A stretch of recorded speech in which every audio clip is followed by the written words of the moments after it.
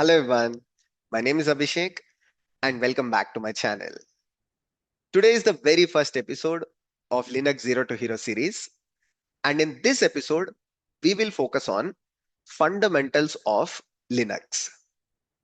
The main goal of this course is to help everyone master Linux, whether you are from development background, DevOps engineering, or even someone beginner in IT. By following the course, you will be confident about Linux.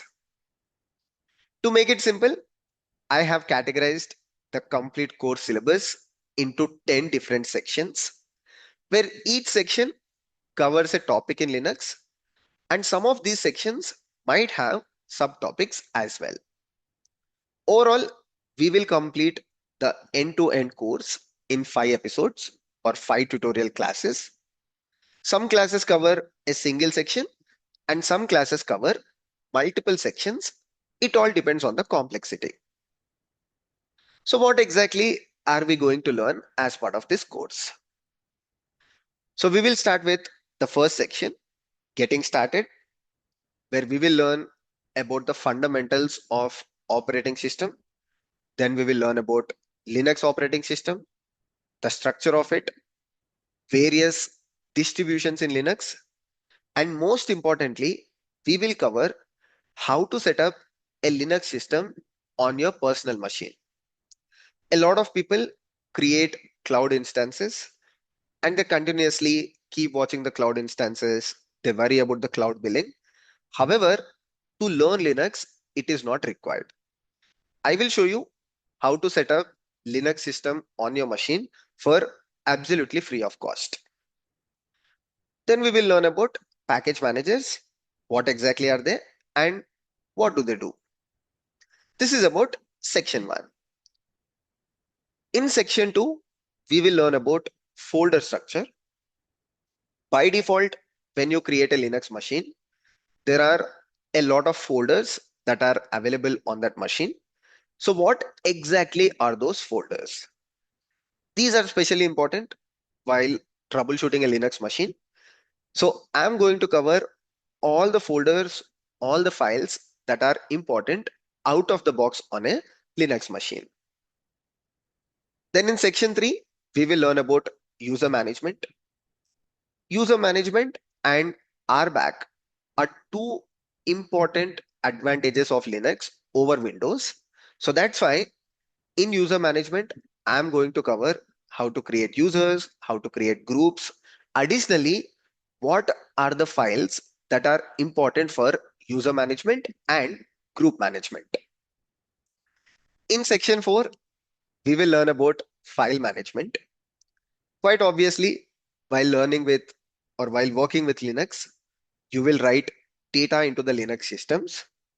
So you need to know how to create files, how to delete files, in general, how to operate with files. So we will learn various commands that a software engineer use in day-to-day basis while operating with Linux systems. In section 5, we will learn VI shortcuts. So to write data into a Linux system, a popular utility is VI. So we will learn how to use VI editor, what are the different modes in it, and various shortcuts that enhance your experience with VI. Then in section 6, we will learn about file permissions, a very, very important concept of Linux. So I'll explain you how exactly file permissions in Linux work. And we will also learn how to restrict a user from a file and how to grant access to a user with files. So we will learn a lot of things in section 6. In section 7, we will learn about process management. In a Linux machine, various processes run. So as an engineer, you need to learn how to find out the process, how to kill the process, and how to perform the process management. So again, we will learn about various commands of process management in section 7. In section 8, we will learn about monitoring a Linux system. So when operating with Linux system, just like processes, you deal with lot of files, you deal with lot of logs. So everything that is needed to monitor a Linux system, you will learn in section 8.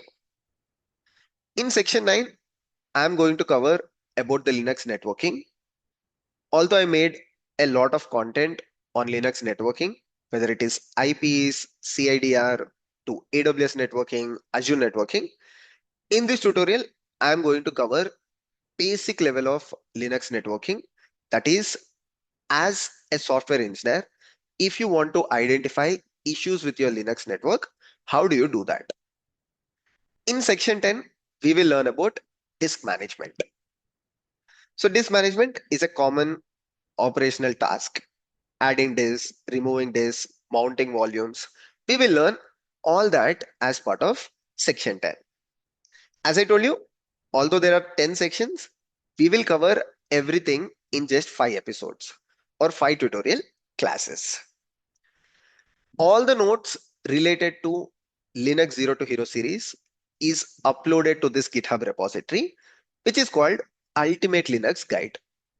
You can find the link to the repository in the description. And as the series progress, if I have to update more documentation, I will keep doing it.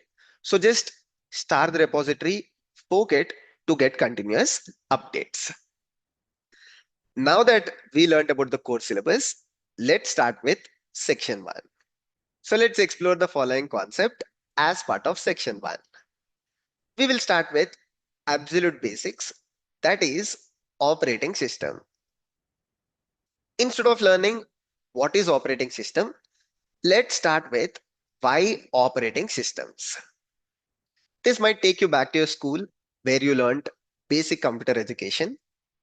You might have learned the physical component of any computer is what we call as hardware. What is physical component? Combination of CPU, memory, storage, motherboard, and network interfaces. There are two primary actors who wants to interact with the hardware or who wants to interact with the computer. One is the users, that is you and me. Two, software applications. Users want to interact with the hardware, maybe to create files on the computer, folders on the computer, or even to manage the resources of the hardware, maybe to check the status of the CPU. Applications, for example, you're watching this video on YouTube, which is nothing but a software application. And for YouTube to run, it needs CPU, it needs memory, and it also needs some disk space. And all of these are available with the hardware. So both users and application wants to interact with the hardware. However, both of them are not directly capable of interacting with the hardware. If you take applications first, imagine you write a simple Hello World program in Python. You do not write the instructions on how to manage the CPU for this program. You do not write the instructions on how to get memory allocated for this program. So obviously your application cannot deal with the hardware resources because you have not written the code. Similarly, as users, you cannot directly interact with the physical component. You at least need a graphical user interface or command line interface. And both of them are not provided by the hardware. Because of these reasons, both of these actors cannot interact with the hardware, but a intermediate layer, which is called as operating system, can help them. What is operating system? Operating system is a special software program that knows how to use the hardware. So it can basically perform process management, memory management, device management, and even network management.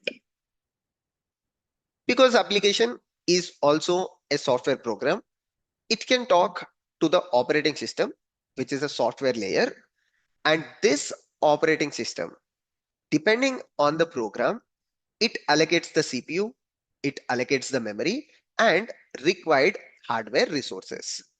This is how your programs actually interact with the hardware, or software interact with the hardware through operating system. Now you might wonder, okay, but as users, we cannot still interact with the operating systems. Yes, but what operating systems do, especially for the users, they provide an additional layer, which is nothing but CLI or GUI. If you take Windows operating system, it provides a rich UI, whereas if you take Linux operating system, it provides rich CLI. Anyways, through this layer, users interact with operating system and in turn talk to the hardware resources. Now, if we look at the definition of operating system is an intermediate software layer that acts as a bridge between software and hardware, or acts as a bridge between user and hardware. It performs process management, memory management, device management, and network management. You can find this definition in the GitHub repository as well, where I explained more about process management, memory management, and other things that your Linux operating system can do. Now, saying this, Linux is not the only operating system. There are other operating systems like Windows, macOS, and multiple other. However, these are the three popular operating systems in the market. At this point of time, it's worth understanding the history of operating systems. So let's take a sneak peek. In 1960s, Unix is the first operating system that was developed. Before Unix, it was very difficult for the application developers. Although the application developers were very, very less, still it was difficult for them to interact with the hardware. They used to do some advanced programming or typical hardware level coding to get their applications interact with the hardware. And Unix solved this problem. So it became very popular in no time. And looking at the success of Unix, in 1970s, another operating system was released, which is Minix. Minix was kind of developed on top of Unix. Unix was open source, but Minix is not completely open source. It was partially open sourced. In 1980s, there was a revolution in the space of operating systems when Microsoft released their operating system, which is Windows. And Microsoft's operating system, unlike the previous operating systems, had a rich graphical user interface. Now, this rich graphical user interface made communication to the users with the hardware super simple. They don't even need to know the commands, which was required with Unix as well as Minix. In 1990s, because Windows was very successful, Minix was also very successful. However, they both were kind of proprietary. They need some license for the developers to use or companies to use very specifically. That's where in 1990s, a person called Linus worked on the development of Linux kernel, and this was the first popular open source operating system. Although Unix was also open source operating system, this was competitive with Windows, or in many of the parameters, it also surpassed Windows. So Linux became the new popular choice for the developers and also for the companies. Even today, that is in 2025, if you look at Linux versus Windows, 90% of the production workloads today, whether it is the software running on your mobiles or The applications that you're using deployed on the servers, most of them, 90% of them use Linux operating system. It's not because Linux is free. Many people think because Linux is free, companies go for using Linux. This is some part true. However, the major part is that Linux is open source. Now, because Linux is open source, it's not backed by a single company, but it is backed by a community of developers. So these developers, they are huge in number, and due to the active contributions, they ensure Linux is always secure. So the major reason why companies go for Linux over Windows is that Linux is open source, it is free, and it is super secure compared to other operating systems. And this combination is very rare for companies. Something that they get for free and very secure. So companies grab that opportunity. That's why Linux became a very popular operating system. So let's do a very quick recap at this point of time. We learned what is operating system. Operating system is an intermediate software layer between your software applications or users and the hardware. It is the heart of your computer, and there are multiple operating systems such as Windows, Linux, and macOS. We also looked at the history of the operating system and learned that Windows is the popular choice when compared to, Linux is the popular choice when compared to Windows. Now that we have learned the fundamentals of Linux or operating system, let's try to understand what is the structure of Linux. So the main component of Linux operating system is called as Linux kernel. So what does Linux kernel do? Everything that we discussed till now. So the interaction with hardware such as process management, memory management, disk management, and network management is handled through the Linux kernel. So this is basically like the engine of the car, which is doing the heavy lifting. On top of the Linux kernel, there are some layers like system libraries or some system packages. And on top of that, there is a command line interface. Or at times, Linux also provide graphical user interface. That's it. This is Linux operating system. You can also find that here. If you go to the Linux structure, you will notice the physical component is hardware. On top of that, you have something called as Linux kernel, which takes care of process management, memory management, file system management, and network management. To make the Linux operating system rich, it also comes with system utilities such as basic commands out of the box and some basic libraries out of the box. So this ensures that Linux is rich in features and also Linux is secure. On top of that, there is binaries such as CLI or graphical user interface. Usually when it comes to Linux, it is CLI. That's it. So these four things is basically what we call as Linux operating system. And the most important component of Linux operating system is Linux kernel, right? Abhishek, is it possible to ship Linux operating systems without these things? You can still do it today because kernel is the one which is taking care of the major responsibility.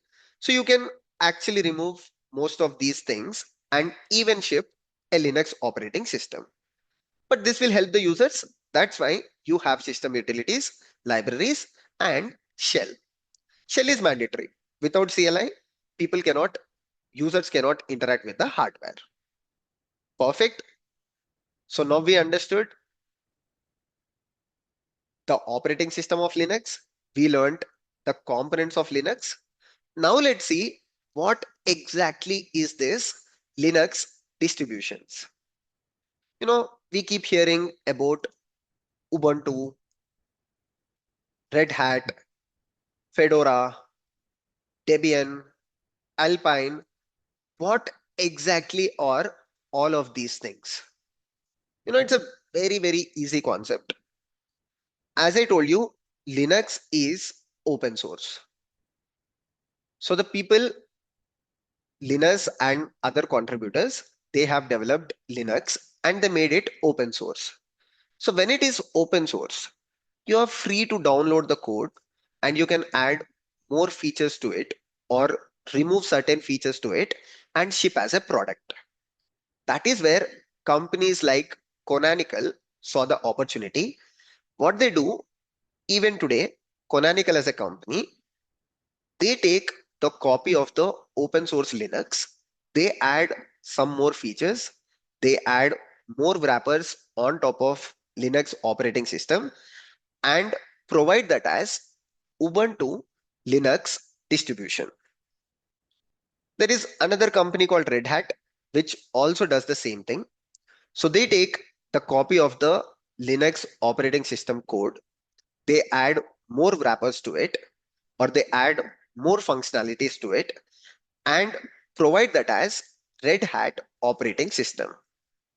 Similarly, Debian, Alpine, Fedora, all of them do the same thing. So basically, they all have their origins common, but they add more wrappers, they add more commands, or they add more features and distribute them as new products, right? That's why if you have a program, or let's say you have a shell script that is running on Ubuntu, most likely it also works on Red Hat because underlying system libraries are common, underlying system packages are common. So they all work. Like when you write a shell script, it works on most of the Linux distributions. But the same thing doesn't work on Windows because it's a complete different operating system. Perfect. So which one is popular? Ubuntu is a very popular operating system. And if you want to get started, I would highly recommend Ubuntu as a operating system because it's very easy to use. It also comes with most of the required system packages and libraries. So for beginners, it's hassle free. So this is what we call as Linux distributions. Now the next thing is how do we set up Linux? Okay, Abhishek, I understood what is operating system. I learned about the history of operating systems. I learned about the structure of Linux. I know what is Linux distributions and Ubuntu is the popular distribution. Now tell me, how can I install Ubuntu on my machine? Let's say you're using Windows machine. One simple thing that you can do is install WSL. So WSL stands for Windows Subsystem for Linux. It's very, very simple. Just go to your command prompt or PowerShell in your Windows and run the command WSL hyphen hyphen install. So WSL package is available out of the box on your Windows machine. Just go to your PowerShell and run this command. When you run WSL hyphen hyphen install, it creates a Linux-like environment on your Windows machine. It does not create a virtual machine, but it creates a Linux-like environment on your Windows machine. And once this is done, just restart your machine or reboot your machine and go to your command prompt and run WSL again. When you do this, you have Ubuntu running and you can access Ubuntu machine on your Windows. It's as simple as that. Many people don't use this option and they go for EC2 instances on AWS or they go for virtual machines on Azure. They constantly try to stop the instances, start the instances, just to learn Linux.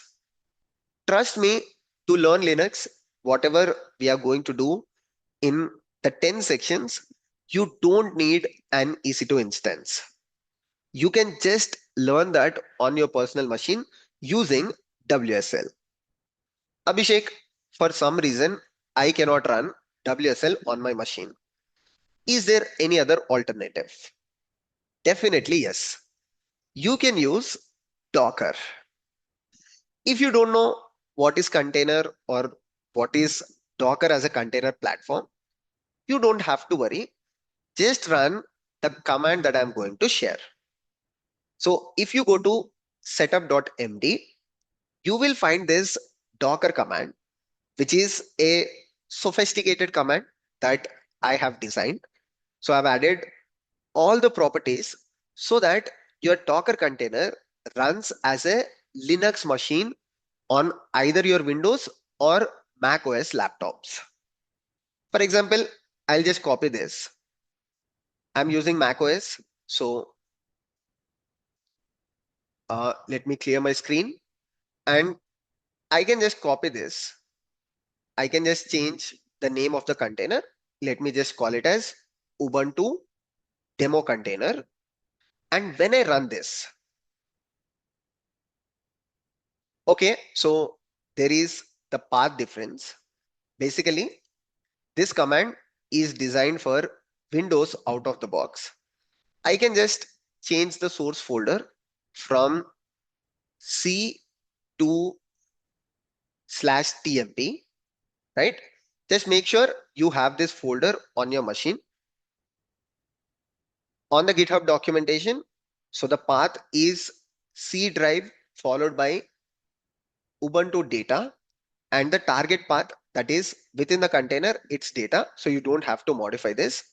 You just have to make sure this folder exists on your Windows machine. If it does not exist, go to your C drive and create a folder called Ubuntu data. I can do the same thing. What I'll do is I will go to /tmp directory and within the /tmp, I will create a folder called Ubuntu data. Okay, so I created this temporary directory. Now I can see that Ubuntu data exists. So I'll just go back.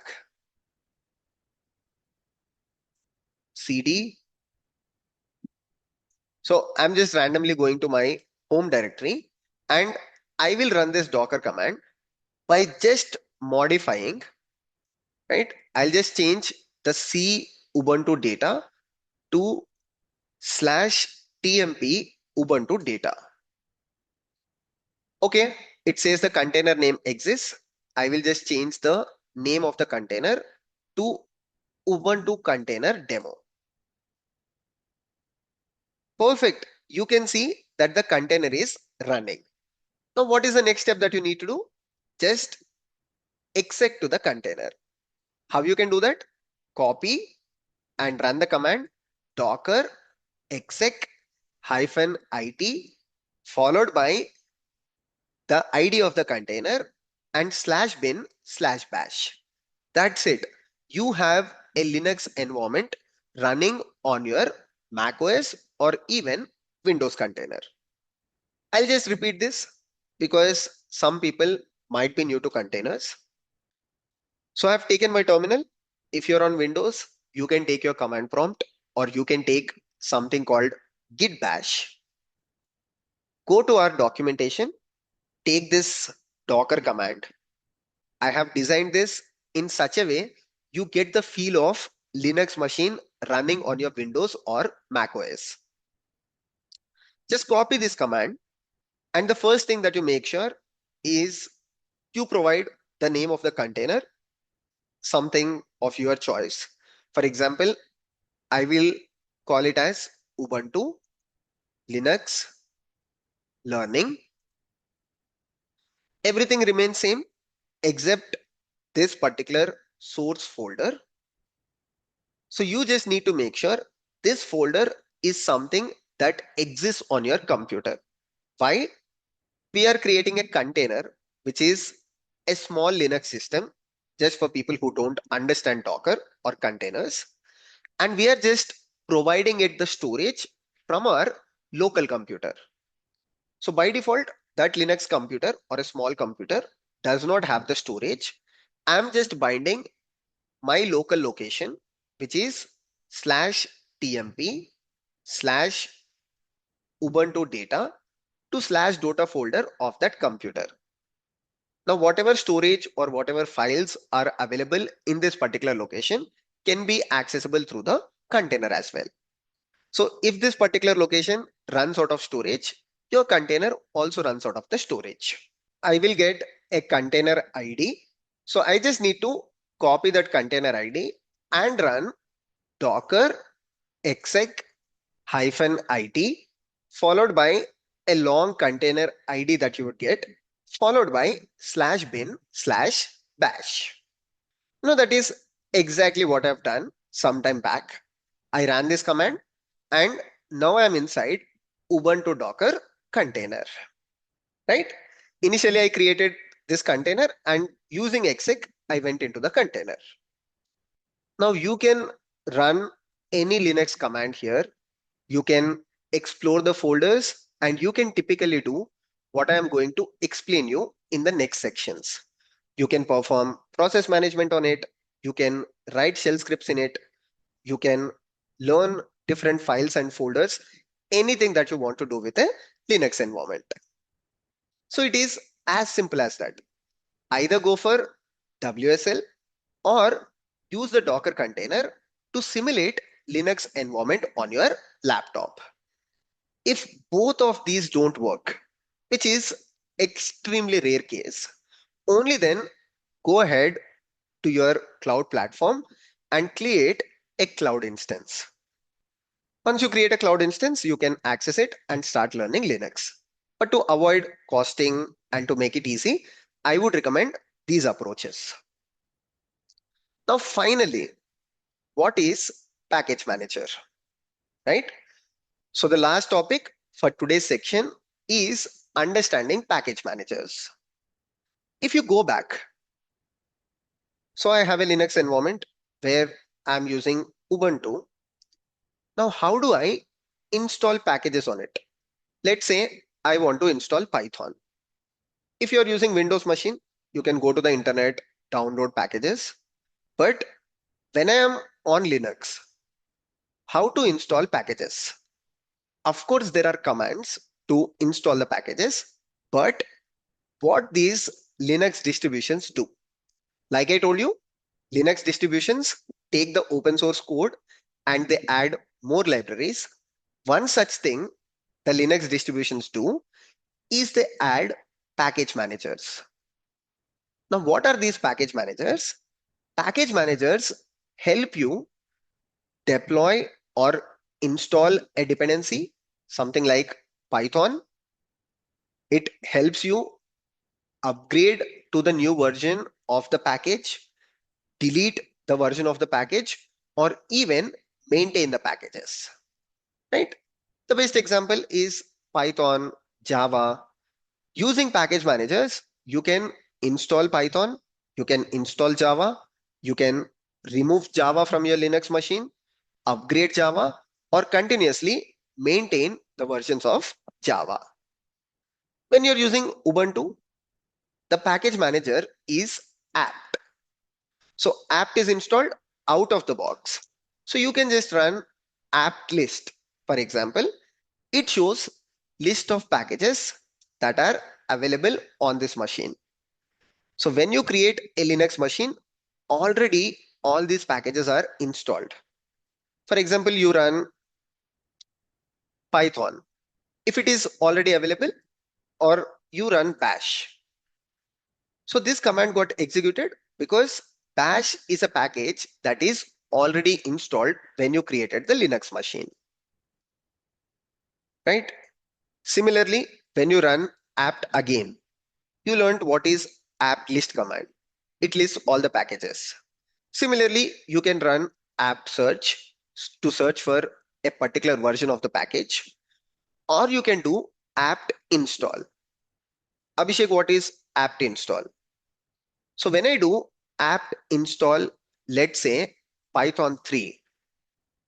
So what it does is it goes to a centralized location. So these package managers download and cache some dependencies, commonly used dependencies, and they store them at a centralized location. For example, Ubuntu stores in archive.ubuntu.com, I believe. So whenever you run apt install Python 3, it goes to that location and downloads Python 3 from that trusted location. Of course, there are some packages which are not available with the package manager. Then you need to know curl command or wget command, which you will learn in the future classes. So that is the use case of apt. First time when you install, you need to run apt update. So it is required because whenever you are installing a Linux virtual machine, this kernel might be packaged sometime back. So it is important to update all the packages on your machine. Only then you can run apt install Python, for example, right? So it says the package is basically Python 3. And if I run apt install Python 3, it is installed on my machine. So this is how the package managers work. It also tells us that, see, it is trying to look for this particular location, ports.ubuntu.com. From this location, it is trying to download Python 3. Perfect. So it downloaded and now I have Python 3 on my machine. So this is the use case of package managers.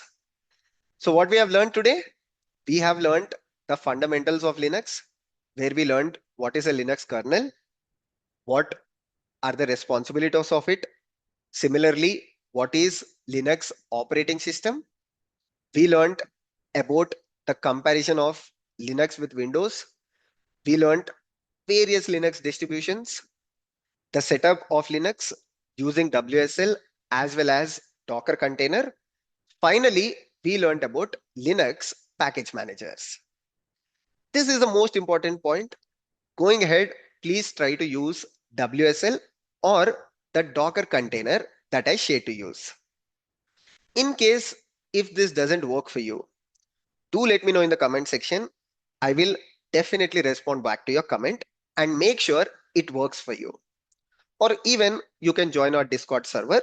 Links will be in the description. So this is the first section. I try to keep it simple. From the next section, it is going to be interesting, where we are going to learn a lot of new things. See you all. Take care. Hello everyone. My name is Abhishek and welcome back to my channel. So we are at second episode of Linux Zero to Hero series. In the previous episode, we learned about the fundamentals of Linux. We learned what is operating system, what is the structure of Linux operating system, that is, what is a Linux kernel, what is the CLI in Linux. Then we learned about Linux distributions, how to set up Linux machine on your personal computer. And finally, we learned about package managers. In today's video, we will learn about folder structures. So by default, when you set up a Linux machine, there are a lot of folders that are available on that Linux machine. Let's try to understand what is the significance of that folders. So for that, in the previous lecture, we learned how to start a Linux system on your Windows machine or macOS using Docker. I'll just try to repeat that. So I press Ctrl D so that I'm out of that Linux environment. So what we learned is to run this particular Docker command. So you can find this command also in the GitHub documentation. If you go to episode 1 and click on setup.md, so you will find this sophisticated Docker command. And when you run this, it sets up a Linux container or Linux environment on top of your Windows machine or macOS as well. Only thing is you just need to have Docker desktop running. Okay. So just copy that and change the path accordingly. So I'm using users Virama Ubuntu data as the location on my personal computer, that is on my Windows computer. So this is the storage that my container will get. Perfect. So once you run this command, you will get a container ID because I already ran it. I have the container ID. Abhishek, how do I get that container ID again? Like yesterday I ran this command and now I don't have the container ID. Very simple. You can just run this command docker ps and this is the container ID. So just copy it, clear the screen, docker exec -it followed by the container ID /bin/bash. For some reason, let's say you don't want to use this or you don't want to use WSL as well. So you can spin up a EC2 instance on AWS or you can spin up virtual machine on Azure. Once you spin that up, just click on connect. Use any of these options. I will use EC2 instance connect. And when I click on the connect, you will get the same Linux environment, right? So you can use any of these approaches. Either you can go for WSL or Docker environment on your Windows or macOS, or you can use an EC2 instance on the Windows machine. Option is yours. Okay. So Abhishek, now I logged into the Linux environment and I see something here. What exactly is it? Right? So let's first understand it. It has a meaning. It's not that it does not have a meaning. So basically, what that particular line says. So it says root @ubuntu /dev /# right? So what does this mean? So the first part of it is basically the user with which you logged into the Linux environment. Abhishek, what is user? So when you use your Windows laptop on day-to-day basis, you're quite used to using administrative user. So when you buy a laptop, you get an administrative user, or you will be asked to set up a username. And every day when you use your Windows laptop, you use that administrative user. However, in real time, when you use a Linux server, in your organization, multiple people might be using that Linux machine.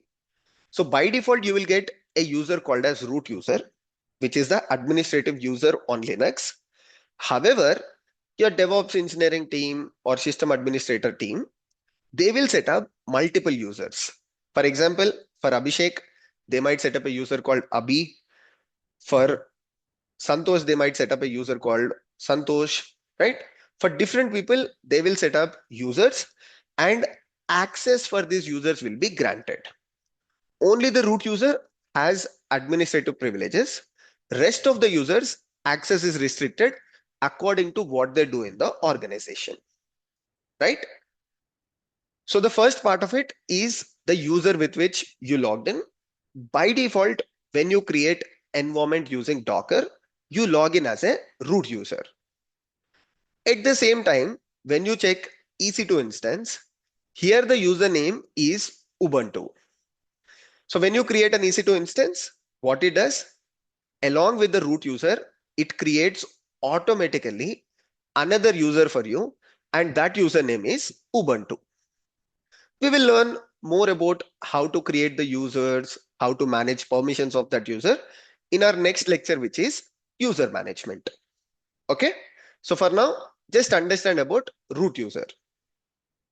Okay. So this says I'm logged in as an administrative user. This is basically your host name, right? An identity for your host. This does not mean a lot in this particular case because anyways you logged into the system that you already know, unless you are dealing with 100 machines or 100 Linux environments. Now colon is just a separator. it does not mean anything. But then you have this important thing, that is slash. What is slash? Slash here is basically the path or your present working directory. And this particular thing has a lot of significance. In this entire line, there are two things which are important. One is the user that which you logged in. Two is the path that you are currently in. Now, what is this path? Very simple. In our previous lecture, we learned about hardware. And when we learned about hardware, I explained you something called as file system. So what is file system? In layman language, file system is nothing but storage.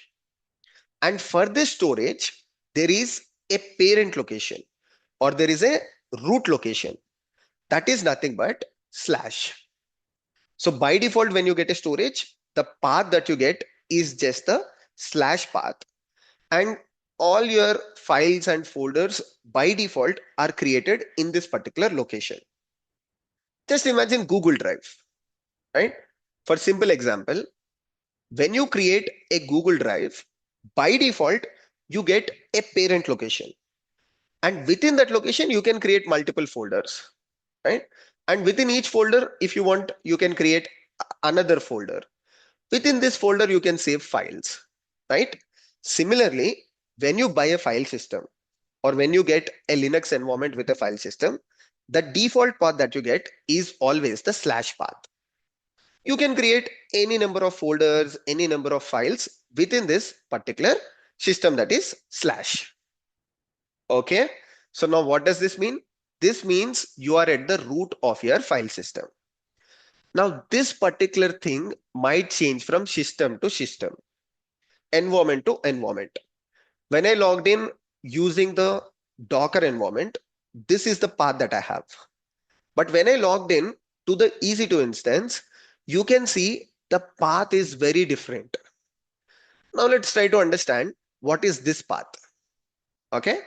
So this path here is Ubuntu @hostname. That 172, everything that you see is basically the host name. Then you have a separator. Separator is colon in this case as well. Then you have $ampersand, right?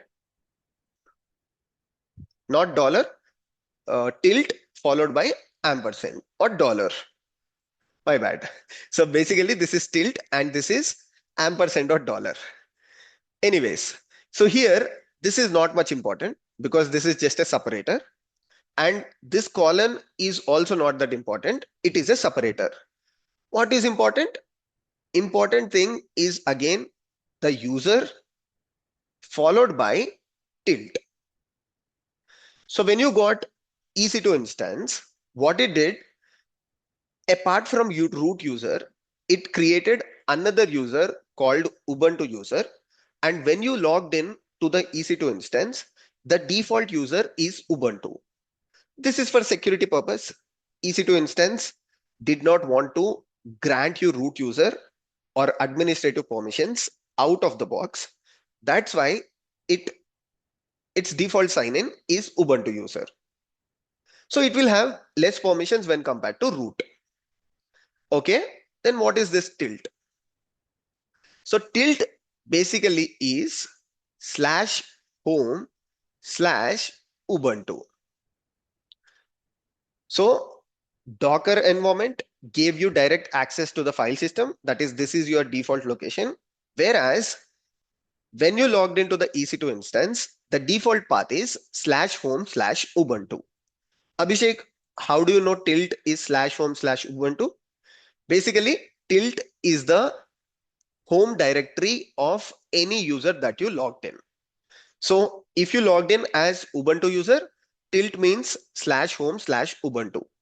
Let's say if you logged in as Abhi as a user, tilt means /home/Abhi. Now, Abhishek, what is this /home/Ubuntu/home/Abhi? It's very simple. As I told you, this is the parent location of the file system or root location of the file system. Within this, you will create a directory called home. And within the home directory, you will create directories for every user on your Linux system. This comes by default when you create a user. It creates home folder within the file system, and within the home folder, it creates a folder for the user that you have created. Again, you will see this when you learn about user management in the next section, right? So this is the difference between the Docker environment entry point and the default entry point in the EC2 instance. Now it is clear to you, right? So now let's understand, when you get a Linux environment, what are different folders that you get and what are different files, packages that you get. If you just search for ls-ltr, you will find various directories. So ls command is basically list command, which will list all the folders and all the files in that particular directory. So within your root file system, you have so many directories. Abhishek, why are these directories important? Very simple. If you noticed, I entered ls command and it listed the files. Now, how does your Linux system know ls means to list the files? So there has to be a package, and that package is provided in one of these folders. So basically, Linux environment has this package already installed in one of these folders. That's why when I entered ls command, it listed the files. Similarly, if I do, let's say, mkdir test, it creates a new folder called test. But how does the Linux system know what is the meaning of mkdir? Same, there is a package in one of these folders, and that let you create a new folder. Similarly, all the administrative activities, by default, any task that you need to perform, most of the things are set up in the Linux environment. We learned this in the last class as well. If you look at the structure of Linux, I told you on top of the Linux kernel, there are some system utilities and there are some system libraries along with the CLI. CLI is something that we are already interacting. Apart from CLI, you have system libraries and system utilities. All of these system libraries and system utilities are basically present in these folders. So let's try to understand the meaning of each folder. If you're on EC2 instance, what you need to do, you can just run this command sudo su hyphen. When you run this command, you will switch to the root user. Then you can just run cd slash, just to take you to the root location of the file system. And then you will find the same files, right? So you find exact same files that you see here. Okay, but Abhishek, what are these commands doing? Sudo su hyphen, what is exactly cd slash doing? You might know what is cd slash doing, but you are not aware of sudo su hyphen. We will cover that in the future classes. Don't worry about it at this point of time. Cool. Now we can learn just using the Docker environment instead of switching between the different environments, that is EC2 and Docker. Let's start with the first folder. Okay, we have something called sbin. What is sbin? You can just go to ls sbin and you will see that there are a lot of system binaries in this particular folder. So sbin means system binaries. So what are these system binaries? Basically, the commands or the binary files that you can use to manage your system. Let me give you one simple example. There is something here called user add. So what is user add? This particular command or this particular binary helps you to create the users. As a Linux administrator or somebody owning this Linux machine, if you want to create users, you will use this command. And when you run this command, this actually goes to this particular folder, that is sbin followed by user add. And from here, this command gets executed and a user is created. For example, user add Abhi. When I run this, a user called Abhi is created on this Linux machine. And I can go to that user by using su command, su Abhi. It will ask for password or it will directly switch to the user because I did not provide the password. I'll press Ctrl D to get back to the root user.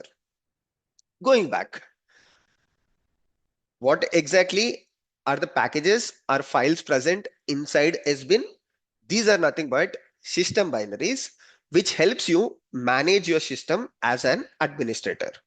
For example, user add to add the user, group add to add groups, user del to delete the group, maybe to add a new shell, check the CPU, check the memory.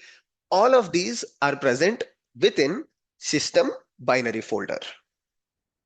I have also provided detailed documentation in case after watching this video, you want to summarize. You can just go to readme file of day 2. You will find sbin is system binaries for administrative commands. Perfect. Now, let's go to the next folder. Again, I'll just run ls-ltr. Then let's look at lib. The name lib itself explains that it is library folder. Sbin is system binaries. Lib is basically libraries. What exactly are is inside this library file? So I'll just do ls/lib and you will see there are different kinds of libraries that are available here, and these libraries are used by your Linux kernel. So as a user, you don't use these libraries. These are used by Linux kernel for making system calls with the hardware or basically to execute its action. Then you have a folder called boot. So boot is basically for booting your Linux machine, that is starting or restarting your Linux machine. So when your Linux machine restarts or maybe it starts, whatever inside the boot folder are basically helps the Linux machine during the restart. Basically, the commands that it requires while starting or actions that it needs to execute during the start of the machine. If I do ls boot, I will not find anything on the container environment. Whereas if I run the same command ls boot, so you will see there are a lot of commands on the EC2 instance. Why? EC2 instance is a virtual environment. That is, this actually restarts your Linux environment, whereas this is basically simulation. So that's why here you don't find anything inside the boot. If you just restart the container environment, it does not do any action. Whereas if you start EC2 instance, or if you just stop the instance and restart it, there are certain actions that it performs, and that is basically using the files which is inside the boot. Cool. Then you have bin. So there is slight difference between sbin and bin. So what is difference between sbin and bin? Sbin stands for system binaries, whereas bin stands for user binaries. So if I go to lsbin, so you will find commands here as well, but these are not administrative commands, or these are not the system commands. Maybe you can grant access to these commands to your regular users as well. For example, if I just use date, it will just print the date and time on this Linux machine. Now, this doesn't have to be administrative action, right? Anybody can get access to this particular binaries or this particular commands. Similarly, let's say user wants to check difference between two files. There is one command in Linux which is called as the diff command. Now same, checking differences between two files does not have to be an administrative access. So you can give access to anyone on this command, right? Similarly, there is link command, there is command like mount, which is to mount a file system, or maybe SED. SED is basically for performing a operation on the file system or modifying a particular line on a particular file. So all of the commands that you have or all the binaries that you have inside bin are non-administrative. So if you are a Linux admin, what you can simply do, you can grant permissions to sbin only for system administrators, whereas you can grant access to bin to every user, right? So that's why Linux segregated the commands in two different folders. If it did not segregate commands in two different folders, everyone might have action to every command on the Linux machine. I'll just repeat this. So within the Linux system that you create, basically there are a lot of binaries. What are binaries? Binaries are nothing but files, executable files. In simple sense, you can consider it as commands. So out of the box, there are hundreds of commands, but some of the commands are administrative commands, whereas some of the commands are non-administrative commands. So if a user executes these commands, there is not severe action.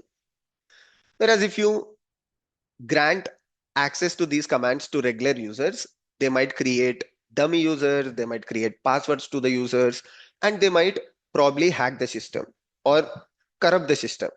So that's why Linux segregated them to sbin directory and this to bin directory, right?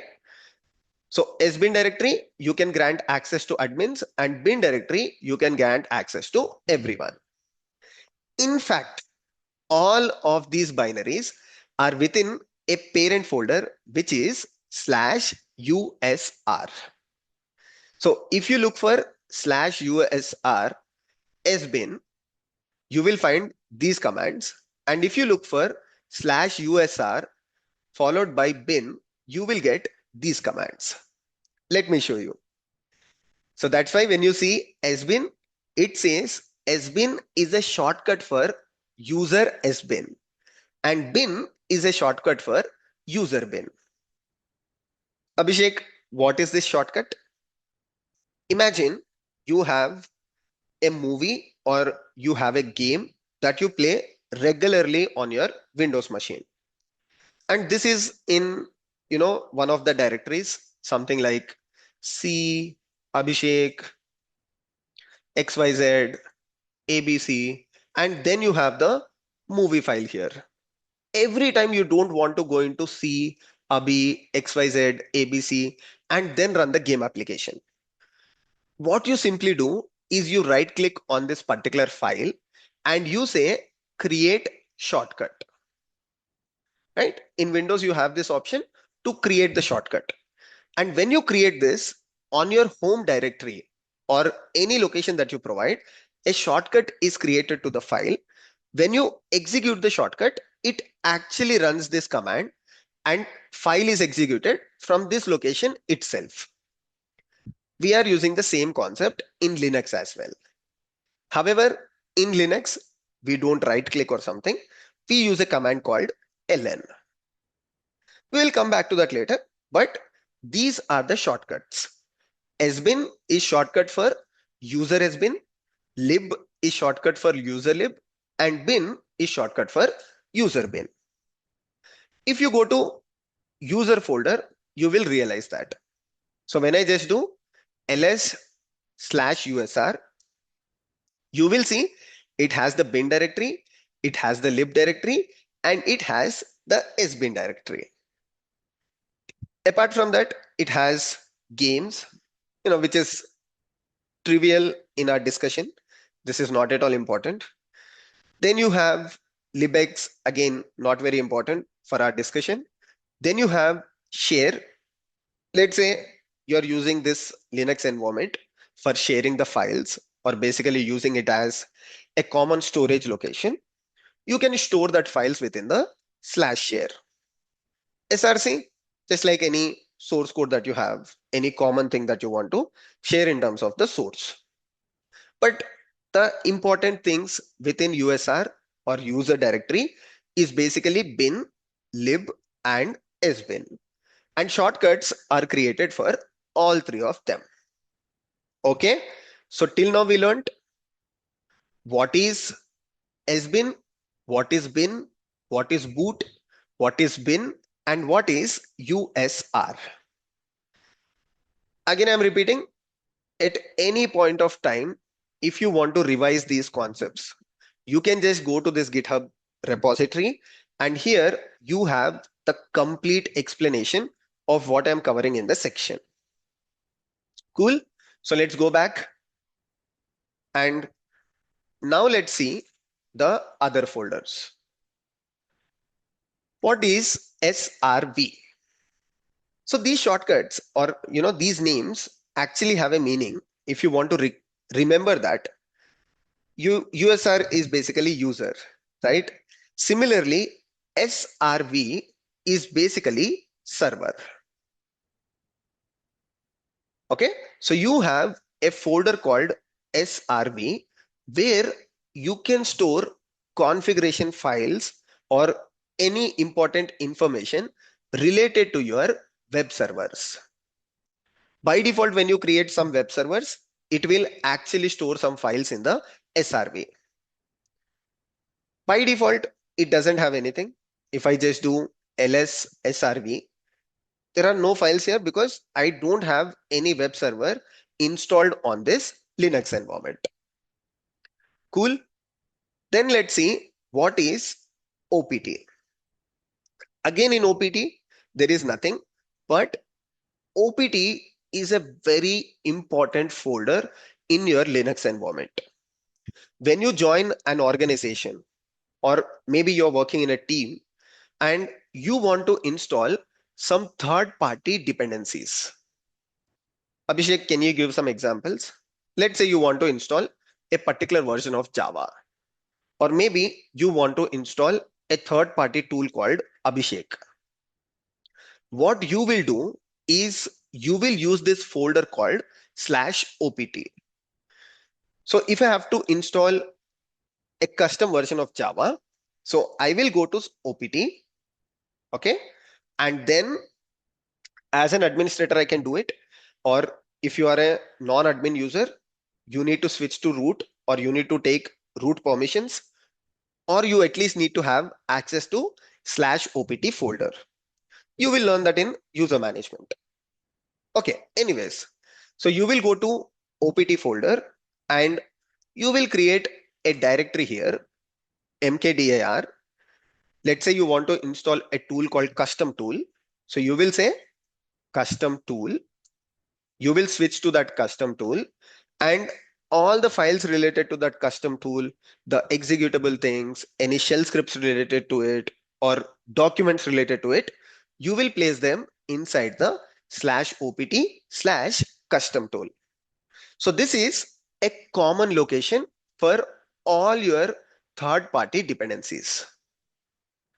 Abhishek, why can't I do it within my user?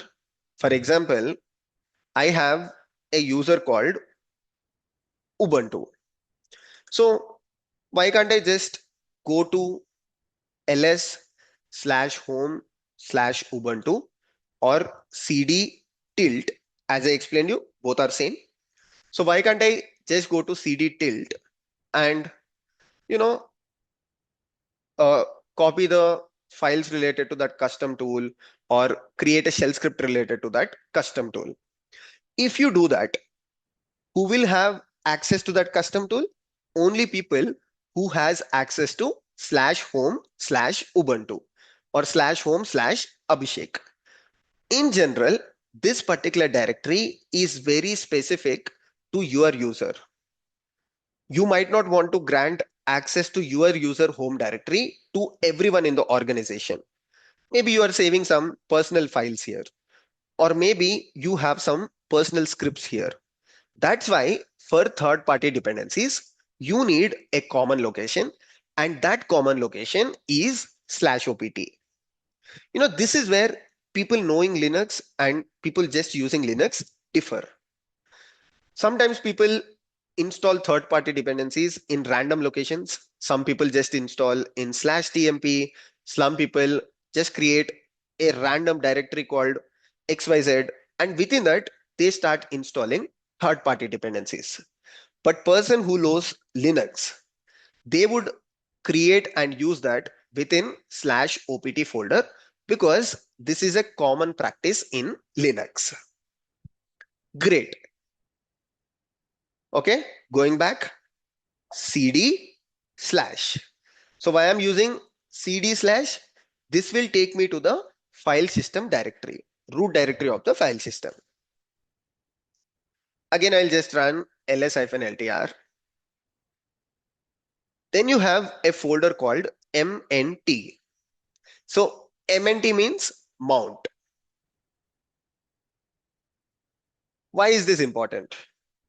You know, system administrators in Linux, they usually have a task which is adding more space to the file system. So this Linux environment is created. After some time, let's say initially it is created with 20 GB storage. After some time, 20 GB is completely utilized, and you want to add 30 GB more. So Linux administrator can do it. But for doing it, what Linux administrator needs to do? First, they need to procure a 30 GB disk somewhere, right? A temporary or a permanent disk. And then they have to mount it, or first add it to this temporary location mount, right? /mnt. So they will first mount it at /mnt, and then they will add this disk to the file system. For doing this, there are commands. We will learn that in episode 9, I believe. We have a session for disk management, that is episode 10. For now, just remember /mnt is a folder that is used by the Linux administrators to mount new volumes. Volumes are nothing but new disks. Okay. So every folder has a meaning. That is what you need to understand. Like sbin is for system binaries, bin is for regular binaries, mnt is for mounting a volume. So you need to know what each folder is doing and use the specific folders for working on the specific tasks. Then you have media. You can skip it.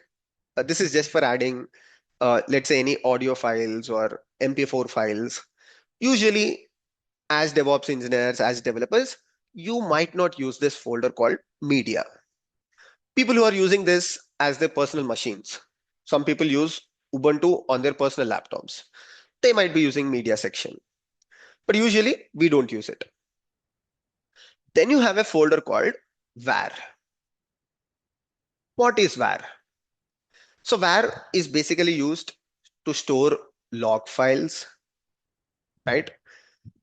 Majorly it is used to store log files or maybe some libraries, not the regular libraries, but some third-party libraries or libraries that you download from the internet. But mostly var is used for log files. Sometimes when you install a server or when you install a third-party application, it might add the scripts to var lib followed by any folders that they want. Abhishek, which kind of log files? Let's say you install a web server. Now this web server, like Apache or HTTP, the logs of this server, it might log to /var/log. You can find them by default within the var folder as well. So if I do /var, so you will find there is a log folder, there is a lib folder, there is a cache folder, and multiple other things. If I go to /var/log, within this, you might find some temporary logs, or not temporary logs, you might find some logs that are related to the system. But when you install Apache or HTTP D, it might create another folder inside /var/log. And within that folder, you have the log files related to the web servers or your third party applications. Okay, so this was about var. Then let's see the next folder, home. I already covered home. If I just do ls/home, you have a folder for Ubuntu, right? Why you have a folder for Ubuntu? When you created this Docker environment, it created Ubuntu user. However, you logged in as root user. If I create another user, for example, if I do add user Abhi, okay, it says add user command does not exist. I can quickly do that. Apt install add user. Okay, now if I do add user Abhi,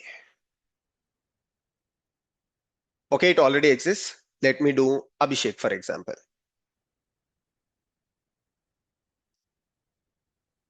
Okay, it is asking for new password.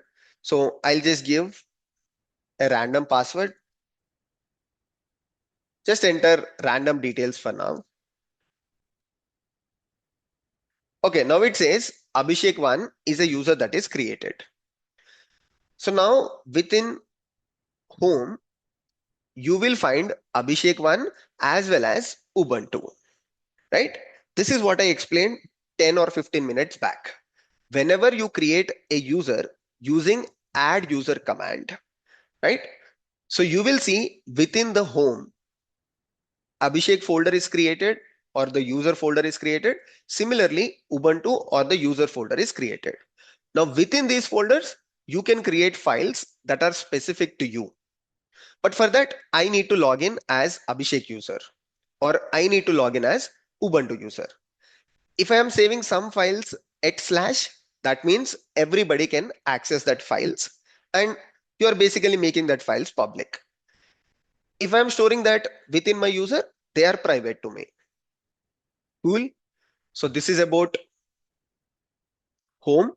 Home itself explains, right? This is a home directory. Then let's see, where were we? So we completed var, then we looked at home. So let's look at the data. So what is this data folder? So data, if I just do /data, this is basically for storing any data. Let's say I want to share the data with other people, or I have data related to organizational billing information, right? Organizational cloud cost, or people in the organization. Any data that can be shared with other people in the organization or other admins in the organization, you can put that within /data. It depends on how you restrict the access to the folder. Okay, cool. What's next? So after data, you have set of temporary or volatile files or volatile folders. So the data that is inside this are basically not permanent, right? For example, you have proc. So proc is basically virtual file system for your processes and system information. You will learn more about proc and dev when we use some scripts or when we head to the next lectures of this particular course. For now, you can just understand they are temporary folders where you can store files that are not permanent. Similarly, temp as well, right? Temp is also used. The name itself says temporary. Imagine you want to have a file that only lives for certain time. Instead of deleting it after using, what you can do is you can create that files or folders within TMP. For example, if I go to TMP and if I create a directory called Abhi, right now you have this directory, but usually every file system or any Linux environment, they have a time frame where they clear the temporary directory. Just like recently deleted images on your mobile. So when you delete image on your mobile, it still stays on the recently deleted images. After a while, maybe after 30 days, after 20 days, 1 day, 2 days, the files are deleted. Same is with /tmp as well. So when you're writing scripts and your script generates a log file, you want to delete that after a while, put that in the /tmp. Okay, so you will learn more about proc, dev, sys, and tmp when we head to simple scripts and next lectures of the session. We know what is root, right? Root is the home directory of the root. We are already within root. So if I just do /root, this becomes the root directory or the home directory of the root. Abhishek, you said, home directory for Ubuntu is /home/Ubuntu. Similarly, home directory of Abhi is /home/Abhi. But for root, why is the home directory /root? So root is the only exception. Only for root, the home directory is /root. Rest, any user that you create, home directories start with /home. That is, they are inside the /home folder. This is the only exception. Okay, so this is the home directory of root. Then you have test, basically a test folder. OPT, I already covered it. Then you have run. So what's inside the, oh, sorry, I just need to go to file system and run. So what's inside the run? So run basically stores the runtime data of the processes. That is, while a process is running, if it has any runtime data, that is stored within the run folder. Okay, home we already covered. Finally, you have something called as etc. And although it is a final one, it is one of the most important folder of your Linux system. Within etc, you have a lot of system configuration files. If you are using a Windows machine, you can somewhat correlate this to the SLE folder. In Windows, you have a C driver, right, or a C folder, within which you have all the system configuration files. Similarly, in Linux, you have a folder called etc, within which you have all the system configuration files. What does that mean? Using these files, you can configure or modify your system. These are just like your settings on your mobile phone or settings on your laptop. I'll give you one example. PASSWD, which is password. So using this, you can modify password of any user on the Linux machine. Let's take another example. Host. So host is a file where you can add local DNS caching for your Linux environment. Maybe you can say that, this particular website has this IP address. Another example, OS release. So this is a file where you have the Linux environment OS details. If I just do cat etc OS release, so you will find all the information about your Linux environment, the operating system, version of it, everything.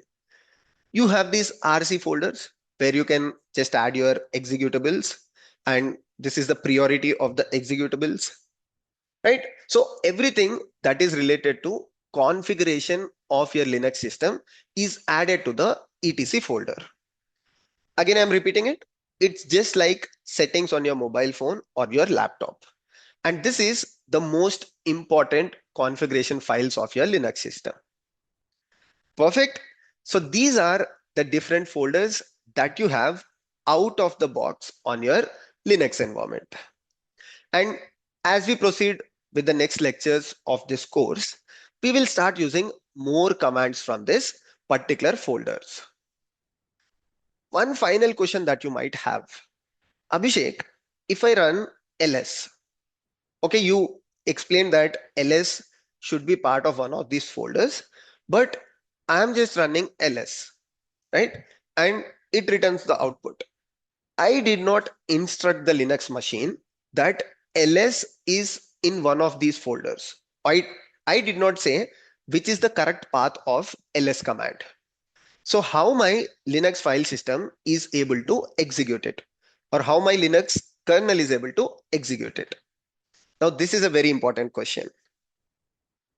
For example, which ls tells me what is the actual location of ls. Ideally, I should have run this command, right? Slash user slash bin ls. Only then it should return the output. If I just run ls, how my kernel is able to give the same output? I did not even configure the shortcut. So there is something called as path on your Linux machine.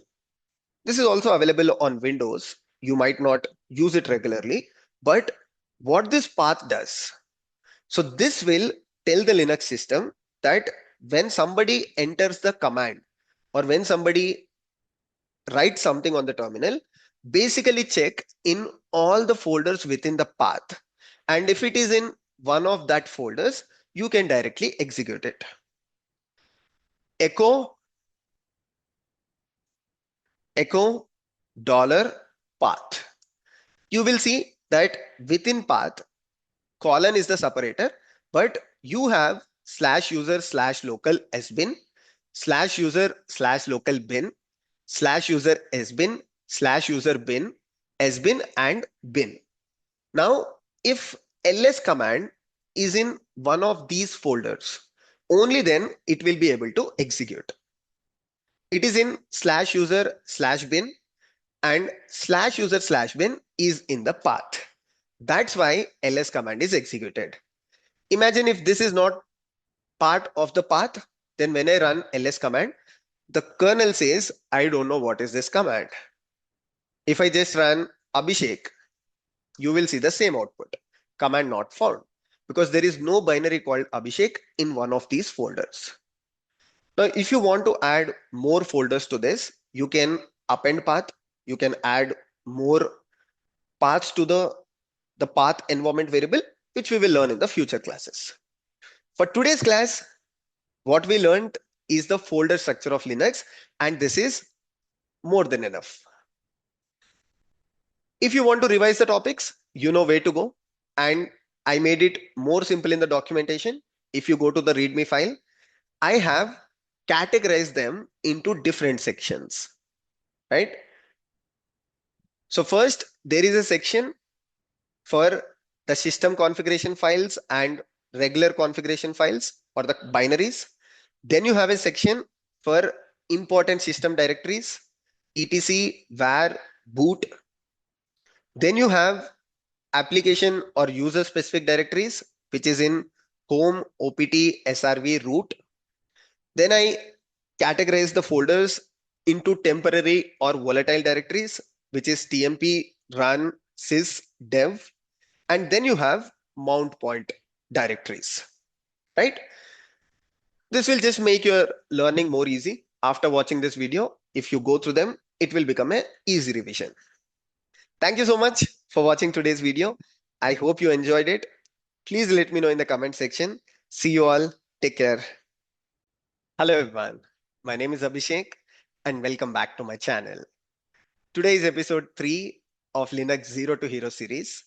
And in this episode, we will cover 3 sections: user management, file management, and VI shortcuts.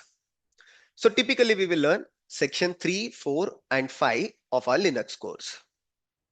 Without wasting any time, let's start with user management. So what is user management in Linux and why is it needed? Before we learn this, let's go a step back and discuss about our personal laptops. Many of you might be using macOS or Windows laptops. When you buy them, for the first time, you set up an admin user and password for the admin user. It's very unlikely that you go back and create more users on your personal laptop, although your laptop supports it, but most of the times you don't create any additional users because it's your personal machine and you are the one accountable for any action on the machine.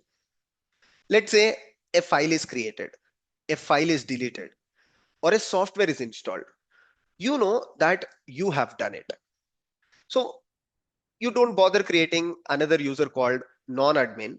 And when you want to perform software installations, use the admin user. When you want to just browse, surf through the internet, use the non-admin users. I don't think many people would do that because the accountability on your personal laptop is pretty clear. Whereas when you talk about a Linux server, in the previous lecture, I explained that 90% of production workloads run on a Linux server.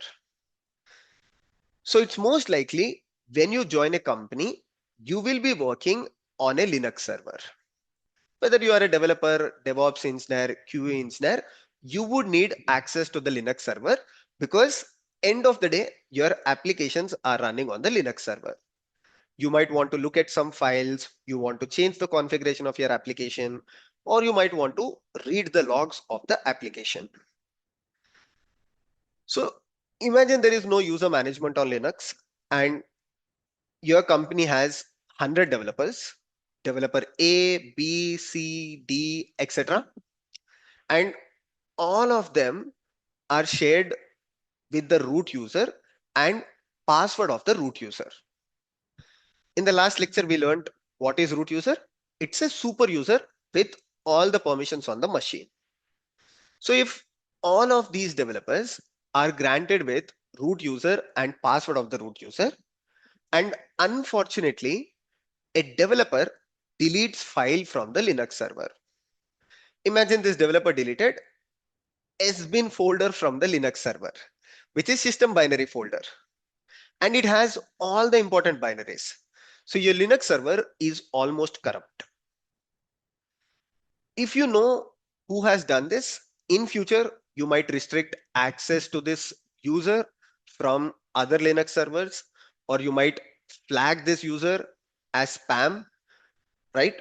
You can take actions on the user. However, all of them are granted with the root user. So there is no way you know who has done it. So this is called as lack of accountability. And your Linux server is not at all safe when there is no user management.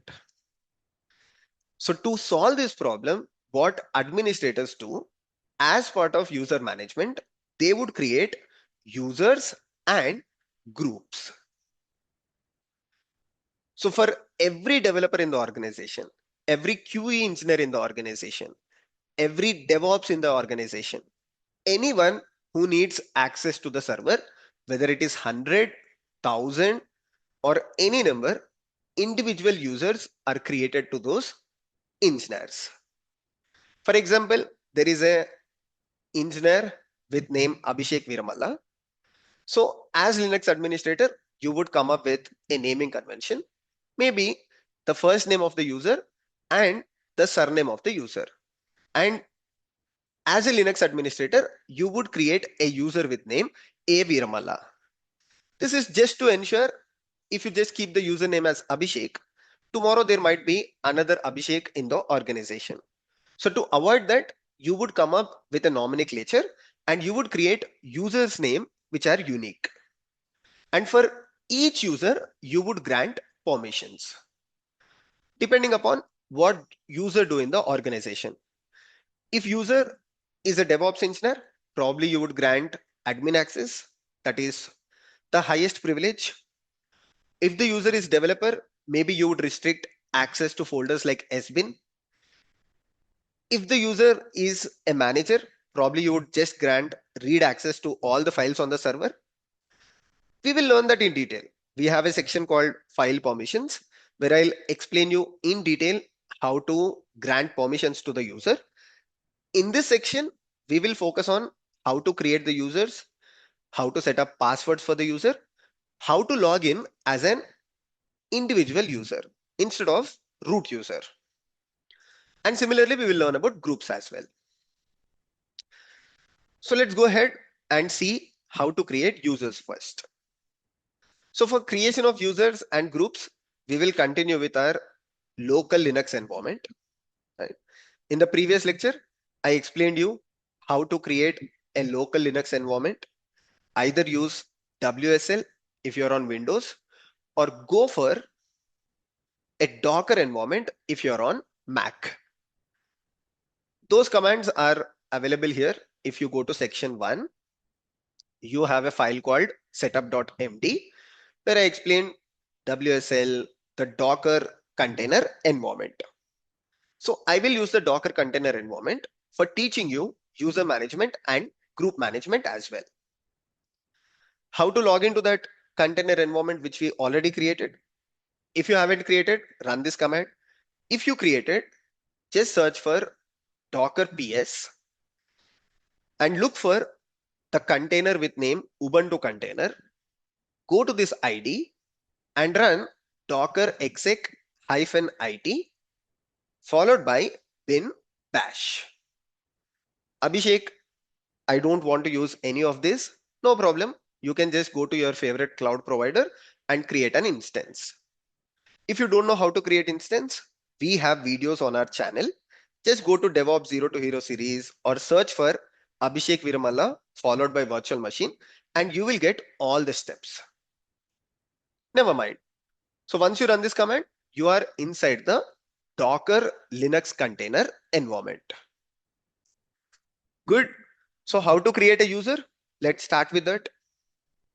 So to create a user in Linux, you will use this command called user add followed by name of the user. So let's use the same nomenclature, A.Veeramalla. And this will create a user called A.Veeramalla on my Linux machine. Abhishek, how can I check it? How can I check that a user is created successfully? So for that, there is a file in Linux, which is /etc/pawswd. So etc is a system configuration folder. It's just like settings. Within that, there is a file called pawswd. If you open this, so you will find a user called A.Veeramalla is created. So if there is an entry in this particular file, that means a user is created with that particular user. If in your case Vim does not exist, just run apt install Vim. Or you can also use cat to directly print the contents of the file on your terminal. So cat /etc/pawswd. Cool. So A.Veeramalla is created. However, a user without password is of no use. So how to create password for the user? For that, there is a command called pawswd followed by name of your user. So you need to set up the password. That is, administrator sets up the password and shares this information securely. In companies, there are a lot of internal tools to share such user credentials. So once the Linux administrator creates this username and password through that internal security tools, administrator will send that to the developer, DevOps engineer, QE, whoever it is. So I'll set up a password. That's all. Now my user is created. Abhishek, how can I check the password is created? So you showed how the user is created. Now I want to see if the password is created or not. You can definitely check that. There is a file. So if I just do cat to print output of the file to the terminal, followed by /etc followed by shadow, that is shadow. So for A.Veeramalla user, this is the encrypted password. Abhishek, can I decrypt this password? So it is a very important interview question as well. So if you have access to a Linux server, can you decrypt passwords of users on the Linux machine? Or this is asked in other ways as well. So as an administrator, you shared username and password to a developer. After 1 month, developer forgot the password. So can you restore the old password of the developer? In both of the cases, answer is no. Although you have encrypted password here, this is very highly encrypted. So it is, I mean, as part of this encryption, SHA-256, I believe. So there is a hashing done, and this is a one-way encryption. So decryption is not possible. So even though you have access to a Linux server, you can go to this file, look at the encrypted password, but you cannot decrypt it. In a nutshell, if somebody forgets the password, there is no way to restore the old password. There are some tools on the internet, which promises to do it. However, they are not at all safe.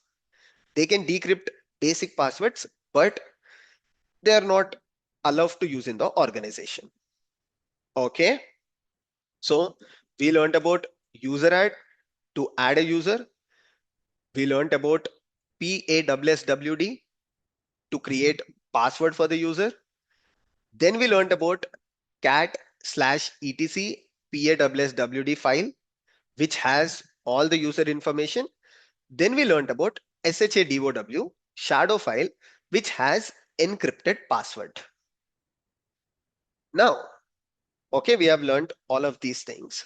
Imagine I have to delete a user, right? I created a user, but after a while, user left the organization or is leaving the organization. How can I delete user for the organization? Uh, User from the organization? Very simple. So all that you need is user del, that is user delete followed by name of the user. That's it. User is deleted.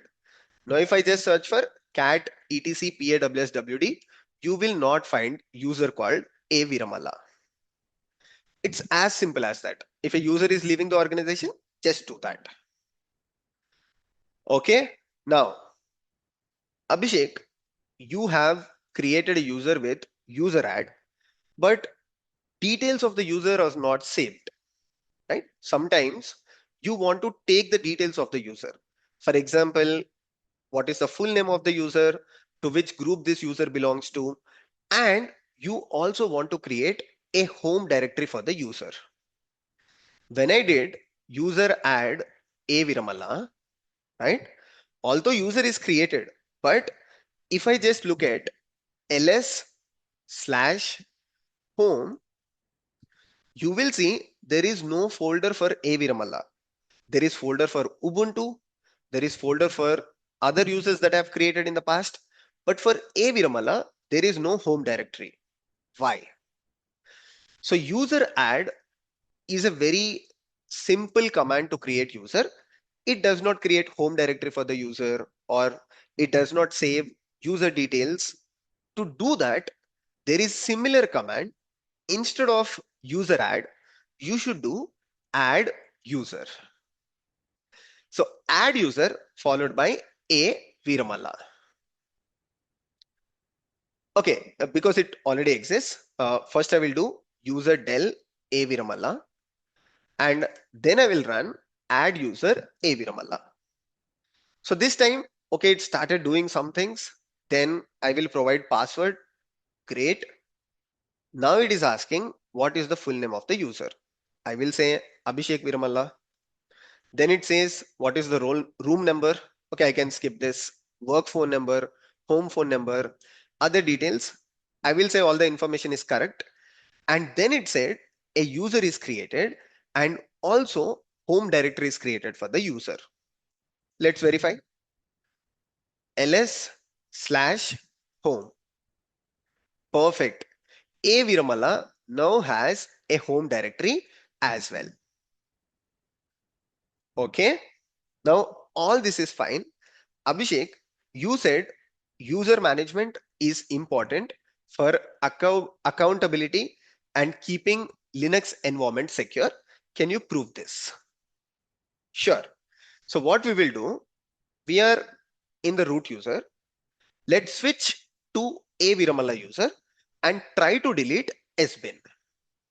Okay, so let me try to do it. I am ready to corrupt my Linux environment. If what I said is wrong, my Linux environment will be completely corrupt. If user management in Linux environment doesn't work, I am going to mess up my Linux environment. So to switch to that user, I'm in root right now. To switch there is a command called su hyphen a Viramalla. Okay, so you can see from root, I went to a Viramalla at the rate Ubuntu dev. Previously it was root at the rate Ubuntu dev. Now it is a Viramalla. I can also check that using another command called who am I. Don't get confused with the commands. Abhishek, you are using so many commands. It's okay. With practice, you will also learn it. And I'm intentionally trying to put these commands in place in order so that you will never forget them. I'm randomly not using switch user. I'm randomly not using who am I. This is a very simple command. I could have thought this on day one as well. But the best place for teaching this command is right now. That's why I explained it at this point. Okay, going back. Now I'm going to risk it rm-rf, that is to delete a folder slash sbin. You can see it says permissions are denied. That is the power of user management in Linux. When you create users, by default, they will not have permissions like the root user. Abhishek, how can I grant permissions to a Viramalla? Don't worry, you will learn that as part of file permissions, the next section. For today's class, let's not jump and dive to that point. Okay. If I go back and run the same command as root user, all that folder will be deleted. If somebody wants to risk it, they can. Okay, perfect. Now we learned a lot of things. So I want to stress on two things, two important interview questions. One, what is the difference between user add and add user? Both of these commands does the same thing. However, add user creates home directory for a Viramalla. It also takes a lot of user information. Whereas user add is a quick way of creating the users where it does not prompt for details. It does not ask user full name, or it does not even create the home directory. Abhishek, then what is the use of user add? Because add user looks to be more powerful. Very simple. User add is very useful when you are writing scripts. So when you are writing scripts, you don't want the tool or the command to prompt inputs or to ask inputs from you, because this becomes interactive way, right? Whereas when you are writing a shell script or Python script, you want a command that just creates a user and goes to the next instruction of the shell script. So only in such cases you will go with user add. When you write shell scripts to create user, to create automation through the user, you will realize importance of user add. Okay, then we learned another important interview question. Can you restore the password of a Linux user? The answer is no. If a Linux user forgets the password, and if the password is not stored either in a file or in LDAP or maybe in SSO of the organization, there is no way to restore the password. Although you can get encrypted password from /etc/shadow file, right? These are important interview questions. I would highly recommend at this point of user management, like once you complete watching today's video, just go back and thoroughly read the README file. Because in README file, I have few commands more which I have not explained during the lecture. Because it's quite obvious, I might have missed few things. If you go through this document, you will learn those important commands as well. For example, when you create password for the user, let's say as an organization, you have a compliance that every 90 days, password has to be changed. Okay. So that your passwords are not leaked or somebody is writing passwords on their workstation or writing on a whiteboard. After 90 days, even if the person forgets to swipe it or somebody knows the password, it will be changed. So for that, you can use this command. Once you create password for the user, chh minus m90 followed by name of the user, and password will be changed every 90 days or it will ask you to change. Then log a user account. For some reason, as an administrator, you found one of the user to be hacky or one of the user is performing, uh, you know, some spam activities on the Linux server. So what you can do, you can use this command to basically log the user account. And once you talk to the user and once you feel confident about the user, you can just unlock the user account using this command, right? So log the user and unlock the user. Great, we learned about deleting of users. Now let's go to groups. So this was pretty much about users. Now, as part of user management, let's learn about groups. Abhishek, I understood the significance of users. So we are creating users, we are creating passwords to the users, we are granting permissions to the users to certain files. Why do we need groups? Very simple. So the point is that if you have 5 users in the organization, you can manage it through the users. Imagine you have 10 users, even then it's fine. But let's say you have 500 users on the Linux server, out of which 250 are developers, 200 are QA engineers, 30 are DevOps engineers, and 10 are from the management. Just imagine this. And one fine day, you are a Linux administrator and you are asked to change a particular file permissions for 250 developers. So right now, 250 developers have access to /sbin folder and you are asked to remove their access from sbin folder. Imagine going to each and every user, going to file and trying to update permissions of 250 developers is a very tedious activity. Now, what if the users are 1500 instead of 500? It's going to be even more tedious activity. So what you do instead is you basically create the groups. So you will create groups called dev, QE, DevOps, followed by management. And what you will simply do as a one-time activity, you will just put all 250 developers inside the dev group. Now, if you get such request, all the developers should be revoked access to /sbin folder. Instead of doing that at user level, you will just go to the group and you will modify the permissions of the group. When you do this, directly or indirectly, all the developers within the group will be modified the access. That's it. So groups are basically useful for the same reason. At user level, as the number of users grow, managing permissions is going to be difficult. Changing permissions, deleting a particular users in the group is going to be very difficult. But if you create groups, you can do that directly at the group level. It's one-time activity to put users in the group. Abhishek, can you show this to me? Why not? Let's go back to our Linux environment. First, let's learn how to create a group. Group add, just like user add, group add followed by, I'll call this group as DevOps. Abhishek, is the group created?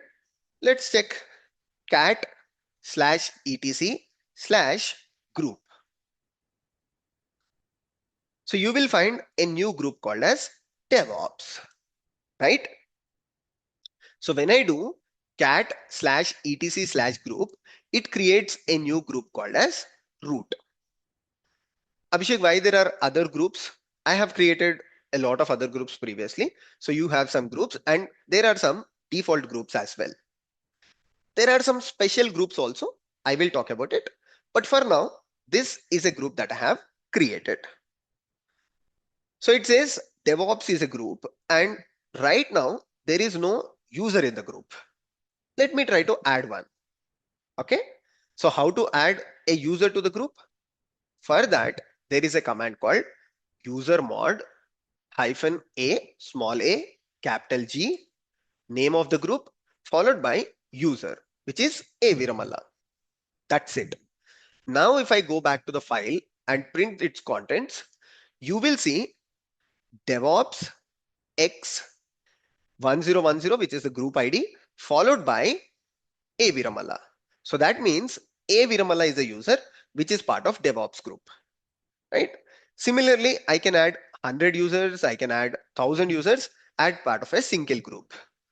When I change permissions of this particular group, the permissions of all the users will be changed. Perfect. So we learned how to create group using group add. Then we learned about cat /etc/ group file to list out the groups. And then we learned how to add user to a group using user mod hyphen small a capital G, followed by name of the group and username.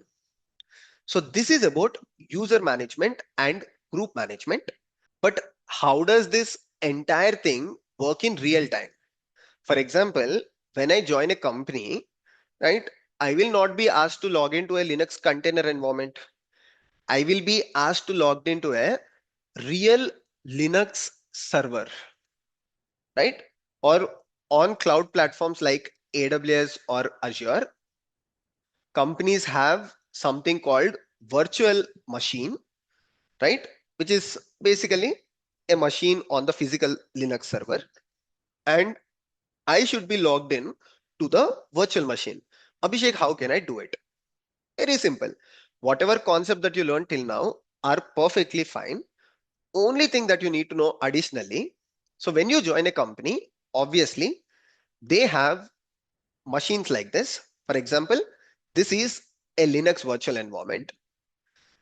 So your manager or your DevOps engineer, whoever responsible for it, server admin, they will provide you this IP address and they will provide you a username and the password, right? Then you need to log into this Linux server and typically work on it. Just like how you are working on your Docker container Linux environment. So what your administrator will do, so they have this option called connect. So they will connect here. This does not ask for password or anything.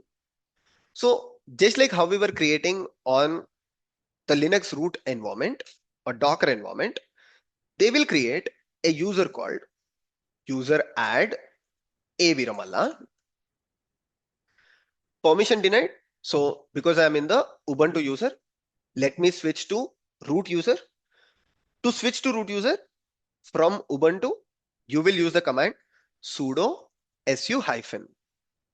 I'll tell you what is sudo. For now, ignore it. Once you are here, user add Veeramalla, PAWSWD Veeramalla. Okay, let me create one dummy password. Now, what the Linux administrator will do? So, Linux administrator or sysadmin will send you the IP address, will send you username, and will send you password. So, they will send this in an encrypted way. Okay, through a internal tool, you will get an email probably saying that, hey, this is the IP address, this is the username, click on this to get password. And once you copy it, the password will vanish, something like that. Now to connect to this Linux environment, what you need is something called as SSH client. So we will learn a new topic at this point. And this topic is SSH. Very, very simple topic in Linux. So every Linux environment. So whenever you create a Linux server, out of the box on the Linux server, there is a process that is running, which is SSHD. Okay. So on the Linux server, there is a process that is running, which is called as SSHD. And this process will allow you to log into the Linux server. How? On your personal laptop or on your office laptop, because you are working for a company, you have an office laptop environment. On this, you install something called as SSH client. So when you install SSH client on your office machine, this SSH client comes with a package called SSH. So you might be thinking it is very complicated. No, it is just a one single step and one single command. Once you learn it, you will feel that, oh, it's super simple. But it's worth understanding the concept. That's why I'm explaining it. So by default, a Linux server has a process running called SSHD. On your personal laptop, you will install SSH client, which will install SSH on your machine.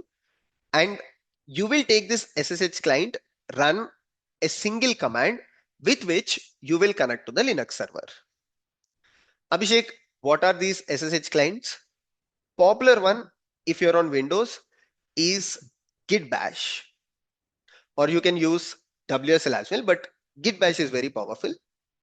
If you're on Mac, you can use Terminal of Mac. I think on Mac, you will get it out of the box. If you don't get it, just go to internet and search for iTerm2. If you're on Windows, search for Git Bash and just download it. Then you go to search bar, either on Mac or Windows, and just search for these utilities. You will find a terminal like this. That's it. Now I will press Ctrl D to come out of that Docker container or Docker Linux environment. And to log into this Linux machine, as I told you, on the SSH client, this is my SSH client, I will run the command SSH, followed by the user that was given to me, A.Veeramalla, at the rate the IP address of the instance. Okay, enter. It asks you for the password. Just provide the password that is shared by the administrator. And now you are inside the Linux environment. So you can check that if you just do who am I, it will say you are A.Veeramalla. And if you just run the command uname -a, it will provide that this is the Linux instance, right? And this Linux instance is the same one, 172.31.87.187. 172.31.87.187. So it is so simple to connect to any Linux server once you have the user credentials. Control D to come out of it, and just to show you the command one more time. SSH A.Veeramalla at the rate IP address. Abhishek, but when I tried to do it on one of the virtual machines or one of the cloud providers, password was disabled or password access was disabled. Yeah, you are right. So what these cloud providers do out of the box, because some companies don't manage the passwords well. So passwords are something that gets leaked because people write it on the desk, people write it on the wall, people write it on a paper, or just store that somewhere and they get leaked. So to avoid such things, what cloud providers do, right? So if you go to this instance, there is a file on the cloud provider. So the location of the file is this. Remember the location of the file or just copy it. So this is the location of the file, etc ssh tconfig.d, followed by a configuration file. Within this file, so they will set up password authentication as no, right? So they will just do password authentication as no on this file. So I'll just try to cat the file to show you. See, password authentication is set as yes. By default, this password authentication will be set to no. Just for the demo purpose, I already logged into the instance before and I changed password authentication as yes. That's why we were able to log in with the password. But these cloud providers by default disable it. If you're working in your company, your administrator can enable it, disable it. It totally depends upon your organizational compliance standard, right? Abhishek, how did you do it? Just I went to this file, I changed password authentication from yes to no, and I ran this command called systemctl restart ssh. If you're on Ubuntu user, you need sudo. If you're on root, you don't need it. Just run systemctl restart ssh process. That's it. Password authentication will be enabled. Abhishek, if password authentication is disabled, how can I log in?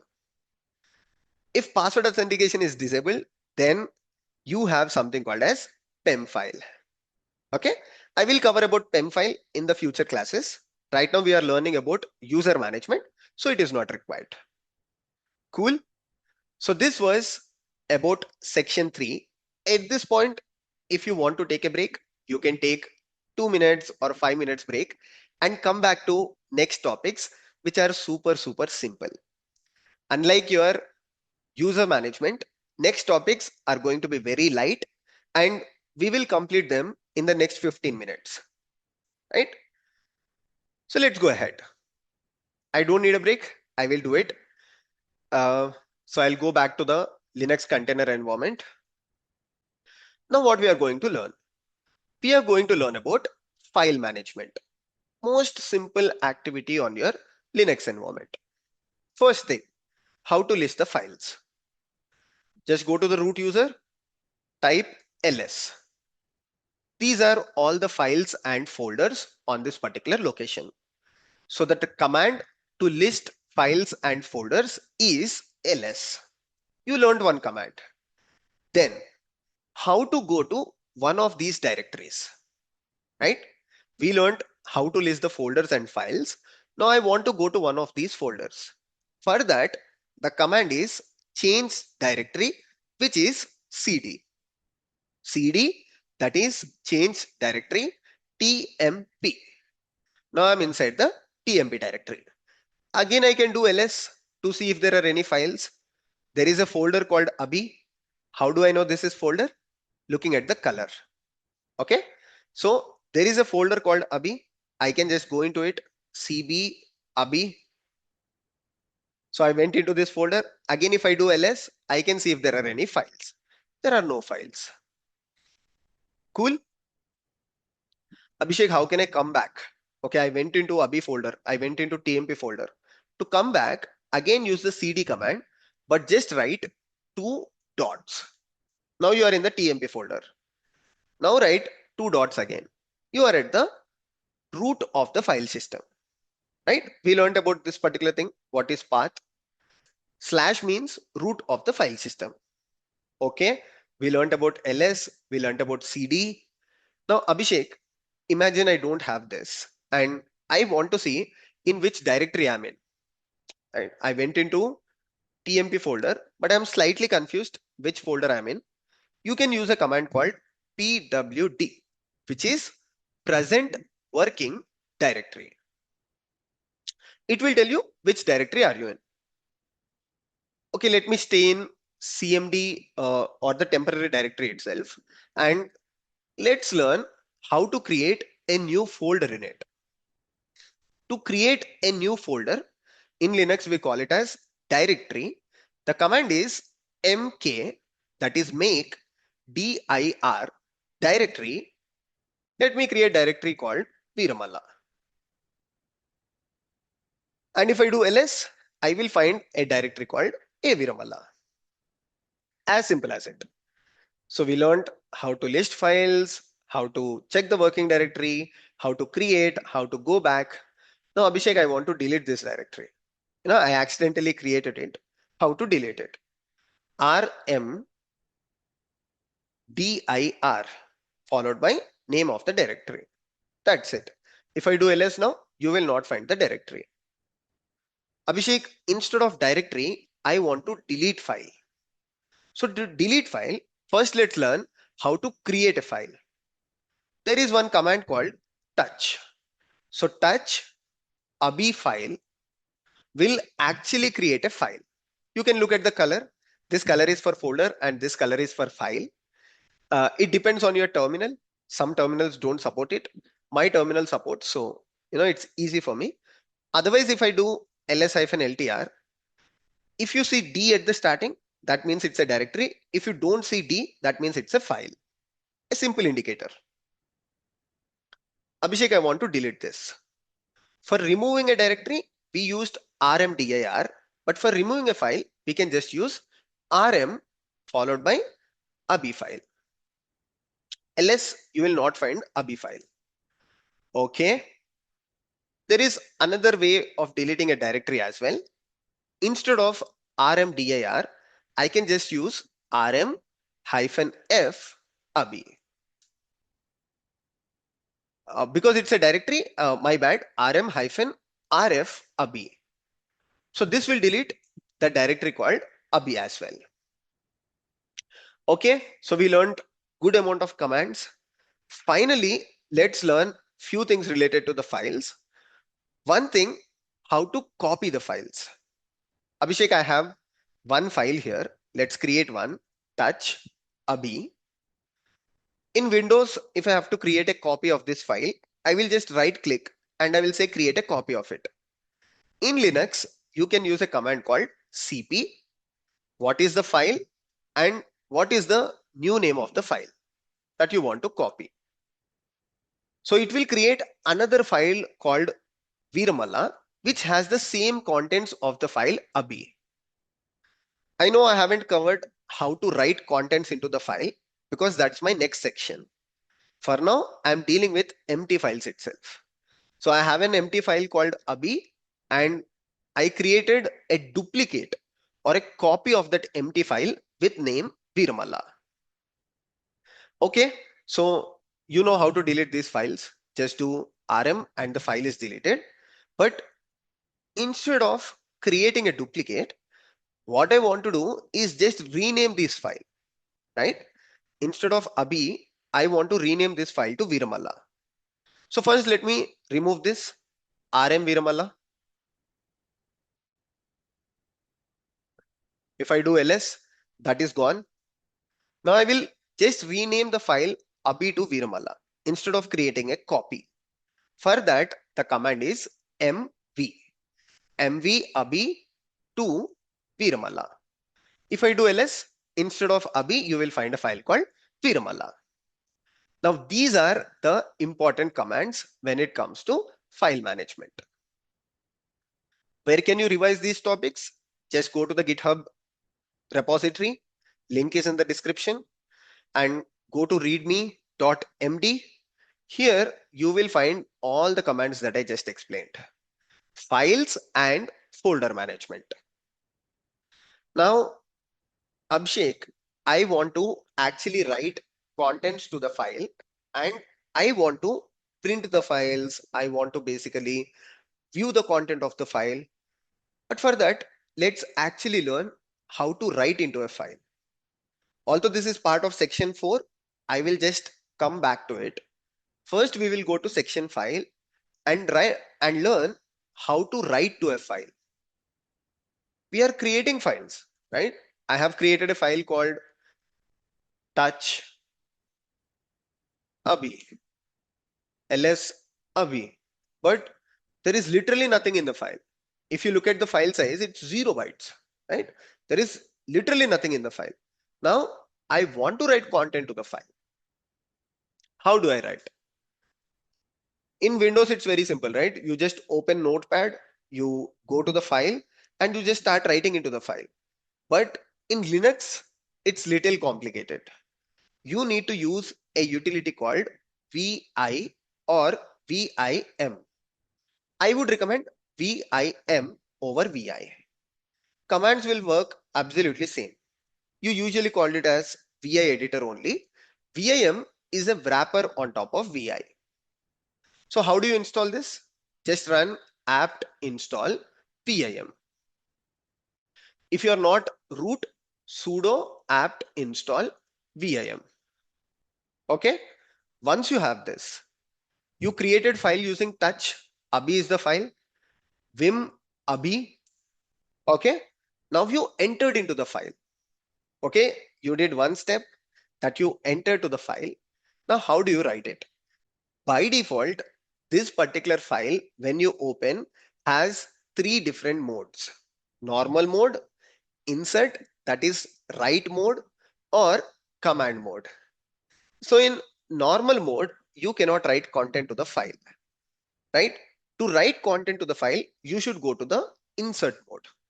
So to go to the insert mode, once you open the file using VIM, just type I as an alphabet. So type I, you will see here hyphen hyphen insert. That means you are in the insert mode. Now you can start writing anything. For example, I will write learning Linux with Abhishek.Veeramalla. I pressed enter. I'll write one more line. Linux is super simple. We learned 4 sections till now and learning section 5 at this point. Okay. Now I wrote a lot of contents into the file, but in the insert mode, you cannot save the file, right? As I told you, yeah, I know it's complicated when it comes to Linux. You cannot directly write into the file. You cannot directly save into the file. You need to know few commands. Okay. So insert mode, you are already in the insert mode. You wrote some contents into the file. To save the file, you need to go to the command mode. So command is an instruction. You are telling Linux to save the file, which is a command. For that, just press escape. Okay. Here you need to press escape. Press colon WQ. WQ is to save, W is to save, and Q is to quit the file. Okay. So you are doing WQ and you can do this exclamatory mark and press enter. Now the content is saved to the file. You can print contents of the file cat abhi. You will see all of these things. And if you look at the size of the file, it is not 0 bits, right? So it is 130 because you added content to the file. I'll repeat again. In Linux, to open the file, we will use something called as VIM or VI editor. Provide the name of the file, and by default, you are in the normal mode where you cannot write into the file. To write to the file, press I. You will see hyphen hyphen insert at the bottom. And once you see that, you can actually start writing the contents into the file, any number of lines. And to save the file, you will press escape. And once you press escape, you are in the command mode. Now you can ask to save the file, or you can just say quit the file without saving. If you press colon WQ followed by exclamatory, it will save the file. However, I wrote something I don't want to save. I can just say Q exclamatory and it will quit the file. WQ is to save and quit the file. Q is to just quit the file. Now if I do cat abhi, you will see the extra 2 lines that I wrote are not visible because they are not saved. So 3 modes. Normal mode is only for navigation. So if you open the file in normal mode, you can just go up, you can go down, you can just scroll to the left side, scroll to the right side, because there may be 1,000 lines in the file. Right now there are only 3-4 lines. So scrolling up and down is easy. But when there are 1,000 lines, it will be in different pages. So these up arrows, down arrows are usually used to read the contents of the file. The second mode is insert mode. When you press escape, right? Sorry, when you press I, you will go to the insert mode. And the third one is the command mode. To get into the command mode, you should just basically press escape and followed by colon, right? And then you provide instructions like WQ or Q to quit the file. So this is about file shortcuts, where in each of the mode you have a lot of shortcuts. For example, I want to navigate through the file. Abhishek, this file is very simple one. Can you create a complex file and then let's learn about file navigation? Why not?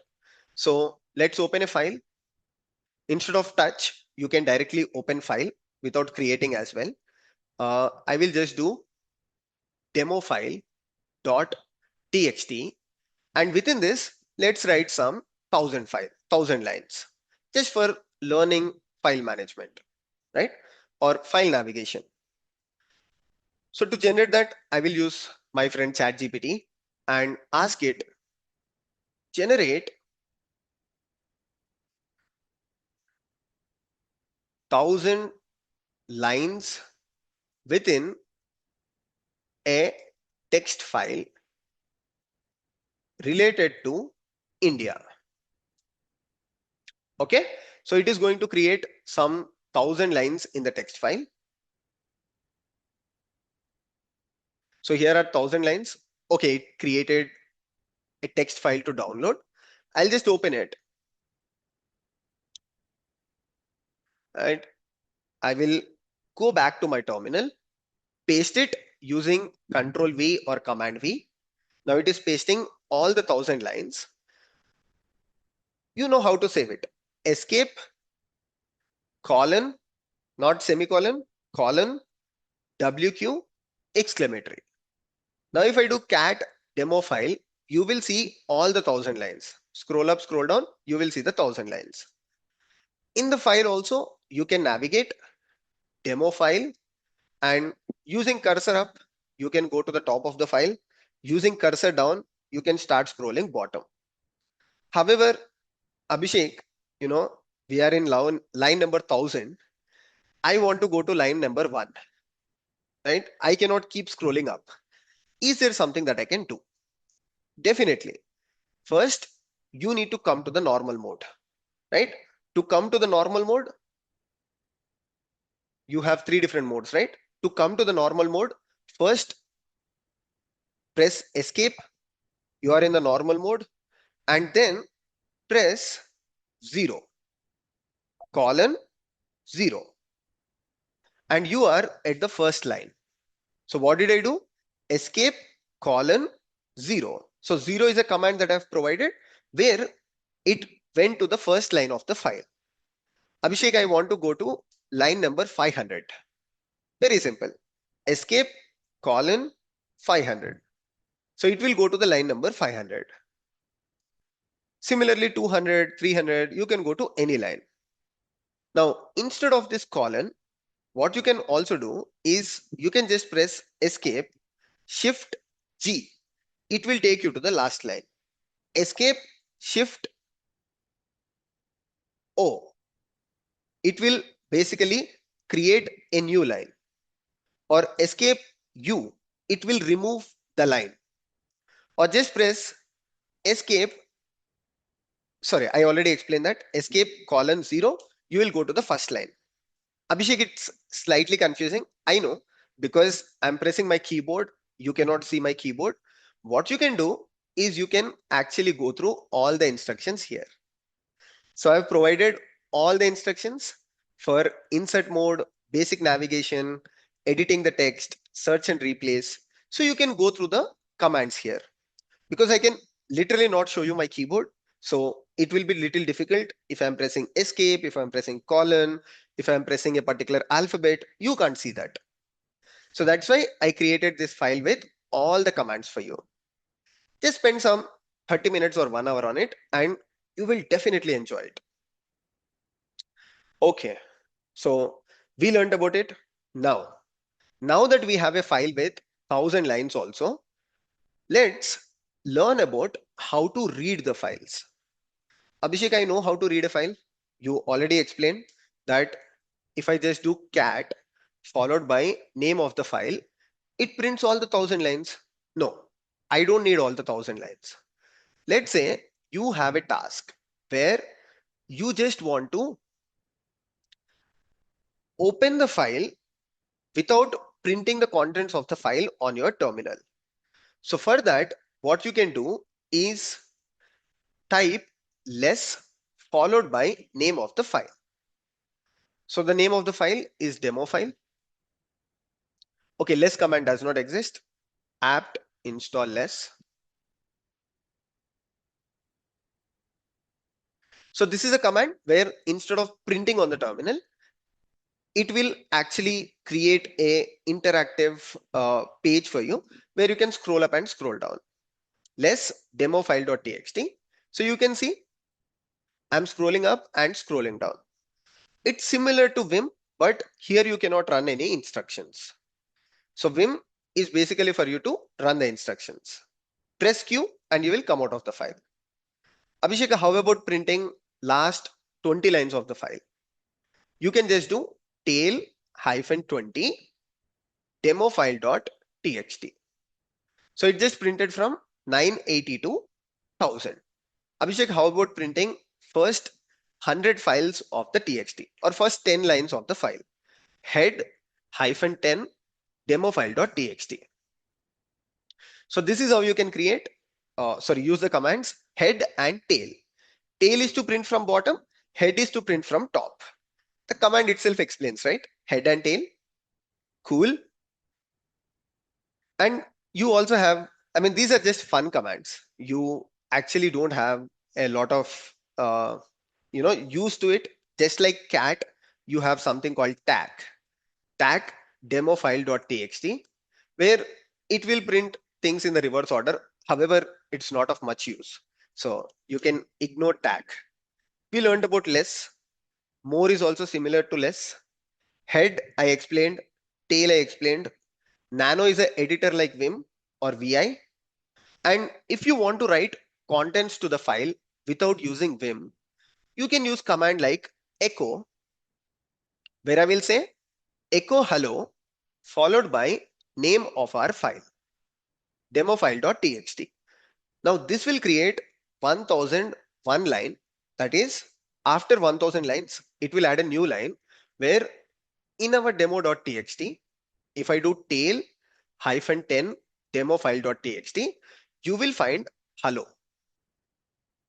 right? So this is, oh, my bad. Okay, so I just messed it up. Instead of one greater than symbol, I should have used two greater than symbols. Yeah, so I should have used this one instead of this. So it's a simple mistake. Anyways, so when you use one greater than symbol, it will delete all the content of the file and just add the line that you used in echo. Whereas if you use two greater than symbols, it will just append to the existing file. For example, my demo.txt now has a line called hello. I can do echo world greater than demo file.txt. What this will do, if I do cat, now it will add a new line called world. Whereas if I use a single line, single greater than symbol, hello world greater than demo file.txt, you can see it will remove all the lines and just add what you print in the echo. Echo is basically a print statement in shell. So we are printing it and then we are forwarding that to the demo file.txt. So this is about section 3, section 4, and section 5. Yeah, it might be a lengthy session, but we have covered a lot of interesting things. I hope you found it well. And I would highly recommend to go back to the documentation. I spent a lot of time adding this documentation. So please go through it. Thank you so much for watching today's video, section 3, section 4, and section 5. See you all in the next video. Take care. Bye-bye. Hello everyone. My name is Abhishek and welcome back to my channel. Today is episode 4 of Linux Zero to Hero series. And in this episode, let's explore file permissions.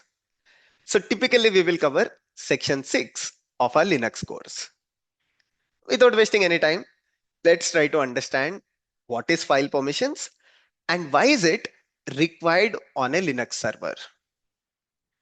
To understand this better, let's quickly recap a concept that we learned in the previous episode, that is user management. So what did we learn about user management? We learned that Linux is a multi-user system. That means on a Linux server, you can set up multiple users and these users can share access to the server. But Abhishek, why multiple users need access to a Linux server? Is it a real-time thing? Yes. For example, if you take an organization called ORG and assume this organization deploys applications onto a Linux server, quite obviously, the developers of the organization, QE engineers, DevOps engineers, and multiple other engineers would need access to the Linux server. And you cannot grant all of them with the admin user and admin privileges, or maybe root user and the password. What a Linux administrator does is to create a unique user for everyone that requests access to the server. For example, if a developer called dev1 requests access to the server, Linux administrator creates a Linux user for them with name dev1. Similarly, a unique user for dev2, QE1, QE2 for n number of people that would request access to the server. And this process of creating users, creating groups, and managing users and groups is called as user management. Perfect. So Abhishek, I understood what is user management, but why file permissions is required on a Linux server? If you take the same example, so on a Linux server, there are multiple users. And what if all the users on the Linux server has access to all the files and folders on the Linux server? That is, dev1 user has access to all the files and folders created by default, created by other users. Similarly, QE1 has access to all the files and folders by default and created by dev1. This is going to be a huge problem. Why? What if a user deletes important folder like /etc or /sbin? This is going to corrupt the entire file system. Not only important folders. Imagine a user called developer and this user creates a script in /tmp folder, maybe a script for automating their day-to-day activities, and accidentally a user called QE gets to the tmp folder and deletes the file that is created by the developer or script that is created by the developer. Now this would impact day-to-day productivity of the user called developer. In any of these cases, either corrupting the file system or deleting or updating the files that are created by other users, it is a problem to the user management feature of Linux, right? User management is a very good feature. But what if one user is messing up the files of the other user, or a user is deleting the important files from the file system? There is no point of user management. So to solve this problem, Linux came up with a concept called file permissions. So file permissions is a feature that complements user management of Linux. And file permissions is out of the box. You don't have to install any libraries or you don't have to install anything. It comes out of the box. And what Linux does out of the box, it sets up basic file permissions on all the files and folders. So whenever you create a file, Linux automatically sets up file permissions on that file or even on the folder. However, this is a very basic thing. So Linux creates same file permissions on all the files and all the folders. If you want to modify it according to your organization requirement, or maybe according to your personal requirement, then you need to know how the file permissions work in Linux. And Linux offers some commands like chmod, chown, using which you can change the default file permissions. So understand this carefully. By default, Linux provides permissions on each and every file, or Linux configures file permissions on every file and folder. If you want to modify it according to your requirements, you can use commands like chown and chmod. So this is an important thing that Linux supports to complement the user management feature. Abhishek, can we see how Linux sets up the default file permissions? We can definitely see that. So for that, I will create two users, a user called developer, a user called QE. Using the developer user within /tmp folder, I will create a script file. Then I will show you, if I log in as QE user, I cannot update this file. I cannot delete this file as well, right? All that I can do is, as a QE user, I can only read the file. So one user by default can read the files that are created by other users, but cannot update or delete the files. Once we understand this, then I will show you how you can modify it, maybe as a QE user. As per your organizational requirement, you should not be even able to read the file. I will show you how to modify that file permissions as well. First, let's understand this through the example, right? So I will take my Linux terminal. So I'm connected to a Linux container environment. In the previous lectures, I explained you how to create a Linux container environment. If you haven't followed, you can go to episode 1, or you can go to this documentation, look at setup.mt. However, if you're not interested in a container environment, you can use EC2 instance, you can use WSL, Oracle VirtualBox. In any of these things, the concept remains the same, because they are just things to connect to your Linux server or a Linux virtual environment. Okay. So first thing, I need to create two users. User 1 is developer. How do we create users? Add user developer. Let me set up a password, and I will leave the details as blank because it's not important for today's video. Great. Similarly, I will set up another user called QE. I'll set up a password. Again, I leave the details as blank because it's not important for today's video. Now let's verify if both the users are created. How do you do that? Cat /etc pawswd.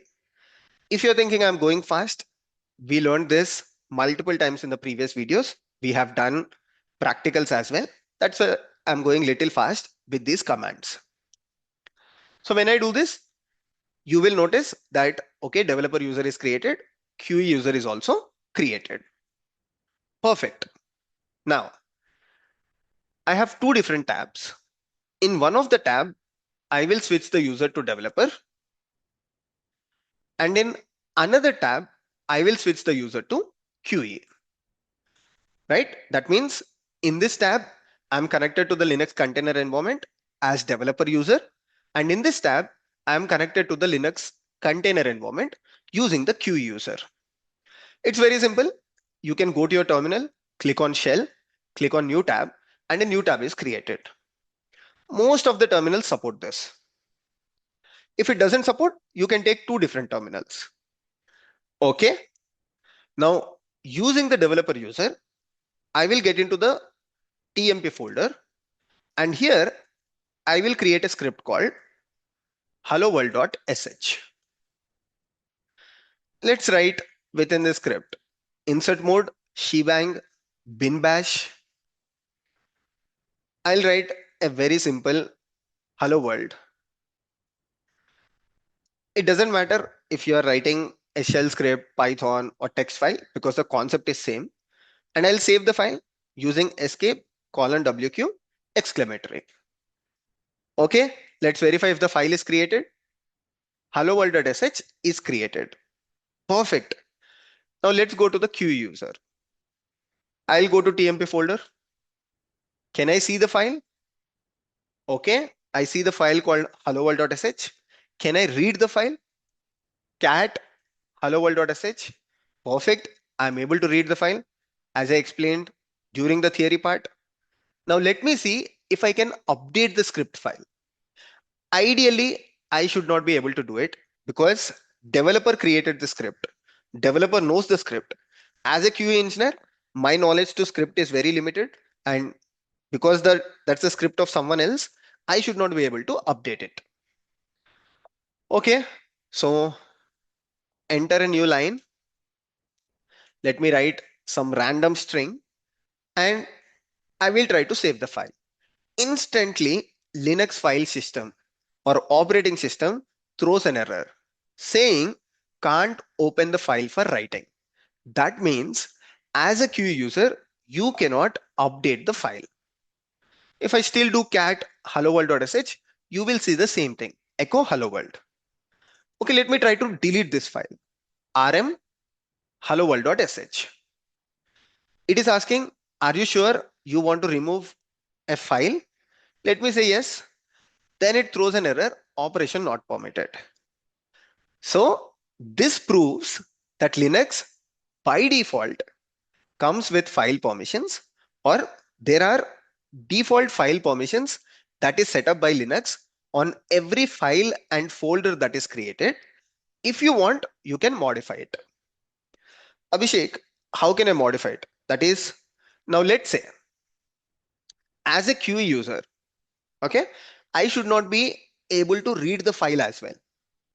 Till now, if I do cat hello world.sh, I am able to read the file. Now, can I change this? Absolutely. There is a command called chmod. Don't worry, I will explain it very clearly, but just I'm trying to show it through the demo now. Then we will learn the permissions, what exactly is the command that I'm executing. Just see what is happening now. So what I'll just say is chmod o is equals to followed by, what was the name of the file? Hello world.sh. Now when I go to the other user and if I do cat hello world.sh, it says permissions denied. So with one command, I changed permissions on the file, the permissions that are set up by the Linux file system. Cool. So this proves Linux sets up basic file permissions, and as users, we can modify the permissions on the files. Now, how exactly it works, right? Abhishek, I need to understand how the file permissions on the Linux environment work. If we go back to the terminal and if I do ls-ltr, till now we just know that ls-ltr lists the files, and using this command, you can see all the files and folders on this particular environment or in the particular directory. But if you watch carefully, this particular string, all the strings have the first word in common, right? You can see there is a unique pattern RW blank, RW blank, RW blank, RW blank. So this particular word represents file permissions on the files or the folders, right? So this is the one that decides permissions on files and folders on the Linux server. But Abhishek, what exactly is this? If I write this down, so the permissions on the file, on the first file is blank, RW blank, RW blank, followed by R blank blank. So the first character here represents if it is a file or a directory, right? So this is the only directory here. Test is the directory that I already created in TMP. That's why you see instead of blank a character called D. That means if it is a directory, you will see a character called D. Otherwise, you will see blank. So the first character of this word represents if it is a file or a directory. Okay, leave this aside. Then there are 9 different characters. 1, 2, 3, 1, 2, 3, 1, 2, 3. These 9 characters can be split into 3 sets. Set 1, set 2, set 3. And each set represents permissions of different things. So the first set represents the permissions of user. Second set represents the permissions of group. And the third set represents permissions of others.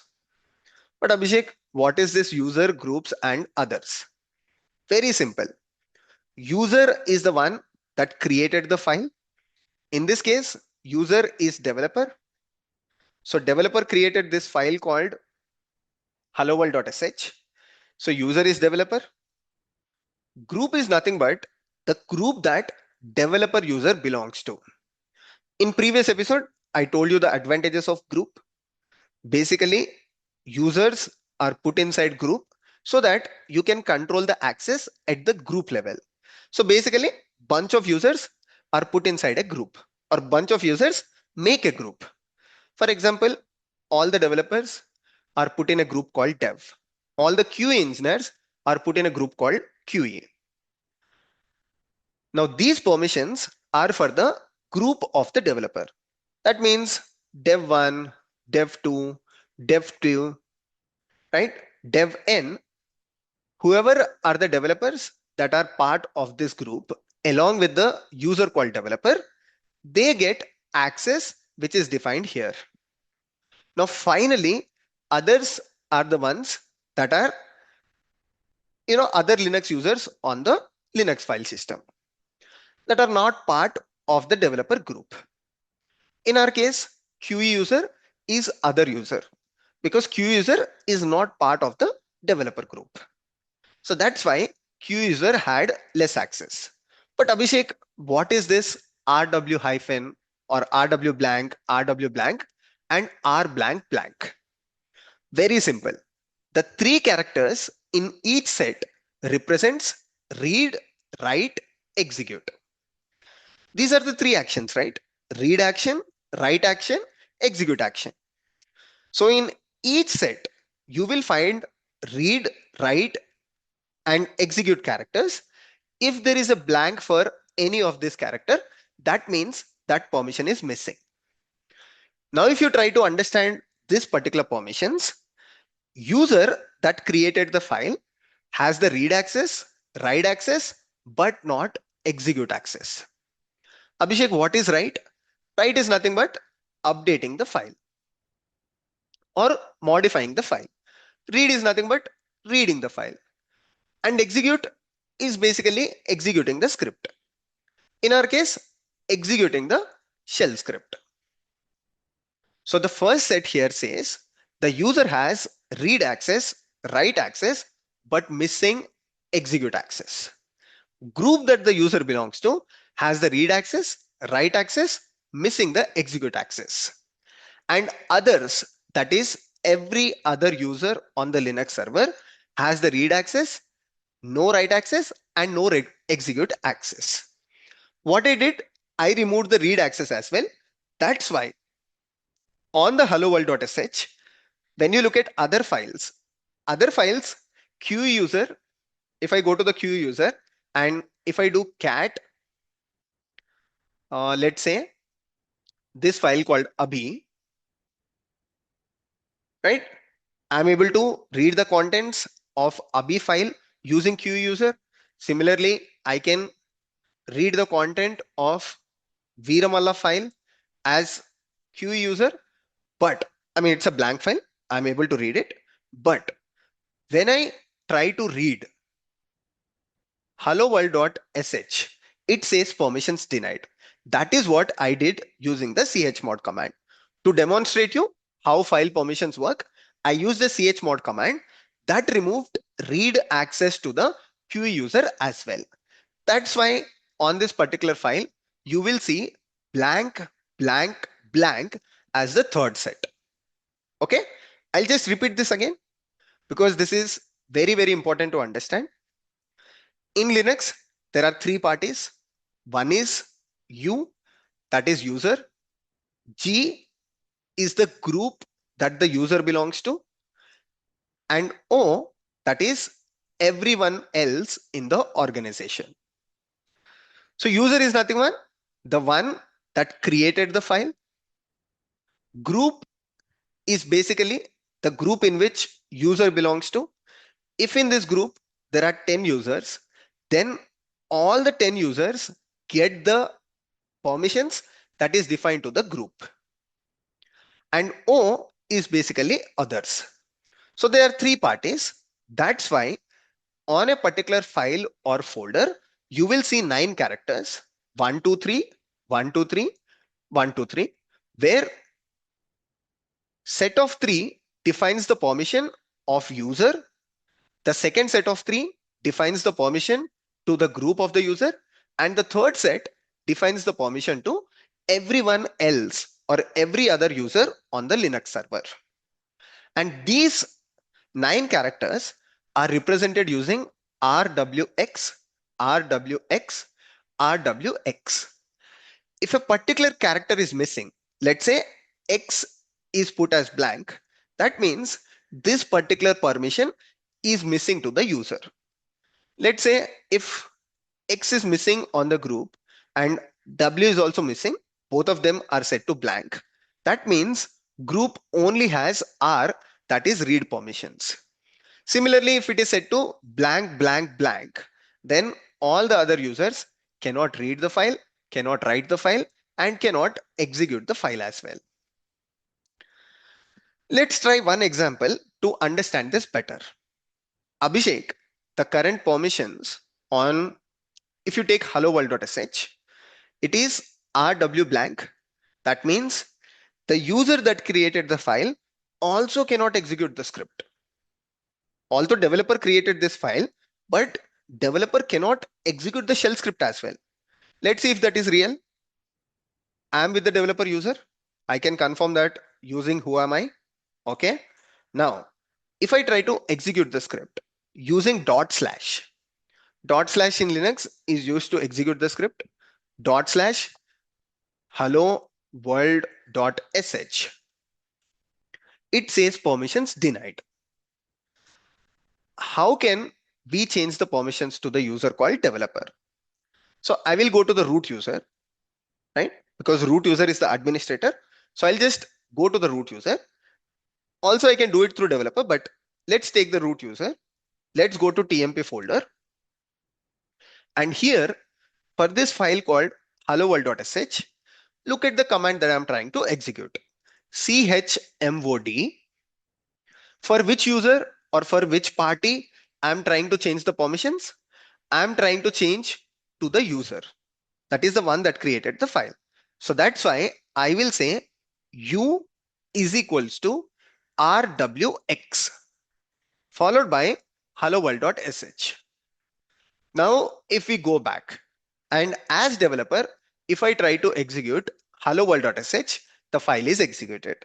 On the terminal, you can see hello world. Let's do it again. chmod u is equals to, that is user, the one that created the file, is equals to rw. This time I'm intentionally skipping x. U is equals to rw hello world.sh. Now let's go back and see hello world.sh. It doesn't work, right? So this is something using which chmod is a command using which you control the permissions on the file. Abhishek, let's try for others. That is, let's try for the QE user. Why not? chmod. I will say O.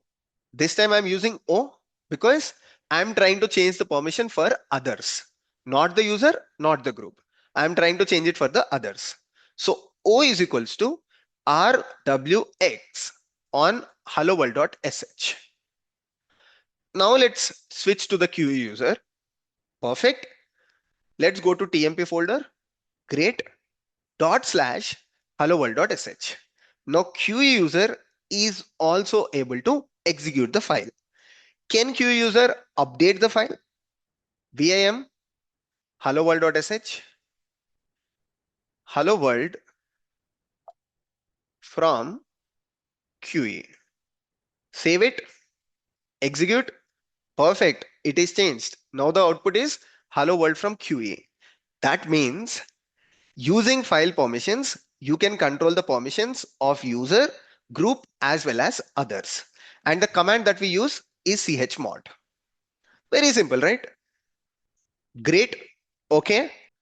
Abhishek, is there any easy way to do it? Like, you know, U is equals to G is equals to O is equals to, it is a bit confusing. So is there any other way Linux supports?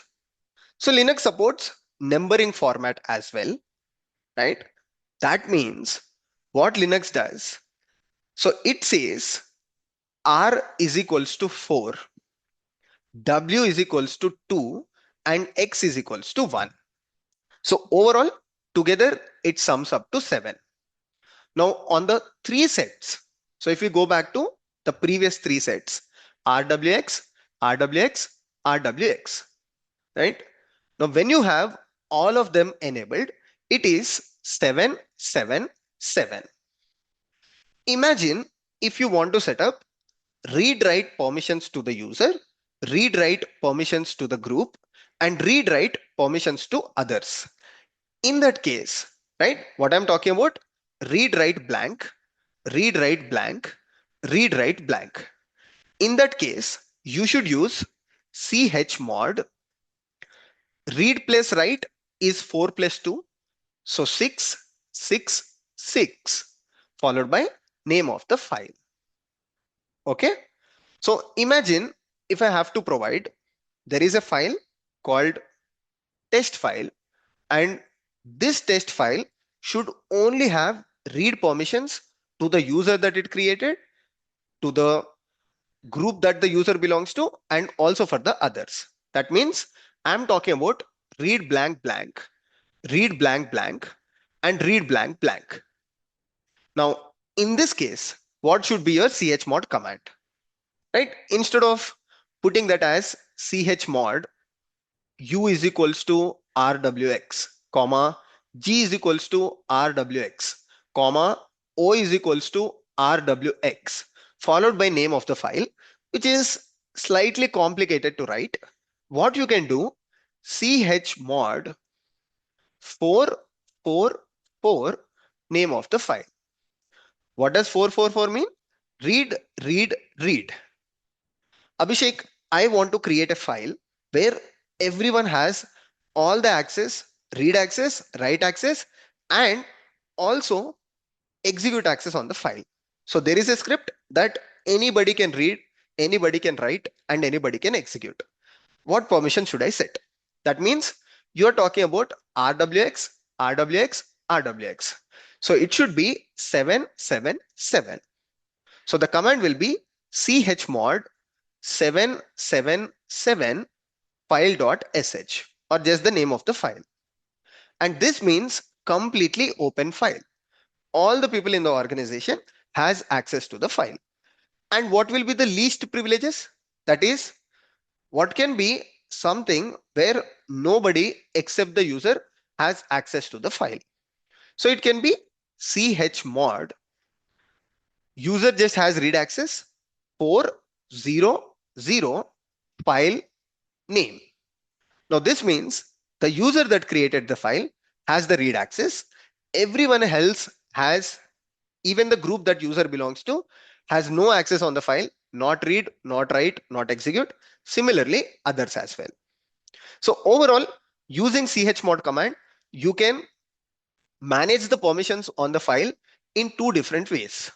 One, using the alphabets or using the characters. Second is using the numbers. When you use the characters, you use something like U is equals to RWX, comma, G is equals to RW, comma, O is equals to R. This means U gets all the permissions, G gets limited permissions, and others get only the read permission. The equivalent of it is ch mod 7, 4 plus 2 plus 1, G 4 plus 2, that is 6, O 4. 764 name of the file. Now you can practice this by taking some examples, right? You can try to do file that everyone has access to, file that no one has access to, file with limited access. So you can play with the chmod command. Now Abhishek, this is for the files. What about the directories? It is exactly same for the directories as well, right? So if you take, we'll go back. We will switch user to QE user here, and we will switch user to developer user here. Okay, I'll go to root, switch user, developer. Okay, so I'm in the developer user, I'm in the QE user. Now, quite obviously, developer user has a home directory. Within this home directory, right? Or to this home directory, let's see if QE user has access to. So cd/home cd developer. It says permissions denied. So the same thing applies to folders as well. Why? If I go back and if I do ls-ltr, so on the developer user, what is the permissions, right? The permissions is rwx, r blank x, blank blank blank. So the third set here is blank blank blank. That means every other user except the user called developer and the group in which developer is, all the other users such as the QE user has no read access, no write access, or no execute access. It is equals to 7, 4 plus 1, 5, 0, right?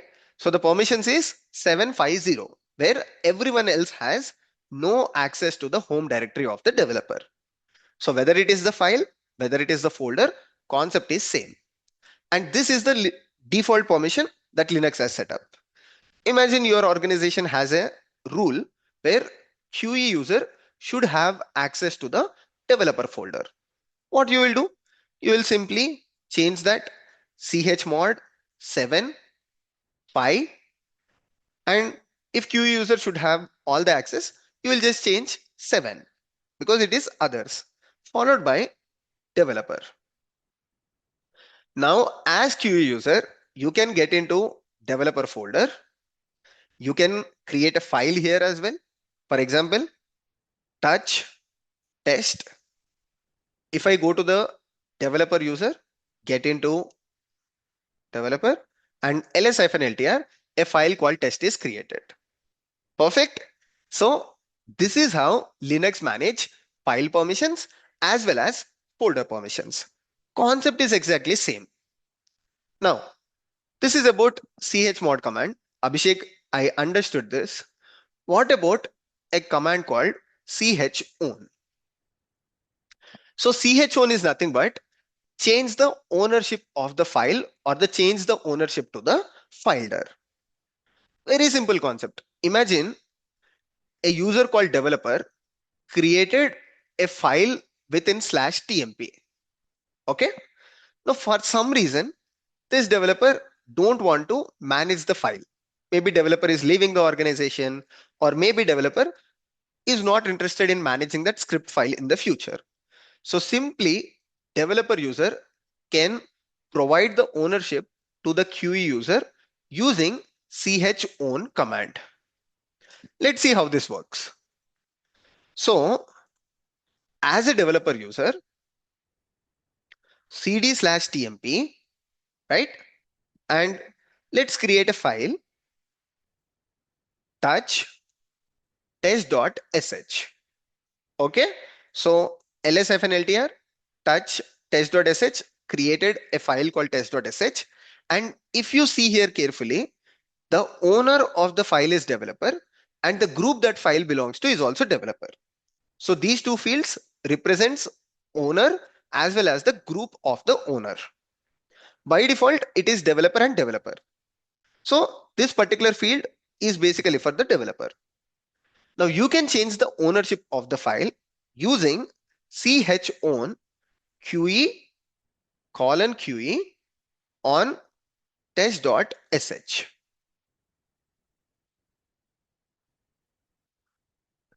Okay, it says changing ownership is not permitted because you are not the root user. To change the permission, you need to be the root user. So for that, I'll just go back. As root user, I'll get into TMP and I will run the same command chown QE:QE on test.sh. Now if I do ls-ltr, you will notice the ownership of the file has changed. Previously it was developer developer. Now it is QE:QE. As simple as that. So to change the ownership of the file, you will use chown, but to manage the permissions on the files and folders, you will use chmod command. Perfect. It comes with practice. Try to do a lot of practice using chmod number format, that is 777, 666, 400. Try to do all of these things on a file and try to see how the permissions change. Along with this, you can also try the alphabetical format. U is equals to, G is equals to, and O is equals to. If you want to set up multiple things using characters at once, you can use the comma.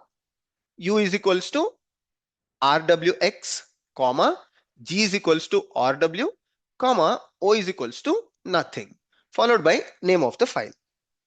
Because this is complicated, Linux came up with numbering system. Okay, now the final thing. Abhishek, what if there is permissions on folder and there is permissions on the file as well, right? Whenever you create a folder, the folder has permissions and also the file has permissions. Best example is this one, right?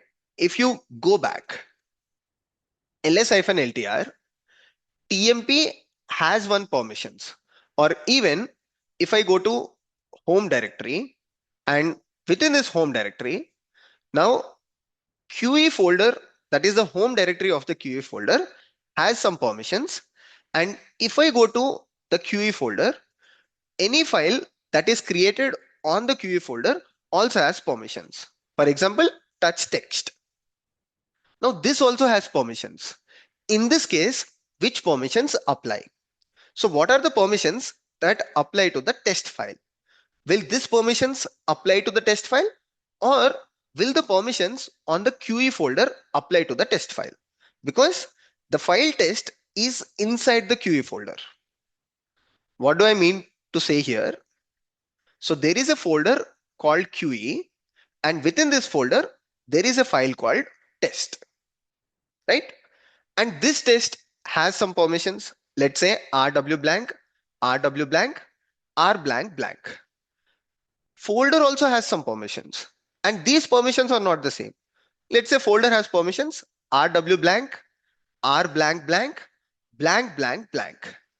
Now, if an external user, or let's say other user, is trying to access this file, now for this user, will this permissions apply or this permissions apply? Very simple. Like, this is an interview question that is asked, and sometimes people get confused. Whenever you see a scenario like this, just imagine a simple example.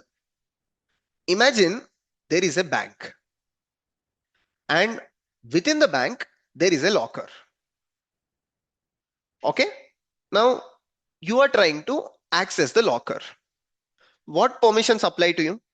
The first permissions that apply to you is permissions to enter the bank, and then permissions to access the locker. Imagine you have permissions to access the locker, but for some reason, your access to bank is denied. Now, you cannot get through the bank. So obviously, you cannot access the locker, right? Similarly, let's say you have access to the bank, but not to the locker. So you can get to the bank, but not the locker. So the bank here is basically folder and locker here is basically the file. Now, whenever somebody asks you, do you have access to a file?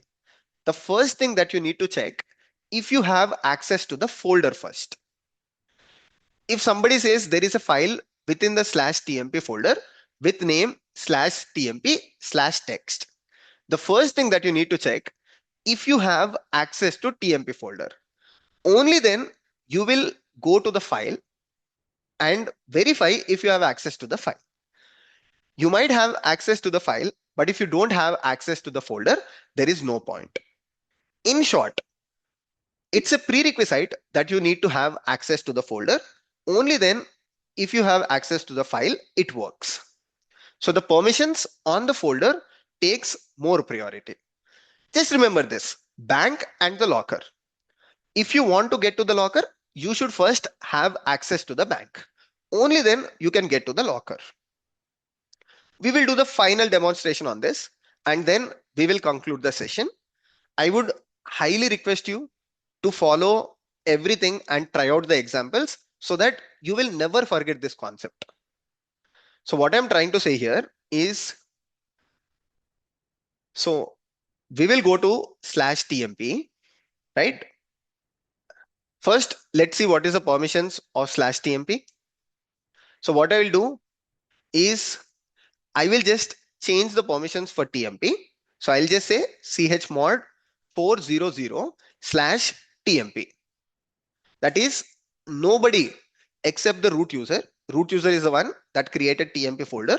So except root user, or I will just change to chmod 700.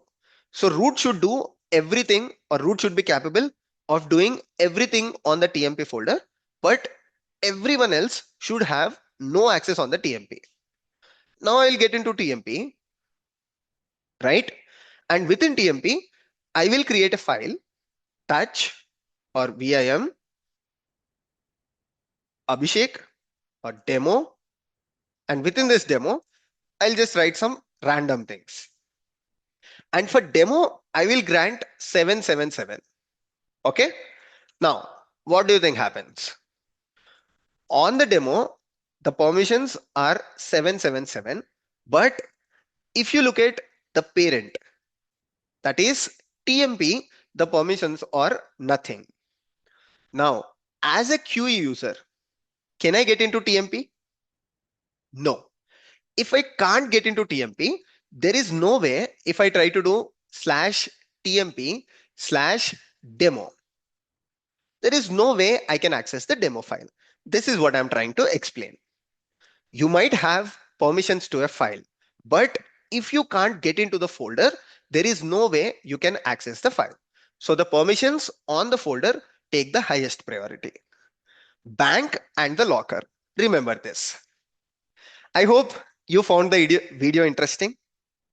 Also, try to go through this documentation.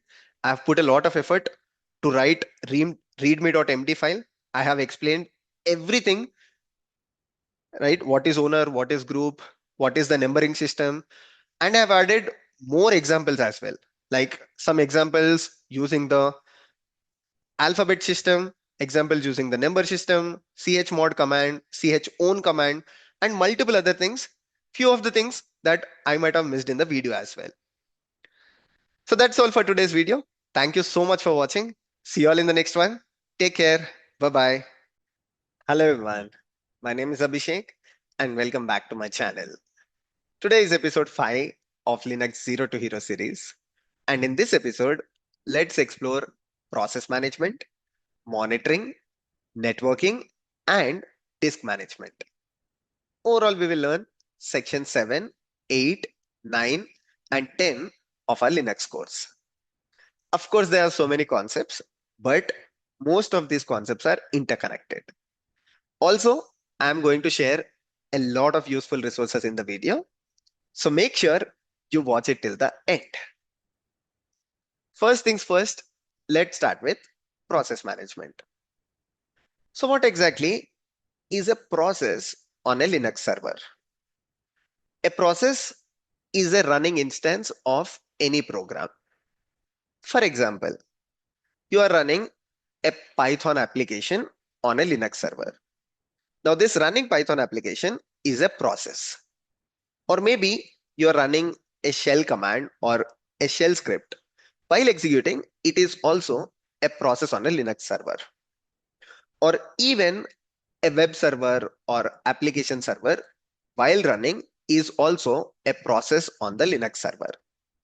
So overall, process is a running instance of a program.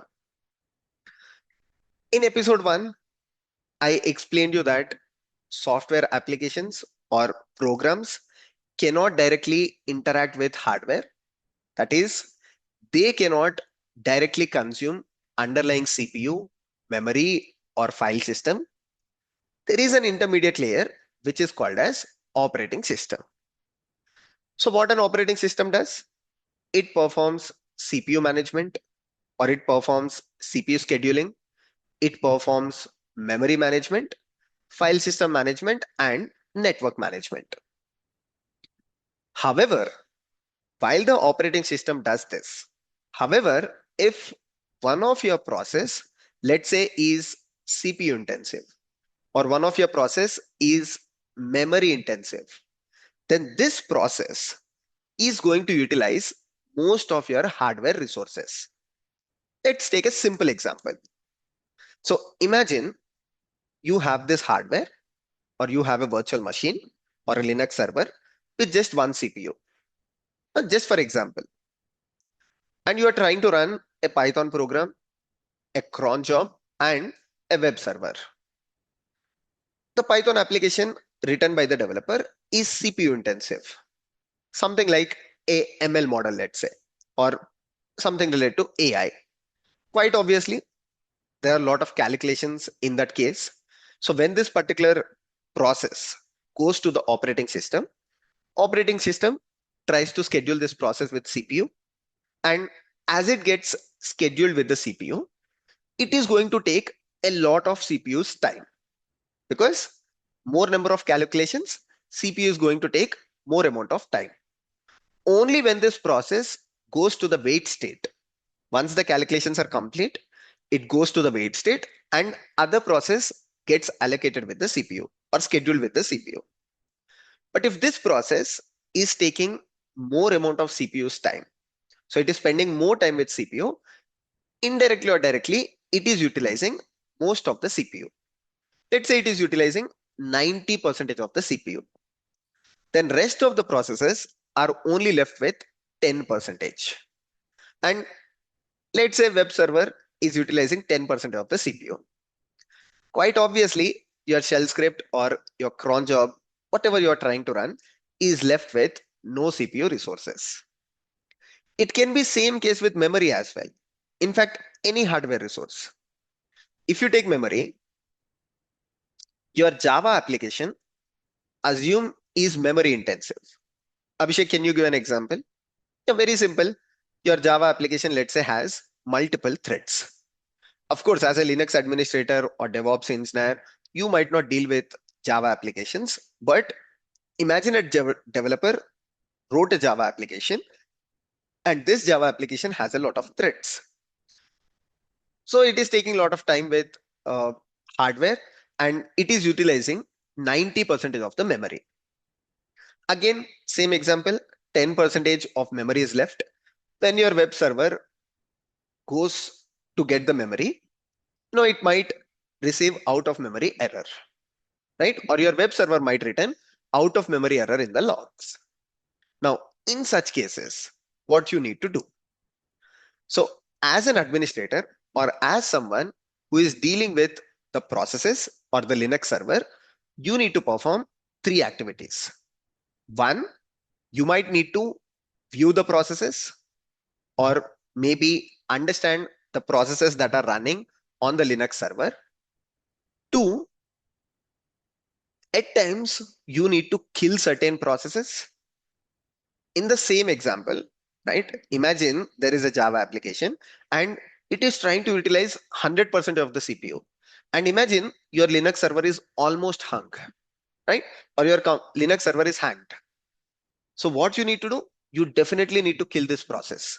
Otherwise, other processes cannot execute on it, or even other people might not even log into the Linux server. Typically on a Linux server, you will find hundreds of processes that are running. If you take a production instance, you might see more number of processes as well.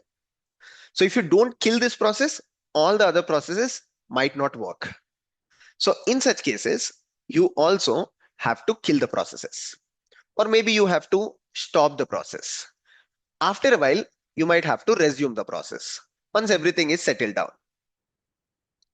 And at times, you also need to prioritize or deprioritize the processes. So CPU has an algorithm. There is no point going into the depth of that algorithm, but CPU has algorithm with which it decides the priority of the process. Of course, it is related to the time a process spends with the CPU. But for now, just understand CPU decides priority of the processes. Let's say there are three processes. CPU decides which process is more priority, which process is little less priority, and which process is the least priority. This can be understood as doctor and the patients. Let's say there are a lot of patients. All patients are important. However, for a doctor, patients in ICU are more important. So patient might spend more time with this particular patient. So doctor is prioritizing the patient in the ICU. Similarly, if a process, in our case, a Python process, is spending more time with the CPU, that means CPU prioritizes that process. CPU assumes this process is very important, right? So at times you need to tell CPU, hey, please don't consider this process as priority. You can just deprioritize it and focus on the other processes. Perfect. So as a Linux administrator, you need to perform these activities.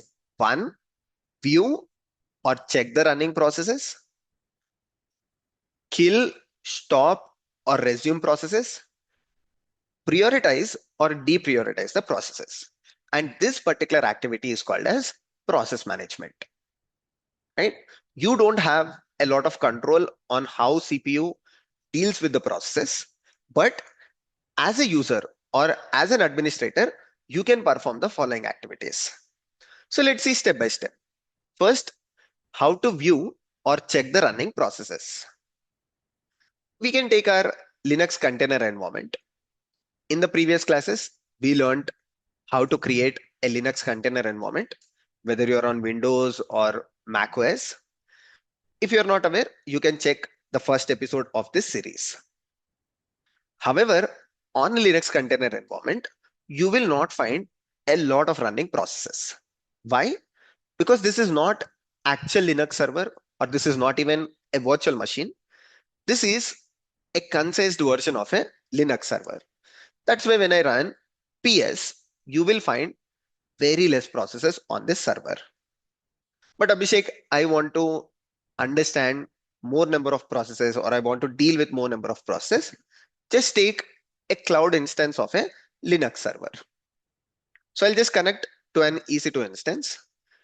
You can connect to Azure VM, or you can connect to Google Cloud Platform, virtual machine. Anything is the same. Cool. Now that we are connected, I will first switch user to root. How can I do that? Sudo su hyphen. Now I am at the root user. And to check the list of running processes, the command that I can use is ps. So ps will list the process. However, it does not list all the processes. To list all the processes, you need to run ps hyphen aux. My bad, ps aux. So you can see literally there are a lot of processes running on this server. For example, this is the systemd process, right? One of the system related daemon process. You can find the kworker process. You can find multipath t process or multipath daemon, right? So many Linux processes that are running on it. Along with some Linux commands that we have executed. I just switch user to root. This is also a command, kind of a shell command. So because of that, it is also a process that ran. So it is showing the process that is running. Cool. Now, Abhishek, can I check how many processes are running? Yeah, it is also one of your activity. At times you need to check the count or the number of running process. What you can simply do, ps aux pipe. What does pipe do? Pipe takes output of your first command and forwards that to the second command. So there is a command in Linux which is called nl. Nl is the line number. So when I execute this, you will see along with the output in the first column, you will find the number of the lines. So this is 109 line number. So overall, there are 109 processes running on this Linux server at this point of time. There is also another way of dealing with it. Instead of line number, you can just do wc-l, which is word count. So you will see the same output. It is only printing the first column, which is telling us the number of lines. 109 lines, that means 109 processes. Okay, so we learned how to check processes, how to check all processes running on this server. Then we learned about ps aux-pipe nl as well as wc-l. Okay, all these commands are great.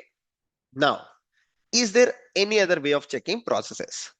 This is an interview question where usually interviewers ask you, what is the difference between ps-aux and ps-ef? Because when I run ps-ef, it is also showing the list of running processes. And if I do ps-ef pipe nl, you see the same output. There are 109 running processes. You can find it with ps-ef and you can also find it with ps-aux. Right? This is ps-aux. The only difference is that when you run ps-aux, you can understand that better on the terminal because there are less number of processes. If I do ps-aux, you will see the process ID. Along with that, process ID can be seen in ps-ef also. Along with that, you will find CPU utilization and memory utilization. Whereas when I do ps-ef, you will not find CPU utilization and memory utilization. So this is the important difference between ps-aux and ps-ef. ps-aux shows you the memory utilization, but ps-ef does not show you the memory utilization. It shows you the CPU utilization, but not memory. So when you want more output related to the process, you go for ps-aux. Okay, perfect. Now we learned how to view the process and how to check the process. Let's just understand output of each column here. What does user mean? User is the one which initiated the process, or user is the one who triggered the process. In this case, root is the user that triggered bin bash, or if we go to the Linux instance, root is the user that is running this C group related process. So the first column says user. And also you will find some with Ubuntu, some with QE user, whichever user triggered the process. Second is the process ID. Every process has a unique process ID because the user might be same, right? Root user can trigger 100 process, but you need to have a unique process ID so that you can call this process with this PID. If you want, you can kill the process using PID, and you can manage the process using this unique identity. So PID is a unique identity for the process. You know what is CPU utilization, what is memory utilization. Ignore these things for now, TTY as well. Then you will find the start time of the process and also the command. That is, with which command the process has started. For example, if you see nginx process, you might find a nginx command. Or when you see a Python process, you will see the Python command that started the application, right? These things are enough related to viewing or checking the process. Now, how do you kill a process? Right? We will start with kill, then we explore stop and resume. How do you kill a process? It's very simple. First of all, why do you kill a process? Let's understand that. So what happens is that at times there are some process, as we learned here, the Java process, it might hang the complete Linux file system or the complete Linux server. So such process need to be killed so that other processes get the CPU or memory. In nutshell, there can be some applications when you work as a DevOps engineer or Linux administrator, that applications might hang the entire system. During that times, you need to kill that process. You already learned how to find the process ID. Now, to kill a process is very simple. Just use the command kill followed by the PID of the process. Let's say I want to delete this particular thing. So Q user started a process called bash. So to kill that, you just need the PID of the process 4055, copy paste 4055. That's it. The process is killed, right? So to kill a process, first thing, you view or check the process and then you kill the process. In real time, you might get a requirement like on a Jira ticket, or you might get it on the email. Can you find the Java application process that is running on the server and kill the process? So what will you do in that case? First, you will run psaux. Let's run it on this instance. So you will just run psaux pipe grep. Grep is a command to filter the output, right? Imagine there is a file, and in that file, you are finding a particular word, and then you are printing the line of the word. That is exactly what grep command does, right? So psaux pipe grep followed by, you will just do Java. This is not a Java process that is running on it. So you just ran this command. So the output is basically, this command is also a process, right? So the one that you are seeing is basically this command itself. When you see one line, you can imagine that there is no Java process running on this server. If there was a Java process running on this server, you will find a process ID, right? You can just take that process ID and run kill followed by the process ID.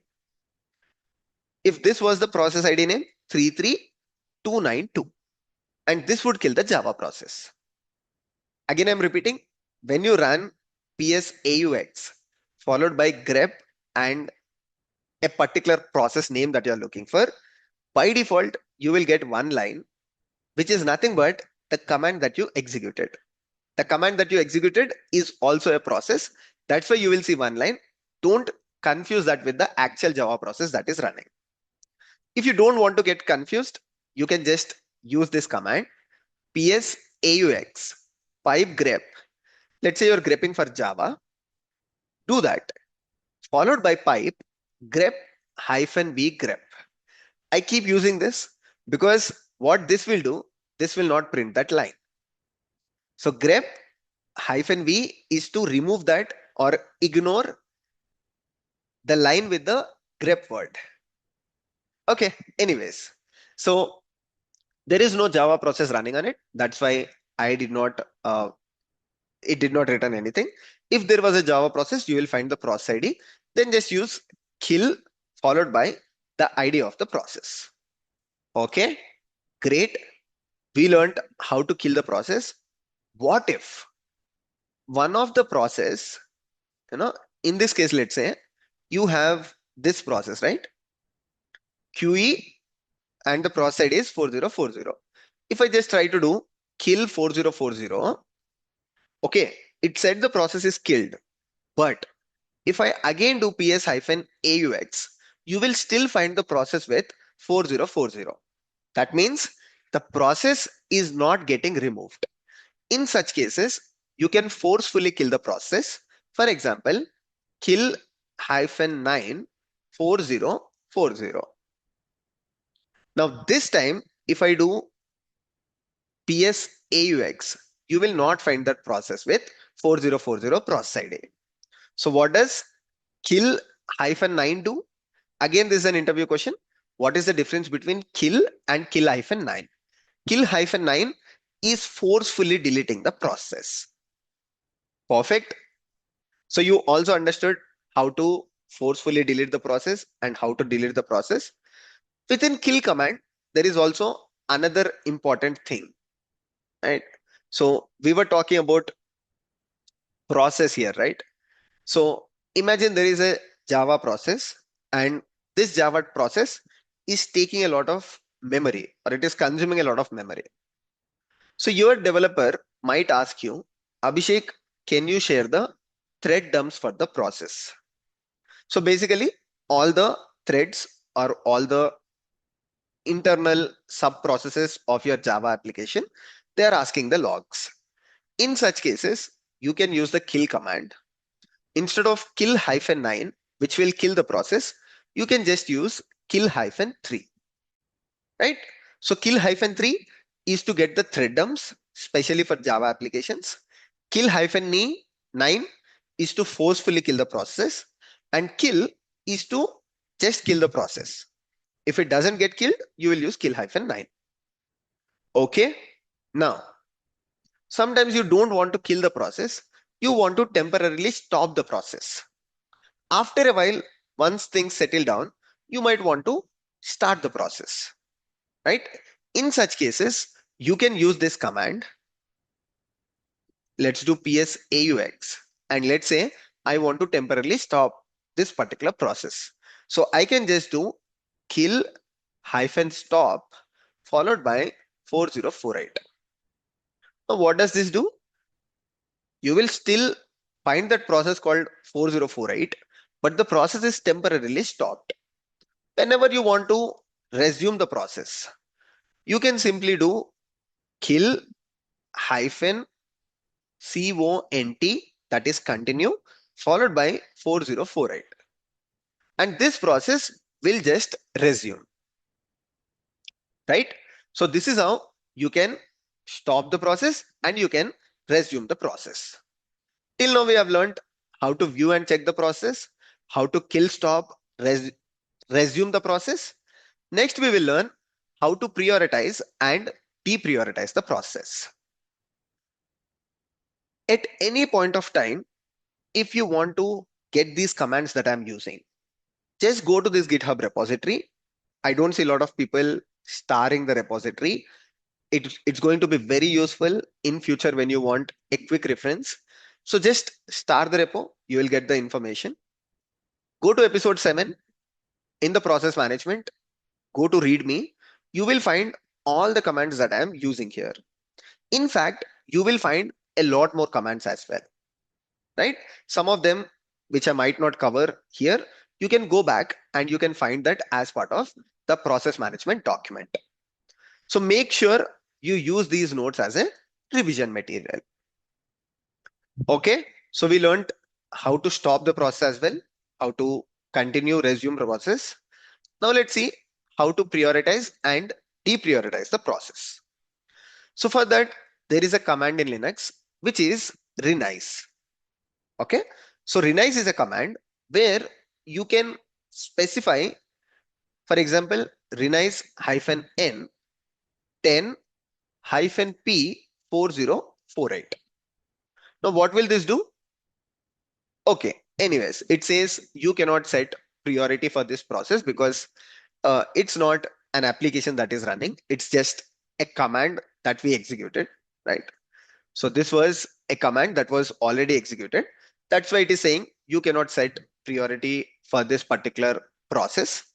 But let's say when you're dealing with a Java application that is running or a Python program that is running, you can simply deprioritize, or you can lessen the priority of the process using renize command hyphen n 10 minus p 4048. The important point here is hyphen n 10. What does that mean? So whenever you set hyphen n, let's say 10. So it starts with minus 19 to 20. So when you set a less number, that means the priority is more at the CPU. When you set a higher number, the priority is less at the CPU, right? For example, when you set minus 18, that means the process gets a very high priority. When you set plus 18, the process gets a very less priority with the CPU. So using these numbers, you can actually set the priority at the CPU, right? And the command for that is renice. So renice hyphen n 10 hyphen p followed by the process ID is going to less the priority of a process. Similarly, renice hyphen n, let's say minus 5 hyphen p PID is going to make this process important process for the CPU. I already explained why is it needed. By default, the algorithm of the CPU thinks whichever process spends more time with the CPU, it is important process, just like doctor and the patient. Doctor always thinks patient in the ICU is very important. Similarly, CPU. But when you want to say CPU that, hey, I know it is taking a lot of resources from you, but I want to tell you as an administrator, this process is not that important. Then you will use the renice command, right? And you need to be very careful while using these commands. You cannot just use it. You need to have very strong understanding of what are all process running on your Linux server. So a star mark while using these process, that be extra careful. Only if you are aware what all the process are running on that Linux server, or only if you own that Linux server, use these commands. Perfect. You can try these commands on the EC2 server. Just run a Python program or use the existing process and try to use these commands and see what happens. Of course, it's a sandbox environment, so if anything breaks at the Linux instance, you don't have to worry. It doesn't break, but it increases and decreases the process of the priority of the process. Okay, cool. So we learned everything that we discussed here. However, there is another important concept related to the process, that is special processes on the Linux server, which are called as services, right? It's not completely different from process, but services are background running process, right? Services are background process which starts at the boot of the server. Imagine if your server goes down, your Linux server went down. The Python application that you're running will obviously go down and it doesn't automatically start. Whereas services are special kind of process which runs in background, and when your server goes down, maybe during the restart of your process of your server, these processes, services come up automatically. Best example is your laptop. Let's say you're watching YouTube on your laptop, on your browser, and automatically for some reason, maybe the battery is dead or a software upgrade, your laptop restarted. Will your YouTube application come up automatically? Mostly no, right? So they are basically process. But even when your laptop goes down, some of the process on your laptop automatically come up. Such kind of things are called as services. Especially in the Linux world, this is very, very evitable. Okay, or clearly visible. Now, which one are the process that Linux administrators or DevOps engineers use in the day-to-day life, and which one are the services? Best example is the application. So Python application, Java application, shell script, These are all the process. But services are things like your web server. Best example is your web server. So you can initially create your web server as a process, but you can convert the web server as a service.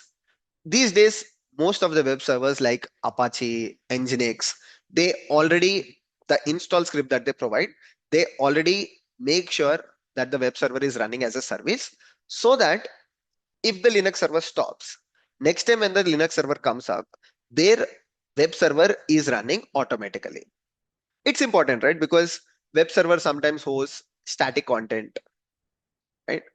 As an application developer or Linux administrator, you might write a script that once your machine is restarted, just start the application.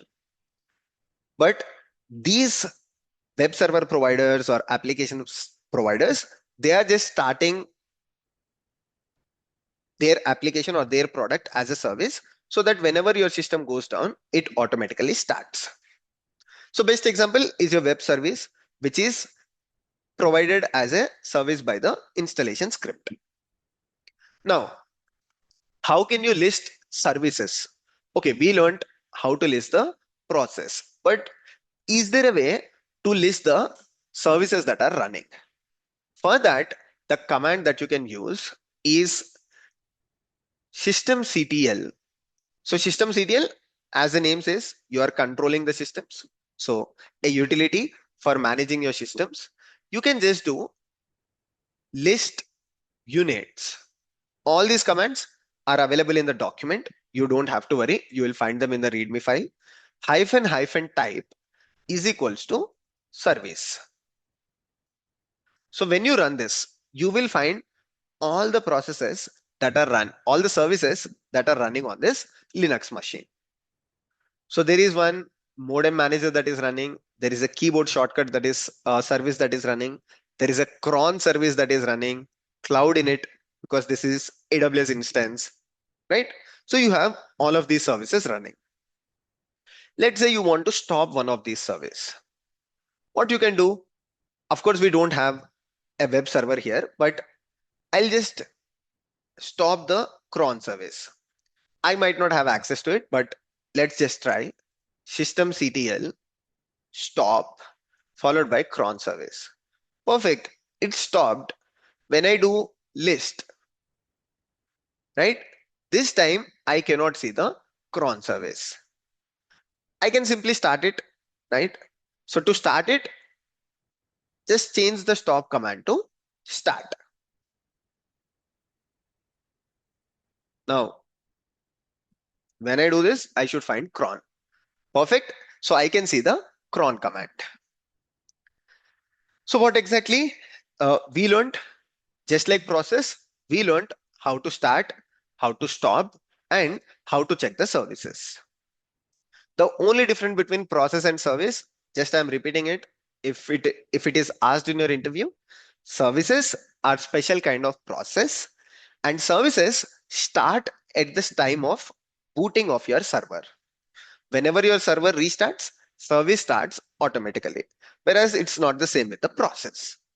Can you change a process to a service? Yes, you can do that. But these days, most of the installation scripts like web servers, application servers, they are already providing it and they are starting their applications as services. Perfect. So this is about process management. And I would recommend you to go through the README file, because there are some additional commands such as how to run a process in the background. Very simple commands, right? Just few simple commands that I've added to this document. How to run process in the background, how to run process in the foreground, how to check background process. Those are the commands which are added to this document. Perfect. So I hope you enjoyed this section of process management. We will move to the next section, that is monitoring. So we will learn what are the common things that a DevOps engineer or administrator monitors on a Linux system. As I told you, this is very much related to process management. In process management, we learned about process, and what we do as part of monitoring. is we try to check which processes are consuming more CPU, which processes are consuming more memory, and which process are consuming more disk, or which files are consuming more disk. How can we do that? Using PS AUX, you can check all the process, but usually there are a lot of process, right? There can be 1,000 process as well. So going to each line and understanding using PS AUX is not that easy. So are there any commands that's going to help administrators understand the top processes in terms of CPU, or top process which are consuming more amount of memory? For sure. So we will learn top process, and we'll also learn how to check CPU and memory on the Linux system. So let's take the EC2 instance again, right? So there is a command to monitor everything like your system, CPU, memory. The command is top. So top is a very important command. When you run this, so you will see the process ID and the exact amount of CPU and memory utilized by the process real time. If you're doing PS AUX, it doesn't show you the real time data. Whereas this one keeps updating real time. So you can just take a tab, or you can create a dashboard using the top command, and it keeps updating every second. For example, previously the memory utilization by this process was 1.4, and immediately it changed to 0.6. So you can perform real-time monitoring using the top command. It shows you CPU utilization, it shows you memory utilization as well. So the first command that you do, and it also lists in the order. So the top ones, you will find it at the starting, and the least consuming process, you will find at the bottom. If there is a Java process that is taking 100% of the CPU, you will instantly find that in the line number 1. So you can just copy it and you can go for the troubleshooting of that process. Okay, so top is definitely useful. Then you have just an add-on to top, which is called as htop. So htop is basically a wrapper on top of your top process. It might not be available on this Linux instance. Oh, fortunately, it is already there. So what it is doing, it is just providing same information with more beautiful user interface or better representation, right? So here you can actually see this particular graph, which is showing you that 1.2% of your total CPU is utilized, total number of tasks that are you're running, right? What is the uptime of this machine? That is from how many days this machine is up, and everything that is changing in more color format. The only difference between top and htop, so htop is visually better than top. That's it. It gives you almost same information. Okay. Then you also have this command called vmstat. So what vmstat does is that it reports the system performance. At time as a DevOps engineer, someone might complain you that, hey, this particular Linux instance is very slow, or this particular Linux instance is not performing well. So you can use vmstat and you can check what is the free memory that is available on this instance, and is there huge amount of caching. With that, you can debug the instance and understand if this instance is in good shape or not. Usually you need to check if there is lot of free memory or not. If there is a lot of free memory, then there is no problem. Okay. You can also find the same information instead of vmstat. If you only need memory information, just do free-m, and it is going to show you the free memory and the memory that is already used. But Abhishek, I can find that information using top command as well. Thing is that top is a very good command, but it cannot be used in your scripts. Let's say you are a DevOps engineer and you are writing a simple health monitoring of virtual machine script. You cannot use the top in that script because it's a visual representation. Whereas when you run free-m, it is giving you The static output, you can just perform some grep on it, or you can just perform awk or SED on it, and you can get the exact field that you need. With top, it's not that possible, right? And you can also use free in human readable format.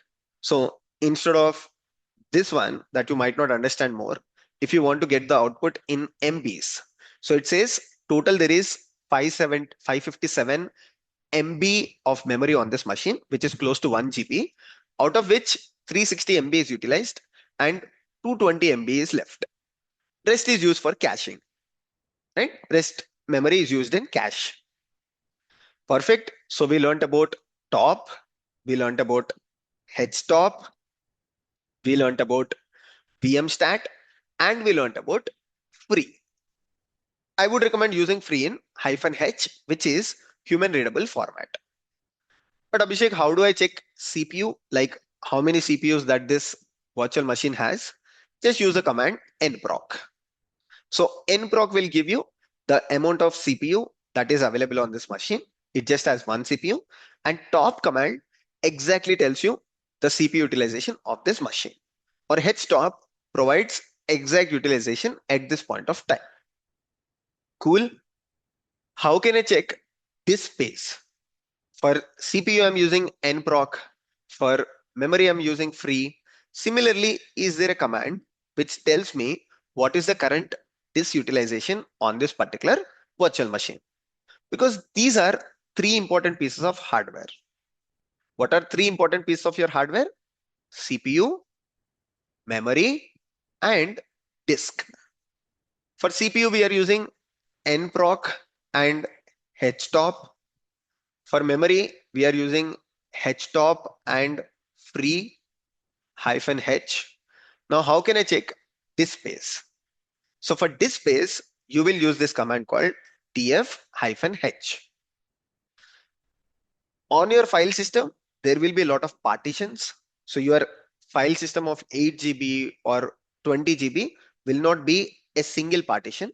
There will be multiple drives, or there will be multiple partitions. So you will find for each partition.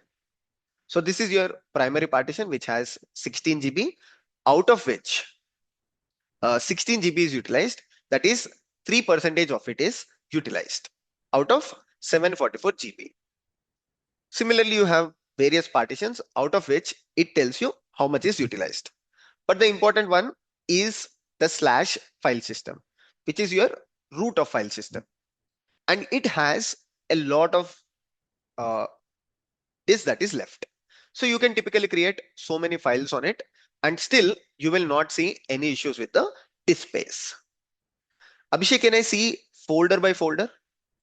Okay, I can understand from disk point of view, but it is very difficult to understand which folders are in this particular file system, which folders are in this particular file system. Yeah, so what you can do is you can just run du-sh. Let's go to a particular folder so that we can do it better. Let's say I go to OPT. Here, when I run du-sh, any number of folders that are within /opt, you will see the utilization, disutilization of each folder. This way you can find if there is any large files in a particular folder. Imagine within OPT, I create a folder called logs. I create a folder called scripts, and I create a folder called, let's say, Python. Now, when I run du-sh, it will star. It will exactly tell me what is the utilization of logs. For now, it's empty. That's why it's 4 KB. This is also empty. This is also empty. And this is also empty. In case there is a file within logs. So within logs, I will create a file, test.txt, test. And here I'll write some content, for example, right? So I wrote some random content. Now, if I do du-sh star, you will see the size of logs is changed. That means out of all the folders, logs is the folder with more amount of disk utilization. This way I can debug which folders has the log files and which log files has lot of log written it. In case somebody complains that there are no resources on this file system, I can simply go to that folders and delete the logs. So the command for disk utilization, df-h or du-sh star. So these are the commands for the disk utilization. So this way you can monitor your CPU, you can monitor your memory, and you can monitor your disk space. Again, I've added a lot of commands to the README file. So you can just go through the README file and understand more about the monitoring part. These days, we also connect Linux environment with Prometheus. We connect Linux environment with Grafana, where we can get more CPU or memory related information. Or even in AWS, you can integrate that with CloudWatch and you can get a lot of metrics. So utilization or usage of these commands has significantly gone down. For a quick troubleshooting, these commands can be used, but a better way of doing it is integrating your Linux server with monitoring tools like Prometheus and Grafana. I already explained how to do that in our Observability Zero to Hero playlist. I'll also put that link in the description. Or you can just search for Observability Zero to Hero and look for Prometheus Grafana videos. Perfect. So in your interview, if someone asks you for quick troubleshooting, I will use these commands. For CPU, these commands, memory, these commands, and for disk, these commands. Whereas as a DevOps engineer, I have also integrated my Linux server with Prometheus and Grafana so that I can get more real-time information. By configuring alerts, I can send emails when something goes wrong. So this is your actual approach. I can explain the Prometheus part in just 30 seconds. So you might have a Linux server. So what you can do, you can connect this Linux server to Prometheus, where Prometheus scrapes the metrics of the Linux environment using node exporter, let's say, right? And once it gets this information or using the Linux metrics exporter, once it gets this information, it puts that information in Grafana. In Grafana, you can create dashboards which can send alerts such as email notification or Slack notification to the development team or SRE team, whoever is responsible. So this is one workflow that you can explain in the organization as well. For quick Linux troubleshooting, the commands which I explained will help. So this is about section 8, which is monitoring. Now the next section is section 9, that is networking. Networking is super important part of your entire Linux, because as administrator or as DevOps engineer, developer, SRE, whichever role that you are in software engineering, networking plays very important role. Whether it's for debugging, troubleshooting, understanding latency, right? Networking is basis for everything. So what I have done for you, I have created a networking playlist. So if you go to our YouTube channel and you will find networking fundamentals playlist, where I've created almost 3 hours content on networking. So just go to this networking fundamentals and you will find me explaining right from what is IP address. You might not find such detailed tutorial anywhere, because I explained right from what is IP address, what is subnet, what is private subnet, public subnet, what is CIDR, and the complete OSI model with examples. Instead of repeating the same content, which will take another 2 hours or another 3 hours, what I'm going to do, within the description and also in the GitHub repository, I will put the links of the networking fundamentals playlist. Once you learn this, if you want to understand networking in more detail, you can go to our AWS playlist and Azure playlist, where you will find networking concepts related to the cloud as well. However, I would highly encourage you to first go through the networking fundamentals playlist. Then you can go through the AWS networking or Azure networking later when you learn those concepts. For now, go through the networking fundamentals playlist. Again, I'm repeating, you will learn all the concepts right from IP address, CIDR, subnets, then the OSI model, examples of OSI model practically. Instead of just repeating the same thing, I will put the links in the description, right? Or I could easily copy those same videos and put it here, but only the length of video will increase. So this is about the networking section. I'm not repeating the concepts again, but I will put the useful resources link.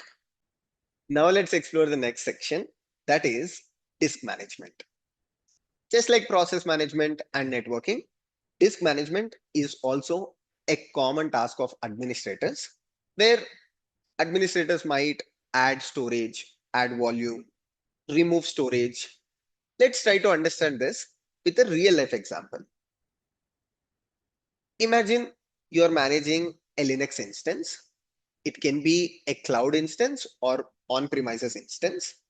Initially, you set up this instance with a storage or volume. For example, this EC2 instance here is set up with a volume of 8 GB. So you can see the volume size is 8 GB. Initially, this might be good, but as applications keep running on this EC2 instance, imagine there are 5 applications running on this instance. Each application, every second, every minute, keep adding the logs. For example, info logs, debug logs, some applications log, audit log, right? While they are in KBs, but because they keep adding every second, every minute, eventually this is going to be of huge size. What some companies do is every day they try to zip this or create a archive, compress it, and store it on the same instance. Even when you do that, maybe after 3 months or maybe after 6 months, you will run out of the storage. Now, not only applications, you install other softwares on the instance, right? You install more packages. So eventually you will run out of the storage. In such cases, either you have to take backup of these logs or remove these logs by putting it somewhere else, or you need to increase the storage. Because storage is not that expensive, usually companies prefer adding more storage to critical instances. Now let's see how to add such instance or how to add volume to the existing instances. You can see here, my instance size is 8 GB. Let's try to add more 10 GB to it and see how to format and also how to mount it to the instance. Now, what does that mean? Very simple. By default, when you add a storage, let's say I create a new storage of 10 GB. If I just create a storage and add it to the instance or attach that to the instance, it doesn't work. You need to mount it to location like /mnt or any specific location on your Linux instance. Only then the applications or any other programs can use that particular storage. Also, by default, the volume that you create is of type block storage. But your applications or programs cannot directly use the block storage. You also need to format the volume that you create to something more common like ext4 or xfs. We will also understand these steps, right? Very simple.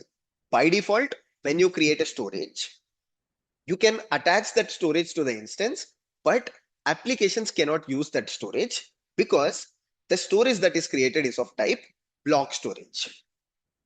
For applications to use it, or even for you to use it, you need to format the storage to something more understandable like ext4 or xfs.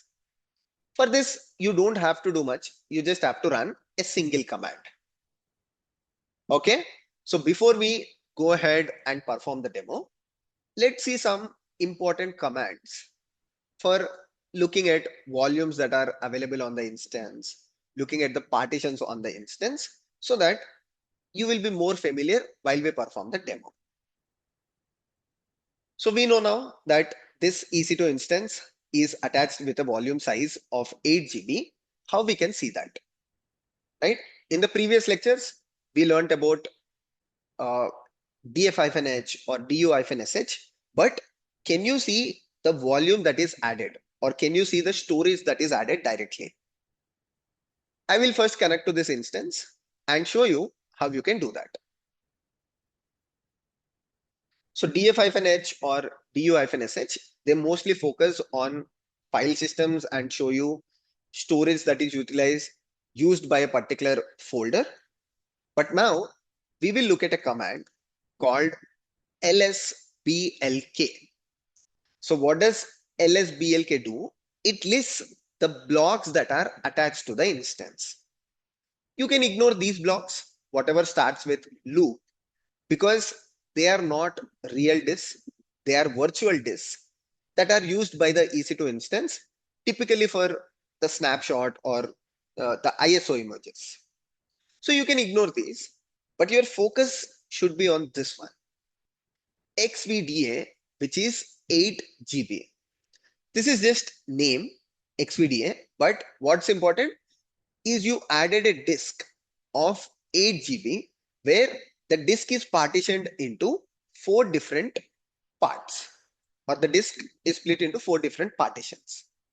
On root, it is 7 GB. So you created a 8 GB disk, right? You created a 8 GB volume. Out of this 8 GB volume, 7 GB is on the root of the file system. For example, if you do ls-ltr/, so you will see all these folders, right? This is on the root of the file system. You can also verify that if you do df-h/, you will notice the size of the root file system is 7 GB. Then Abhishek, where did 1 GB more go? Again, if you do lsblk, you will notice you have other partitions like xvda14, xvda15, which is used by the boot. So if you remember episode 2, where we learned about the folder structure, /boot has images that are used by the EC2 instance during the time of boot, typically during the time of restart or shutdown start. So this is where other 1 GB is utilized. So the root of the file system just has 7 GB, not 8 GB. You can also understand this in detail if you use a command called fdisk-l. Sudo fdisk-l. So fdisk-l usually gives you more information compared to lsblk. They are exactly same commands. I mean, the output that they return is similar, but fdisk-l provides you more details at the file system level or at the partition level. So you can find more information how this partition is split logically, physically. You can understand from IO size point of view, which might not be that important as a Linux administrator when you're managing cloud instances. But if you're managing your on-premises instances, this information might be needed. Okay, so both fdisk-l and lsblk are similar, just that fdisk-l provides you more information about the partitions. So what are partitions? Partitions are nothing but you created a volume. Volume is of type block storage, and that block storage, instead of 8 GB on a whole, is divided into partitions. And each partition can be formatted and mounted to a particular location, right? I'll just repeat this again. So by default, when you create a storage on AWS, it is EBS, which is Elastic Block Storage. So you got this block storage. Instead of using this 8 GB and mounting it to a particular location on Linux operating system, you will split this into partitions. You will format each partition, something like ext4 or xfs, and mount that on folders like slash, on folders like slash boot, etc. Perfect. Now let's go ahead and add volume to the instance. For that, first I need to go to EBS or volumes, Elastic Block Storage, the default storage of AWS, create volume. One important thing that you need to note, my EC2 instance, if I just scroll to the sidewards, is in the availability zone US East 1C. So my volume should also be in the same data center. So what is 1A, 1B, 1C? They are basically data centers. Only then you can attach the volume to the instance. So create volume. Let's just create 10 GB, which is good enough. If you want, you can add a tag. I'll add name later. Create volume. It shouldn't take much time.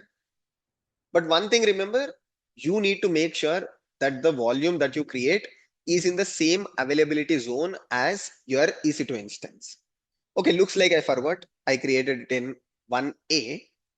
Let me quickly delete this. That would have been a big mess. So it is 1C. Create volume. Okay, it says volume is successfully created. The volume state has to be available. Perfect. The volume state is available and status check is also okay. Click on the actions, attach volume. Now in the drop down, you should see the instance. If you don't see, it's not in the same availability zone. That's it. Device name, let's select it as, let's say, SDF. So you can basically select a different one as well, but HDF is more as a common notation. Attach volume. Okay. So this volume, yeah, you should see the volume status as in use. If you don't see this, or if it's in a different state, please wait while this converts to the in use state. And remember, we used XDF, SDF. Okay, now let's go to the instance. And if I do lsblk, so you will see XVDF 10 GB storage. Perfect. Apart from this XVDA, which was 8 GB, you have now one more thing, which is of 10 GB. Can I use this 10 GB? Please note this, you cannot directly use this 10 GB at this point because of two reasons. One is it is of block storage. Second, you haven't mounted this yet. Block storage, you cannot use it. Only you have to split this into partitions, format it to a particular file system, and only then you can use it. Even if you don't divide this to partitions, it's okay, but you need to format it. Okay, so we just have the instance at this point of time, or volume at this point of time. Now what I'm going to do is I'm going to format this particular thing, or let's create a directory first so that we can later mount it. mkdir -p /mnt, which is a temporary mount directory, and let me call this as demo volume. Okay, I'll switch user to root. Just copy and paste it. ls-ltr /mnt. Okay, so I have the demo thing as well. Now mkfs. Mkfs is a command that is used to make the file system -t ext4. As I told you, there are two important file system formats. One is ext4 or the other one is xfs. Okay, mkfs-t ext4. What are we trying to uh, format? Slash dev slash xvdf, right? So this is what we are trying to format. Okay, so it says file system, writing super blocks. Perfect. So the format is also done. Now we can simply use the mount command. Mount, what are we trying to mount? Slash dev slash xvdf on which location? Slash mnt demo volume. Okay, so now I have mounted this. Now let's see if I run lsblk. Cool. So I have formatted this in the ext4 format and I mounted this in this particular location. Now I'll go to this location, cd slash mnt slash demo volume, and let's see if I can create a file. Touch. I'll try to create something like Abhishek, just a dummy file, ls. Perfect. So this is how you can add storage to your instance. If you do df-h, now you will see. So you have 9.8 GB, out of which only 1% is utilized. And on your root of your file system, you have 4.4 GB left. So previously it was only 4 GB. Now I have 14 GB size left on the instance. This is how you can add volume. Instead of using this location, you can use a location where your applications write the volume to, right? So if your application is writing volume to, let's say slash mnt slash logs, so you can just mount the new volume to this location. Perfect. So this is how you can perform disk management. The important commands that we learned: mount, which is used to mount a particular file system. Umount, I did not show you umount, but it is exactly opposite where you want to remove a mount. So previously I added a volume to the mount slash mnt slash demo users. Using umount, you can remove this. We learned about lsblk, which is to list the blocks. We learned about fdisk-l, which is for formatting. We also learned about mkfs, which is for make file system, or to format a block storage, or to format a partition. So I hope you enjoyed disk management, and my request is to go through networking zero to hero playlist, and I will also add shell scripting playlist. So overall, in this particular Linux zero to hero playlist, you will find 5 episodes related to Linux zero to hero. Then you will find 2 episodes related to networking zero to hero, and you will find 4 or 5 shell scripting videos. By the time this video is uploaded, you will see Linux zero to hero series will have all of them. So if you follow all of them, people keep asking, Abhishek, how much Linux is important? If you complete all of this, shell scripting videos of mine, networking zero to hero, and this 5 episodes of Linux zero to hero, you don't have to learn anything about Linux. Only this is more than enough. Because when it comes to cloud, I also covered cloud networking in AWS, Azure. So this fundamentals is 100% enough for your interviews. I hope you enjoyed this series. Thank you so much. See you all in the next video. Take care. Bye-bye.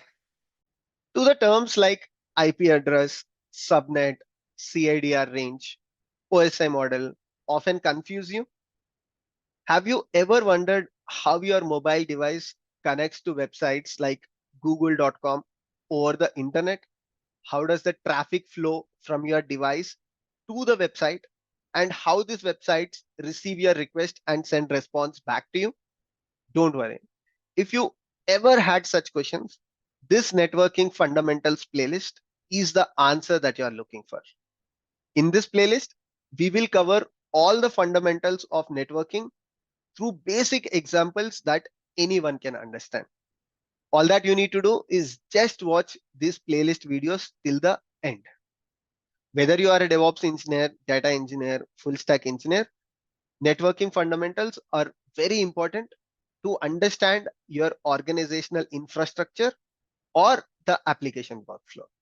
So without any further delay, let's start with the first video and the first topic that we have for today, that is IP address. IP address is a very simple concept. So IP address is used to generate or to provide a unique address to a particular device that is connected to your network. Don't worry, I'll make it simple. Let's say you have a home network. There is a house, and within this house, there is a Wi-Fi or local network that is created through a router. And there are two people or two persons living in this house, and each person has two devices.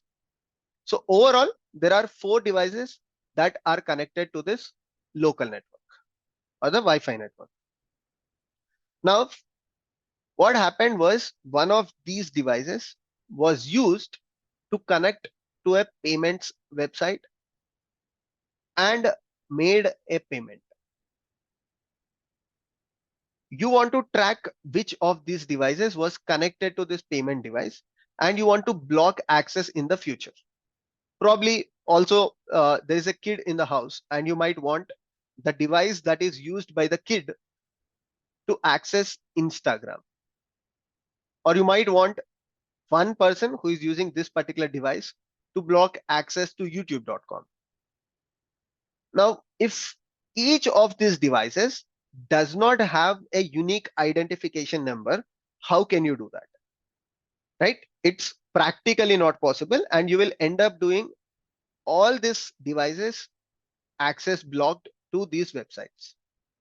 So to avoid that, each of these devices should have a unique number, and that unique identification is nothing but IP address. It's not just about blocking access. Probably you want to track the activities of a particular device, or you want to monitor activities of a particular device. In all of these cases, IP address comes into handy. Now your next question should be, Abhishek, okay, I understood IP address is a unique number that is given to device.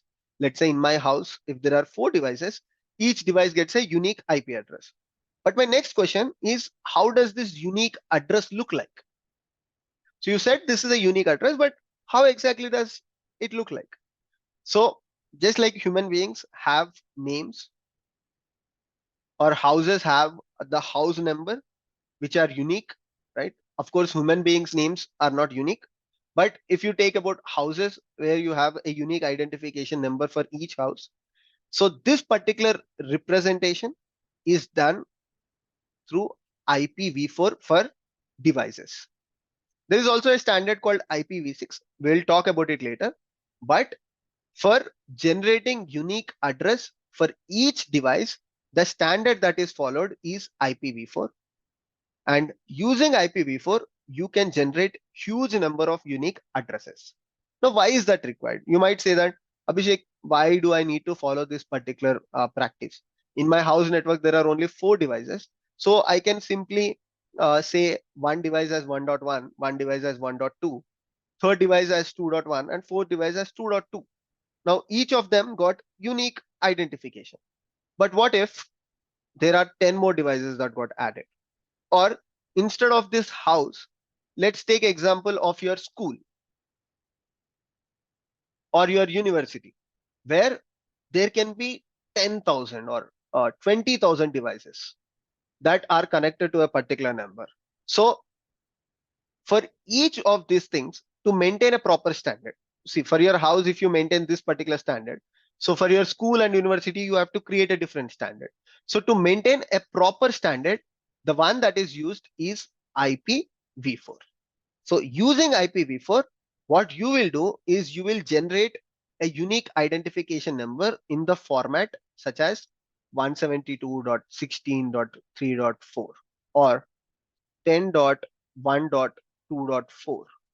So these are the IP addresses. That is, if you are using IPv4 standard for your device, you will see addresses in this particular format. Today, you can go to your laptop and type the command called ifconfig or ipconfig, and you will see this kind of representations for your device. Now, these things are called as IP addresses. Now, let's try to understand what is the significance that you get when you assign this kind of numbers. So if you watch carefully, for each number, there is a dot, right? So here there is a dot, here there is a dot, here there is a dot, and here there is a dot. What is the advantage? So the advantage that you get is each of this number can vary from 0 to 255. So that means the number of unique identifications that you generate varies from 0 to 255 multiplied by 0 to 255 multiplied by 0 to 255 multiplied by 0 to 255. So this is the number of unique IP addresses that you can generate using IPv4 standard. Now your next question has to be, Abhishek, why 255? Why can't it be 0 to 1000? So with IPv4 standard, what you do is, of course, this is a number that you see, but for computer, it does not understand numbers. It only understands bits. So each of this number is 1 byte or 8 bits, right? So overall, what exactly is an IP address? IP address is nothing but 4 bytes or 32 bits.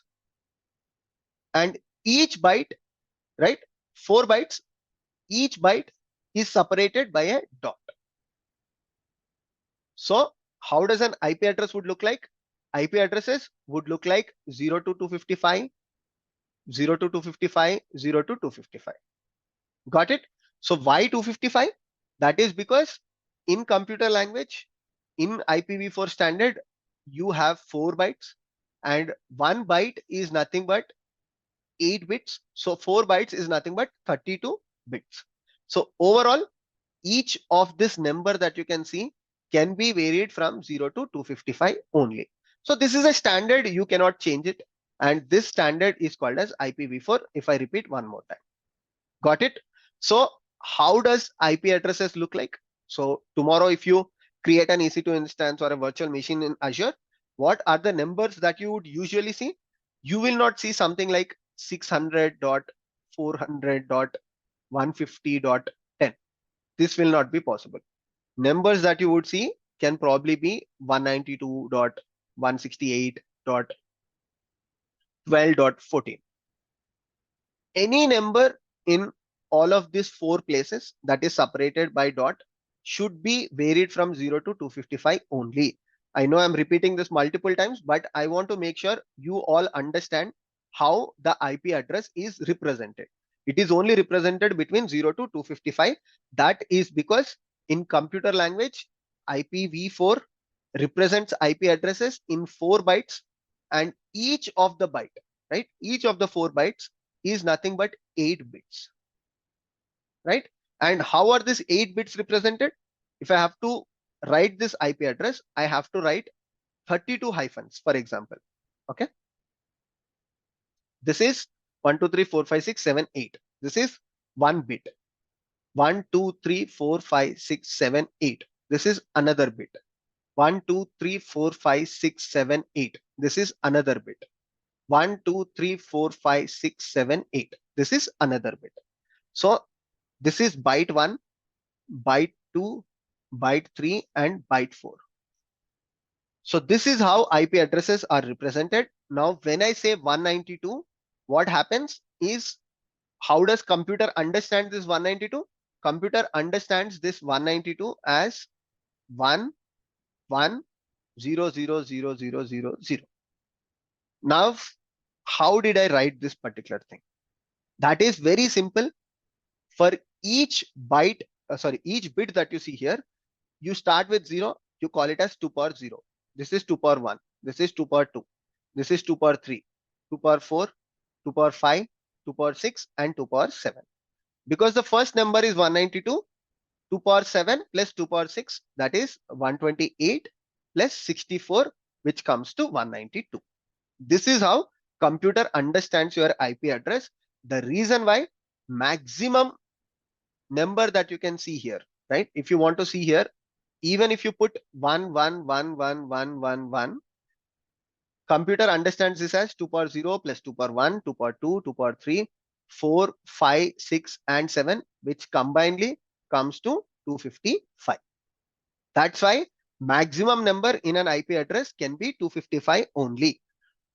If you see something like this, 192.600.12.254, this is not an IP address because 600 is not possible. Now I hope it is very clear how IP address is represented in the IPv4 format. Now, if you want to try out few IP addresses, you can give it a try. Like your assignment can be convert this particular IP address, that is 172 probably dot 32 dot 16 dot 1. Convert this IP address into the format that I have explained. That is using the bits format. How does computer understand this particular IP address? So to do this, what you will simply do, you will convert each byte into 8 hyphens. You will write 2 hyphens, and under this 8 hyphens, you can write 2 power 0, 2 power 1, 2 power 2, 2 power 3, and convert this particular thing. Let's say if I have to write this, by default, I know 32 is just 2 power 5. So this is first decimal, second decimal, third, fourth, fifth, sixth, seventh, right? If I have something like this, in the fifth place, I'll just put 1, and in all of the places, I'll put 0, right? So this is how IP address is converted in the hexadecimal or octet format. It's octet format, it's not hexa. So this is how number is converted into octet format and how computer understands the IP address. Perfect. Now you will understand later point of time why I'm stressing so much on this particular representation. When we try to understand subnets and CIDR, this comes very, very handy. So I hope IP address part is clear. Now let's move to the next concept, that is subnet. Now Abhishek, IP address is very clear where, let's say if I have a home network or a school network, and within the school network, what I'll simply do is I will say I just need some, whenever I'm creating this particular network, let's say I'm creating a VPC on AWS or I'm creating something on OpenStack. Okay, so I'm requesting the network provider, let's say some 65,000 IP addresses, and I got 65,000 IP addresses.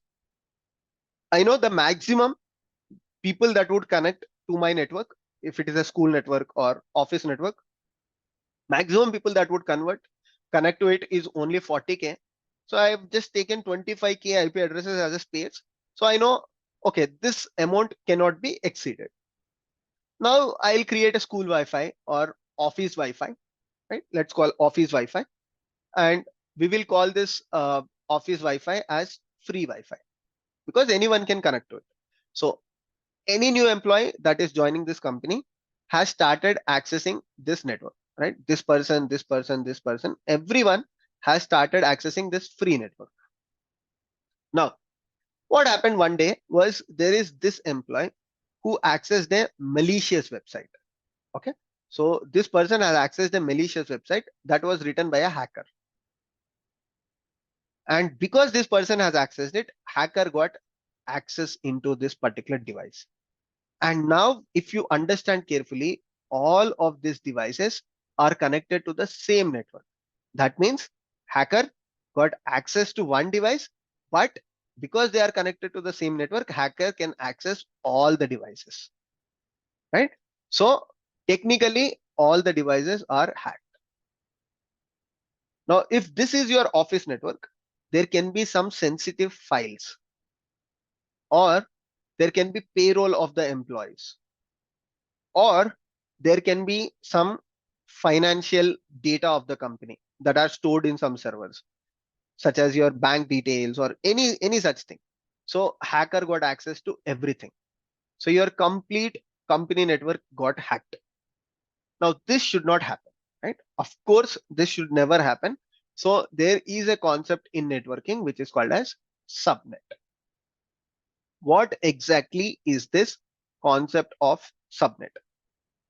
Very simple. Subnet is basically, if you look at the name itself, it says sub networking, where if you take the same example, you can create a VPC in AWS, or you can create a new network on your OpenStack with 65,000 IP addresses. And what you will simply do is you will say, out of this 65 IP addresses, okay, or out of this complete network, I will split it into two parts, okay, and one network I will use only for finance related things, all the sensitive information of the company. I will call this network as secure network. Like sometimes if you go to your company, or if you go to your school network, you will see some secure networks which you don't have access to, and then you will have some free network, or this network can have a password, but this will be shared. If you are an employee, you just go to your admin and you ask for a password, and they will share this password with you. So I'll call it as a free network. And so I will try to split this network into two parts, and I will say network one should be strictly used by finance team, and network two can be used by anyone. Now, even if the hacker, one of these people, tries to access a malicious website and hacker gets access to it, all the devices in this particular network are compromised, but still all of these are sensitive. This is important for the company. This concept is called as subnetting.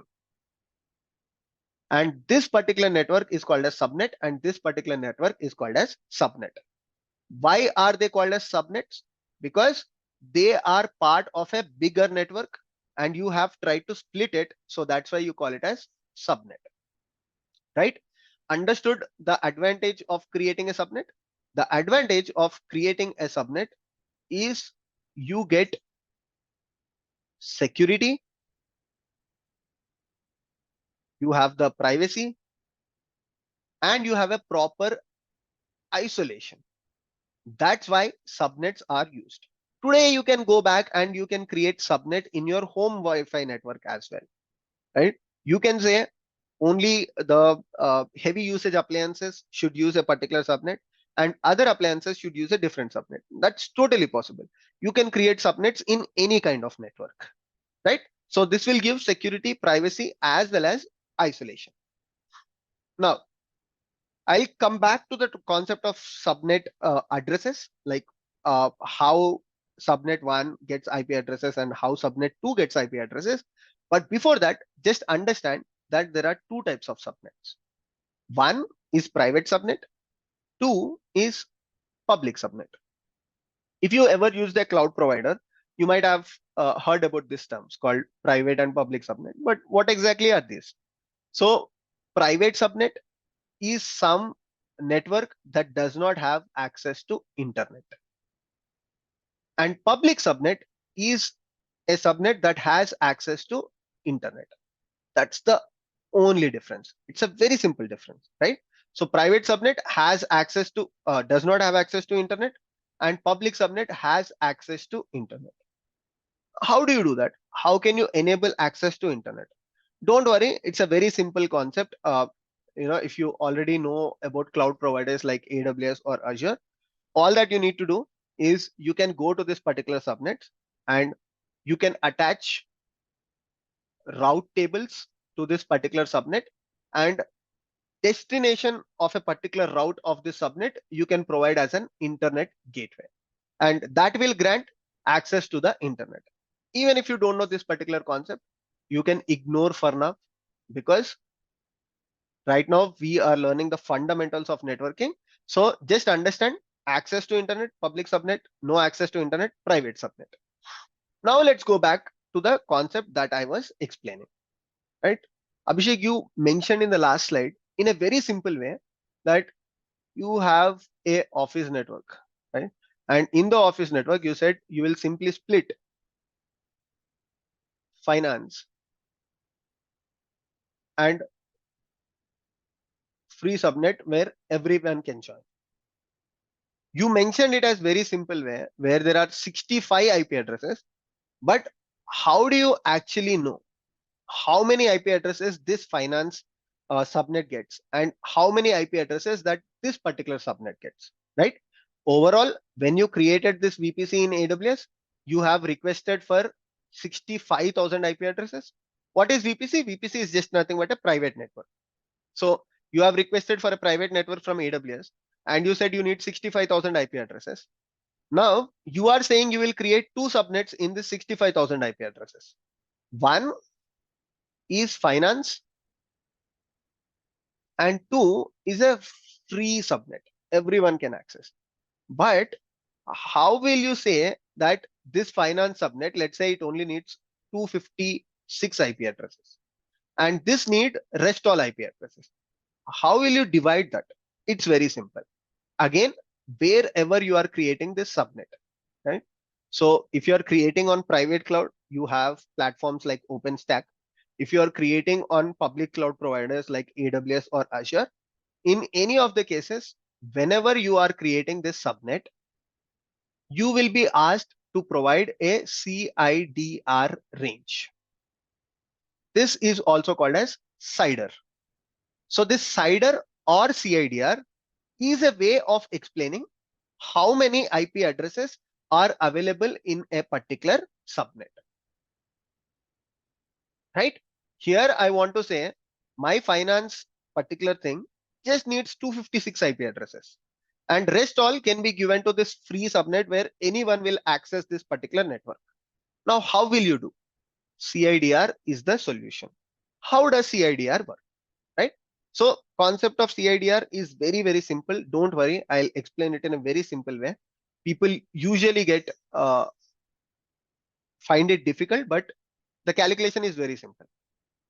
So what you will do when you create this particular subnet, let's use AWS as an example. So you will go to AWS and you will say, I want to create a subnet. Of course, you need to go to the VPC first, right? This is the VPC that you have initially created. You will go to this VPC. Inside the VPC, you'll go to the subnet. And within this subnet, what you will do, I mean, you are creating this subnet. When you are creating, you will be asked for a CIDR. And when you want to create this CIDR, the simple solution is you say 172.16.3.0/24. So if you require 256 IP addresses, you will provide -24. Now, how did I do this? Right? This should be your $1,000,000 question. That is, Abhishek, how did you understand if I need 256 IP addresses, I need to provide 176.16.3.0/24 or 192.16.4.0/24, whatever is the IP address of the VPC followed by /24. How did you understand this? It is very simple.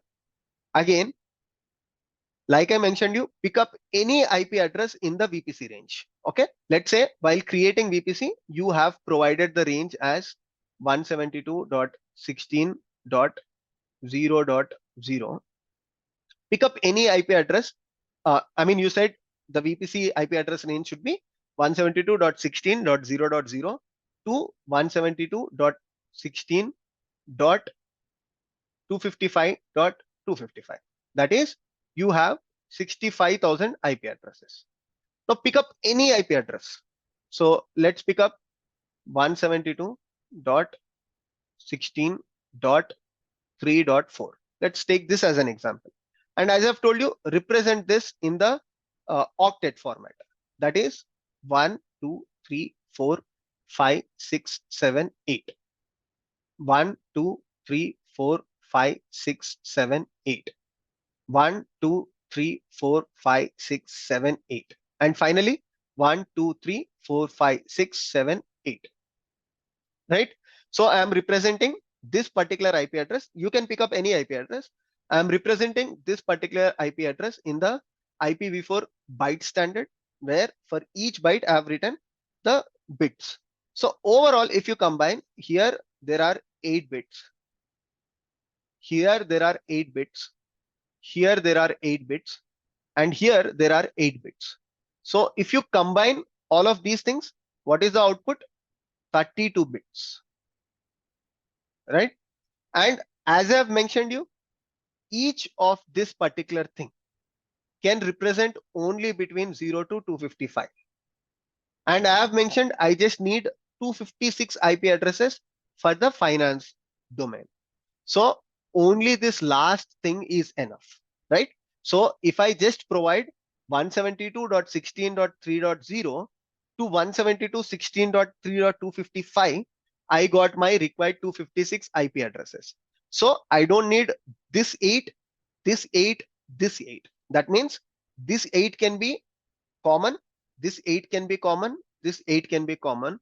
Only this thing will vary. So what was my VPC IP address? VPC IP address was 172.16.0.0 to 255.255, right?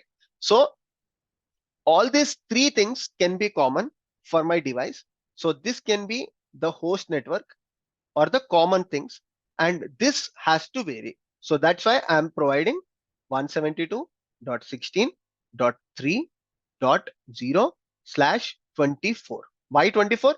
Because I've cancelled 24. That is, all this 24 bits can remain static, can remain same, and only these 8 bits have to vary. So that's why I said 0 followed by 24. Don't worry, I'll try to explain it one more time if you did not understand. So what was my VPC IP address, or the primary network address? 172.16.0.0 to 172.16.255.255. This was my IP address range, right? Now, if I just need 256 IP addresses, I can pick up something like 172.16.3.0, 3.1, 3.2, 3.4 to 3.255, right? What are the number of IP addresses here? 256 IP addresses, right? So this solves my problem. Either I can pick 172.16.3.0 to 3.255, or 172.16.4.0 to 4.255, 5.0 to 5.255. Anything solves my problem.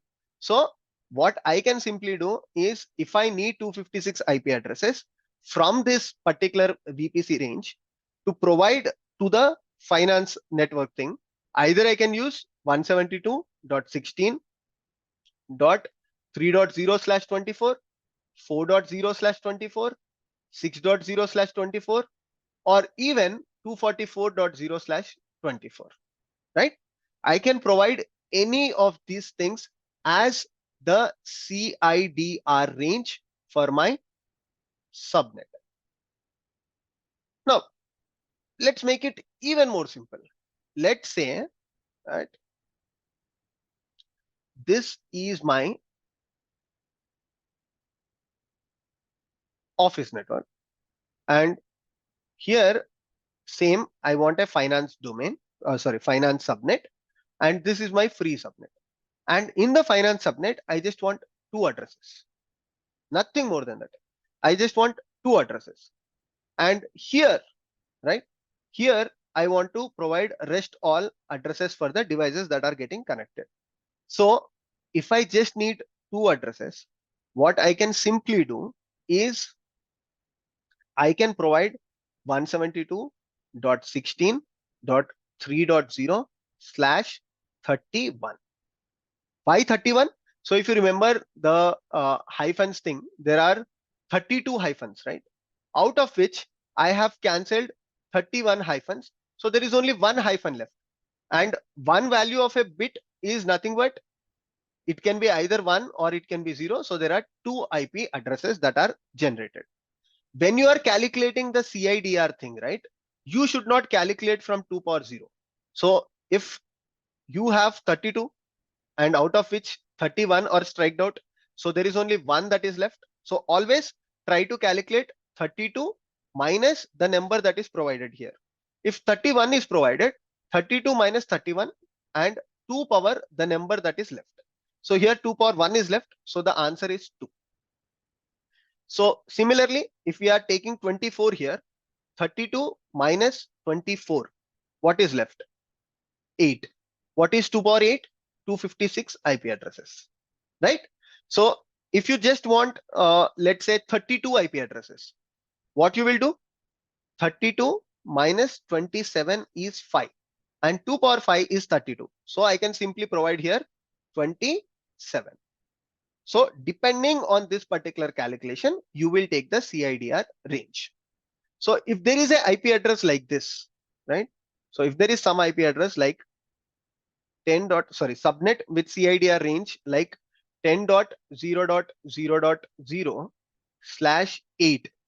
What does that mean?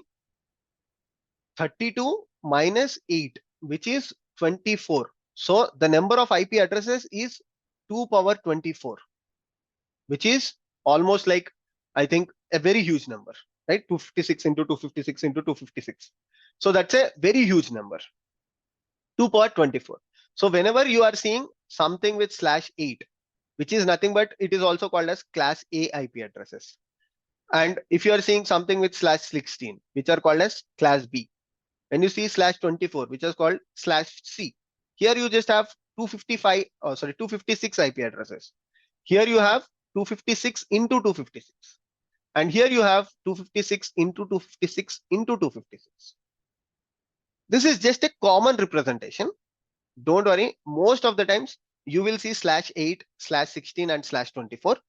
But along with that, you might see /27, you might see /28, you might see /29 as well.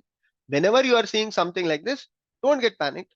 Just simple thing that has to come to your mind is 32 minus 27, which is 5. So number of IP addresses is 32. When you see 29, 32 minus 29, which is 3. So number of IP addresses is 2 power 3, which is 8. Very simple calculation and straightforward, right? So this is the thing that has to be in your back of mind. So next time when you create a VPC, observe these things carefully. Or you are on OpenStack, you are on Azure, anywhere, whenever you are creating a new network, okay, it will immediately ask you for the range of that particular network. So let's say when I'm creating VPC, it will initially ask me for a range. And range I can provide, like I told you, either 10, 172, 198, anything. So I'll just say 192.16.0.0/16. That is, I will have 65,000 IP address. And now when I create subnets inside this VPC, depending on the requirement from the development team or depending on the requirement from the team, if they are asking 32 IP addresses only, what I'll simply do, I'll say 192.16.3.3 or 4, anything here, 3.0/27. This is what I'll give you. And why I'm doing it very quickly, because I'm very used to this particular calculation. So you can take few calculations as example. In internet, you just search for CIDR calculators, you will get hundreds of it, and verify if your calculation is right. So tomorrow, if someone is asking me that, Abhishek, this is my VPC and I want to create a new VPC, subnet with 64 IP addresses. I just want subnet with 64 IP addresses. Immediately what I'll do is I'll just, okay, look at this IP address. Randomly, I'll say 192.16, whatever is my favorite number. So I'll just say 5.0/64. This is 2 power 6. So 32 minus 26 is 6. So 2 power 6 is 64. So I'll just say /26. Right? Now, why I'm only modifying this particular number? Because they are asking below 256. So below 266, I'll just modify this particular thing. This will be static. I'll just put this as 0. If they're asking more than 256, let's say someone is asking me 65,000 IP addresses. So what I'll do, 192.16.0/0/16. This is the CIDR range that I would provide. Now, I hope these examples made the concept of CIDR clear to you. And what you will do is go to the CIDR calculator on internet and take random numbers like this and try to estimate what will be the CIDR number for it, or what will be the number of IP addresses for it. I can give you some assignments. What is the number of IP addresses for this particular CIDR range? Okay, let me write in a new one. What are the number of IP addresses for this particular CIDR that you see? 172.168.3.0/30. And what is the CIDR for 10.0.0/8? So in the comment section, you can mention what will be the number of IP addresses for both of this CIDR range. Let me see how many of you can get this right. And before we move to the next topic, there is one more thing that you have to remember. Most of the times when we talk about private subnets, you will see these numbers only: 192, 172, 10, right? Why you would see mostly these numbers is because these are the ones that are used for private subnets. Okay, so this is just like a practice. So even with Amazon or wherever you are creating, you would see these numbers as the starting ones when you create private subnets, because these are the numbers that are used for private subnets, right? So when you are creating a private subnet, your CIDR range cannot be 3.4.5.6 or 5.0/24. This cannot be your thing, because probably this public one of these public IP addresses has been taken by some particular website. For example, 8.8.8.8 is a public IP address that is taken by google.com. This is the DNS for the google.com. So if you keep this for your application, there will be a conflict. So anytime private IP addresses should be starting with this only, right? So I hope this concept is clear. So what did we cover till now? Till now, we covered the concept of IP address. We covered the concept of CIDR. We covered the concept of subnet. Within subnet, we try to cover what is private subnet. We try to cover what is public subnet as well. These are the things that we have covered till now. And the next concept is about ports. Ports is again a very, very simple concept. You don't have to get confused with it. So whenever we provide IP addresses to connect to websites, we provide some ports, right? Colon 80, colon 443, or we say colon 3600, or colon 8080. What exactly are these things? So basically, to bind an application. So let's take a virtual machine. Okay. On this virtual machine, I have deployed an application. Okay. Now on this virtual machine, there can be number of applications. Okay. So what you can do is, for application, you can provide a unique port. Again, ports are also in a particular range only. You cannot create port with number 1 lakh, right? So, and there are some ports that are taken also, right? For example, there is a specific port for MySQL. Better not to take that particular port. Or there can be a port for Jenkins. Usually Jenkins starts on 8080. So better not to take that particular port. So whenever you are starting your application, start with unique ports such as 9000, right? Or you can take 9191, these kind of ports, right? For example, better not to take ports like 3306, which are taken by other kind of applications. So these things comes with practice. And what if you go back to the topic that we are discussing, whenever you create application on a virtual machine, to access this application from the internet, you need two things. One is the IP address of this virtual machine. Of course, if it's a public IP address, only you can access it from the internet. If it's a private IP address, you can access only within your network. Let's say this is a public IP address. So to access this particular application, if this application has port 9191, so you will say 172.168.3.0/30. public IP address, let's say 3.4.5.8 colon 9191. Now, if this application has port 5162, so you will access using 5162. So what is a port? Port is a unique number for your application. In an instance, there can be hundreds of applications, and using port, you can distinguish the request has to go to which particular application, right? So till now we covered these four concepts, and there is one concept that is left, that is OSI model. And when we learn about OSI model, we will cover things like HTTP, we will cover TCP, we will cover layer 1 to layer 7. And this is going to be a huge topic. So let's try to put this in the part 2. In episode 1, we learned about IP address, what exactly is a subnet, what are the different types of subnets.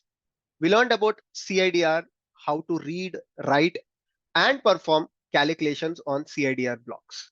If you are not aware of these networking basics, I'll highly recommend you to watch episode 1, and the link to episode 1 is in the description. Now let's move towards the whiteboard and start understanding the concept for today, that is OSI model. We all interact with servers on a day-to-day basis. Let's take a simple example. Let's say I open my laptop, open one of my favorite browsers, and search for google.com. Within a fraction of seconds, I receive a response back, which is nothing but Google homepage, a HTML page, basically. But how does this thing happen? How is my request from my personal laptop sent over the internet to one of these Google servers? And how is the response received back to my personal laptop? What are the different components that are involved? And what are the different layers in which the journey of data takes place? So I'm calling it as journey of data because whatever you are trying to request and whatever you are trying to send is all data. So OSI model is one of the popular models that helps you understand the journey of data across the internet. What are the different layers that are involved? And OSI model explains this entire thing in 7 layers. Layer 7 to layer 1. Sometimes it can be layer 1 to layer 7 if you are at the receiving end of the data. But what exactly each of these layers do? What happens to my data in each of these layers? When I say layer 7, layer 6, layer 5, layer 4, layer 3, 2, and 1, what each of these layers actually do? How my data gets transformed in each of these layers, and finally, how does it reach one of these Google servers? Let's try to understand the same thing in today's video. We will use the same example, that is request to google.com, and let's try to understand the complete workflow here. Before we understand the journey of data, that is, even before your browser initiates a request to the Google server, there are two things that happens. That is, even before the OSI model comes into picture, they are: number one is DNS resolution. It is also good to understand these concepts before you understand the OSI model and what each and every layer does, because this is also part of the entire workflow that you are trying to learn, the networking concepts. DNS resolution, and the second thing that happens is the TCP handshake. Now, why these things happens even before your request is initiated, right? Even before the request starts or even before the request is sent, why these things happens? Because let's say you are searching for, or you are trying to make a request to https www.google.com. First of all, what your router, that is your home router or your browser, tries to do is they will try to verify if www.google.com is mapped to any particular IP address. So there is a system called DNS, which is nothing but domain naming service. You can understand it as a simple database, right? Just try to understand it as simple database where records are maintained, right? If I have to explain this in a very simple way, just try to understand that every router has this information, which is records of domain name mapping with IP address, right? So when you are saying www.google.com, in this domain naming service, there is an IP address against the google.com domain name. Now, when you search for this www.google.com, router verifies this initially in the local cache, right? Just like your laptop has a local cache, or you have the local memory. Similarly, your router initially searches this for in the local cache, where previously if your router has made a request to this particular website, it might have maintained its records in the local cache. If this information is not available in the local cache, then it goes to your internet service provider and verifies this particular mapping, if there is any mapping for the domain name in your internet service provider's DNS. Every internet service provider maintains a DNS where the complete records are available, right? So google.com is usually mapped to the IP address 8.8.8.8. So if this mapping happens, if this domain that you're trying to reach is actually valid, only then you will move to the second stage. Why this needs to be performed? Because let's say I'm trying to access something like www.Abhishek.Veeramalla.com. Now, this is something that does not even exist. I did not create this domain. I did not map it to a particular IP address. Now, what's the point of starting with this entire data journey? Sometimes you might be uploading some 10 GB file, or you might be sending a huge amount of data. Now, if the DNS itself is not resolved, what's the point of even starting the data journey, or what's the point of even initiating the request? Why should your browser or router initiate a request, right? So this is the first step that happens, DNS resolution. If the DNS resolution happens, then comes your second stage, which is nothing but TCP handshake. Now, what is the TCP handshake? Again, it's a very simple concept. Let's say this is your laptop and this is the Google server. Now, you are trying to send a request to it. You are ready to send a request, but is the server that you're trying to send is ready to accept your request? What if it denies your request even after sending this entire thing, right? What if you cannot make a handshake with it? Handshake is nothing but you are just trying to say hi and it says, hi, I'm okay to accept your request. So there is a TCP handshake, which is usually called as a three-way handshake, that gets performed even before your request initiation or even before your OSI model comes into picture. Now, how does this three-way handshake perform? So when you say www.google.com, what your router or browser, what they try to do is they initially send a hi to the server. Like, let's say this is your laptop and this is your server. So initially, the router tries to send a hi. In networking terminology, we call it as sync. And if this server is ready to accept, if it says that, okay, I'm good, then it says hi, which is in the networking terminology, sync acknowledged. And finally, your laptop says acknowledged. So this happens in 3 steps. That's why we call it as a three-way handshake. Now you might ask me, but Abhishek, why can't it be very simple as you say sync and it says sync acknowledged and it's done? So it's a very detailed explanation. Let's not go into it. But if you are interested, there is also something called two-way handshake. And there's also something called four-way handshake. So if you are interested, you can go through these things. You can read about difference between two-way, three-way, and four-way handshake. Three-way is the most popular and which is mostly used. So that's why I'm talking about the three-way handshake, but you can also read about these things. So these are the two you can consider as prerequisites even before your data request initiation takes place. One is DNS resolution. Two is the TCP handshake. Now that you understand both of these concepts, that is, if DNS resolution is done and TCP handshake is also done, then your data initiation or your data request initiation starts. Now let's try to understand that in terms of the OSI model. Now I hope you understood why did I explain this even before the OSI model, because when you are learning networking, it's important to understand the end-to-end part of it.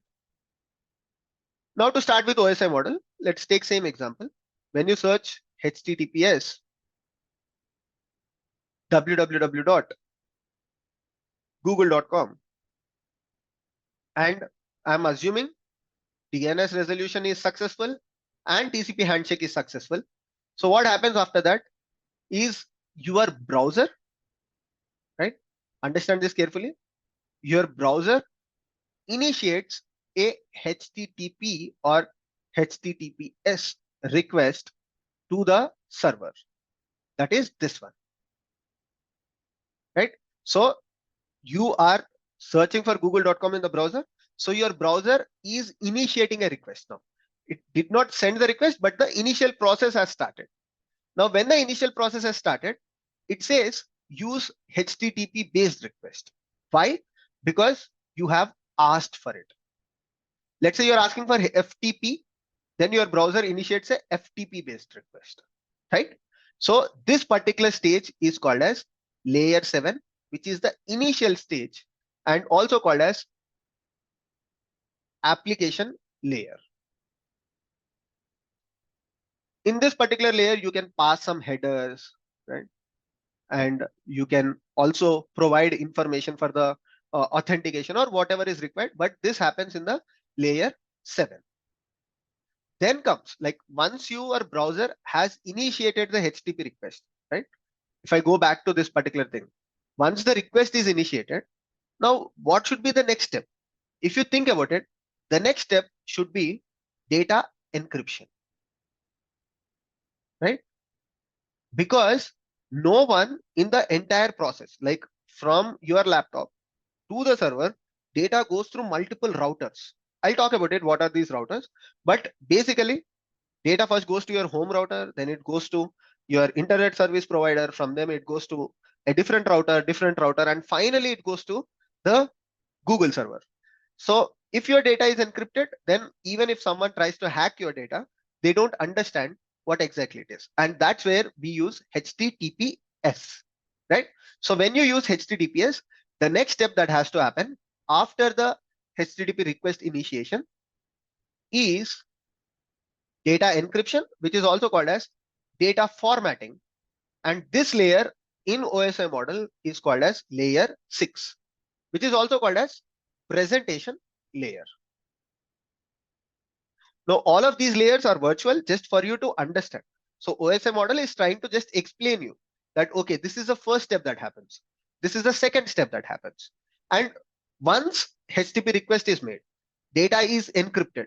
What should be the next step? The next step should be your browser should create a session. What exactly this is? Very simple. Let's say today you can go to facebook.com and probably search for facebook.com/Abhishek.Veeramalla. 20 minutes later, take a different tab or probably take a different window as well and search for facebook.com/Raju or John. Your browser will not ask you to authenticate one more time. Initially, when you search for facebook.com/Abhishek.Veeramalla, it will ask you to log in into Facebook. But even after 20 minutes, if you search for /John or /XYZ, facebook.com does not ask you to authenticate because there is a session that is maintained. And this session is very, very important because sometimes, let's take example of your banking transaction. Okay. So initially you log into your bank and probably you try to send someone some amount or you try to make a transaction. What if your session gets disconnected in 1 minute. You just have 1 minute, you complete your transaction, or you make a transaction and you want to make one more transaction, right? Unless you log out, your bank server should not ask you to log in one more time. And that happens only if your browser creates a session. We all use sessions on a day-to-day basis. Whether you are using Instagram, Facebook, or anything, there are sessions that are maintained. So once the HTTP request is initiated, second thing that happens is encryption, which is nothing but data formatting in the presentation layer. And then a session is created with you and the server, so that the server does not ask you to authenticate multiple times. And this particular thing is called as session layer. And one interesting thing about all these three layers, right? Layer 7, layer 6, and layer 5 is that all of these three layers are maintained by your browser, right? So all these three layers happen at your browser level. What does that mean? Let's say you're using Chrome, or you're using Firefox, or you're using any particular browser. Layer 7, layer 6, and layer 5 are taken care by those browsers itself, right? Your browser initiates a request, then your browser, depending upon HTTPS and what kind of certificates that you're providing, it takes care of encryption, and your browser only takes care of session. If you want an example, just go to your browser, go to your browser settings, and try to clear cache as well as cookies, and then try to authenticate with the facebook.com. Let's say you authenticated facebook.com. 2 minutes later, if you delete the cookies and cache, it will ask you to authenticate one more time because you have deleted the session. Session is basically stored in cookies and cache, right? So layer 7, 6, and 5 are taken care by your browser itself. We did not even come to the router part. If this is my laptop and this is my server, laptop is connected to my home router. Till now, whatever I discussed is happening in the browser itself. My request even did not reach this particular browser if I'm talking about only layer 6, 5, and 4.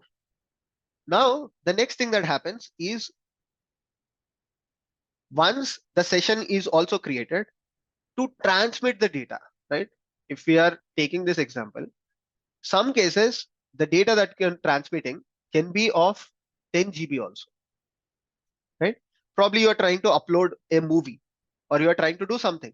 So if you are trying to do data in one at a time, like if 10 GB if you are trying to upload it once, or even simple things such as requesting to google.com, what usually happens is your data is segmented, right? That is, the data that you are trying to send or the data that you are trying to receive is segmented and split into parts. So this particular thing is called as segmentation, and this happens in layer 4. Along with the segmentation, in this particular layer, the protocol is also defined, whether you want to use TCP or UDP, right? So there are only two protocols which are like these are the widely used, TCP as well as UDP. And in layer 4, once all of these things happen, data segmentation takes place, and the particular protocol is also identified in this layer. How is the protocol identified? Mostly these are standardized. Let's say if you're using HTTP, the protocol is TCP. If you're using something like DNS or something else, the protocol is UDP. So these protocols are standardized, and whether, if you are using HTTP, TCP is the protocol that is used to transmit the data from here on. That is, the segments of data that got split are transmitted using the TCP protocol. And this layer is called as transport layer. Now, once the data segmentation is also done, now it's time to send the data. And to send the data, the first thing that happens is the data that's sent is received by your router. And what your router does is router does two particular things. One is to this segmented data. Let's say you want to travel from Delhi to Mumbai. here you know what is your destination, right? You know that you want to travel from Delhi to Mumbai. And second thing is what is the shortest path? Probably you can travel from Delhi to Mumbai in 20 different ways, but you will only pick up the shortest path. Similarly, even in this example, data from your personal laptop to google.com, that is from India to the US, there will be multiple hops for your data. That is, there are multiple routers that are involved. Probably your home router, then your internet service provider, from your internet service provider to etc XYZ, and finally it reaches the Google server. So which routers or which hops should your data take to reach the Google server in the fastest way? To understand that, what we will do in the layer 3 is that we will add source IP address as well as destination IP address to each segment, right? And here, once you add the source IP address and the destination IP address, we call this data as packets, right? So packets have a clear information of how to travel, which path to take, and who takes this decision. This decision is taken by your router. And this layer is called as networking layer. Just try to take this example. Delhi to Mumbai, if you have to travel, you need to know what is your source and what is your destination. If you want to send 100 people from Delhi to Mumbai, to each and every person, you will tell them that, okay, this is the path that you have to take. Similarly, in layer 3, your router comes into picture and your router tells each and every packet that, okay, this is the source, this is the destination IP address, and you need to travel through these hops, right? And this layer is called as networking layer. Then comes your layer 2. And in layer 2, like, okay, now your router received the information. But if you understand it carefully, usually these routers are connected to switches, right? Even if you look at your home network, your router is connected to an Ethernet port. And from the Ethernet port, your router is connected to the cables, right? So if you're talking about these Ethernet ports, or if you're talking about these switches, right?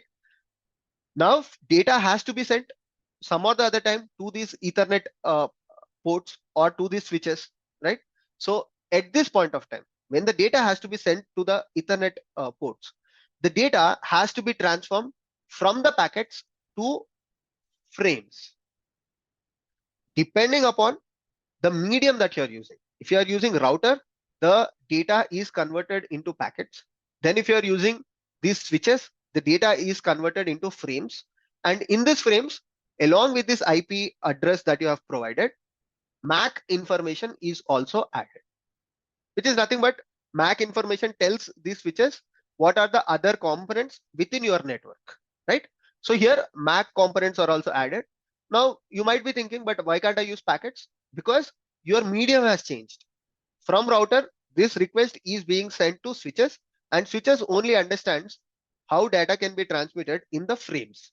So this layer is called as data link layer.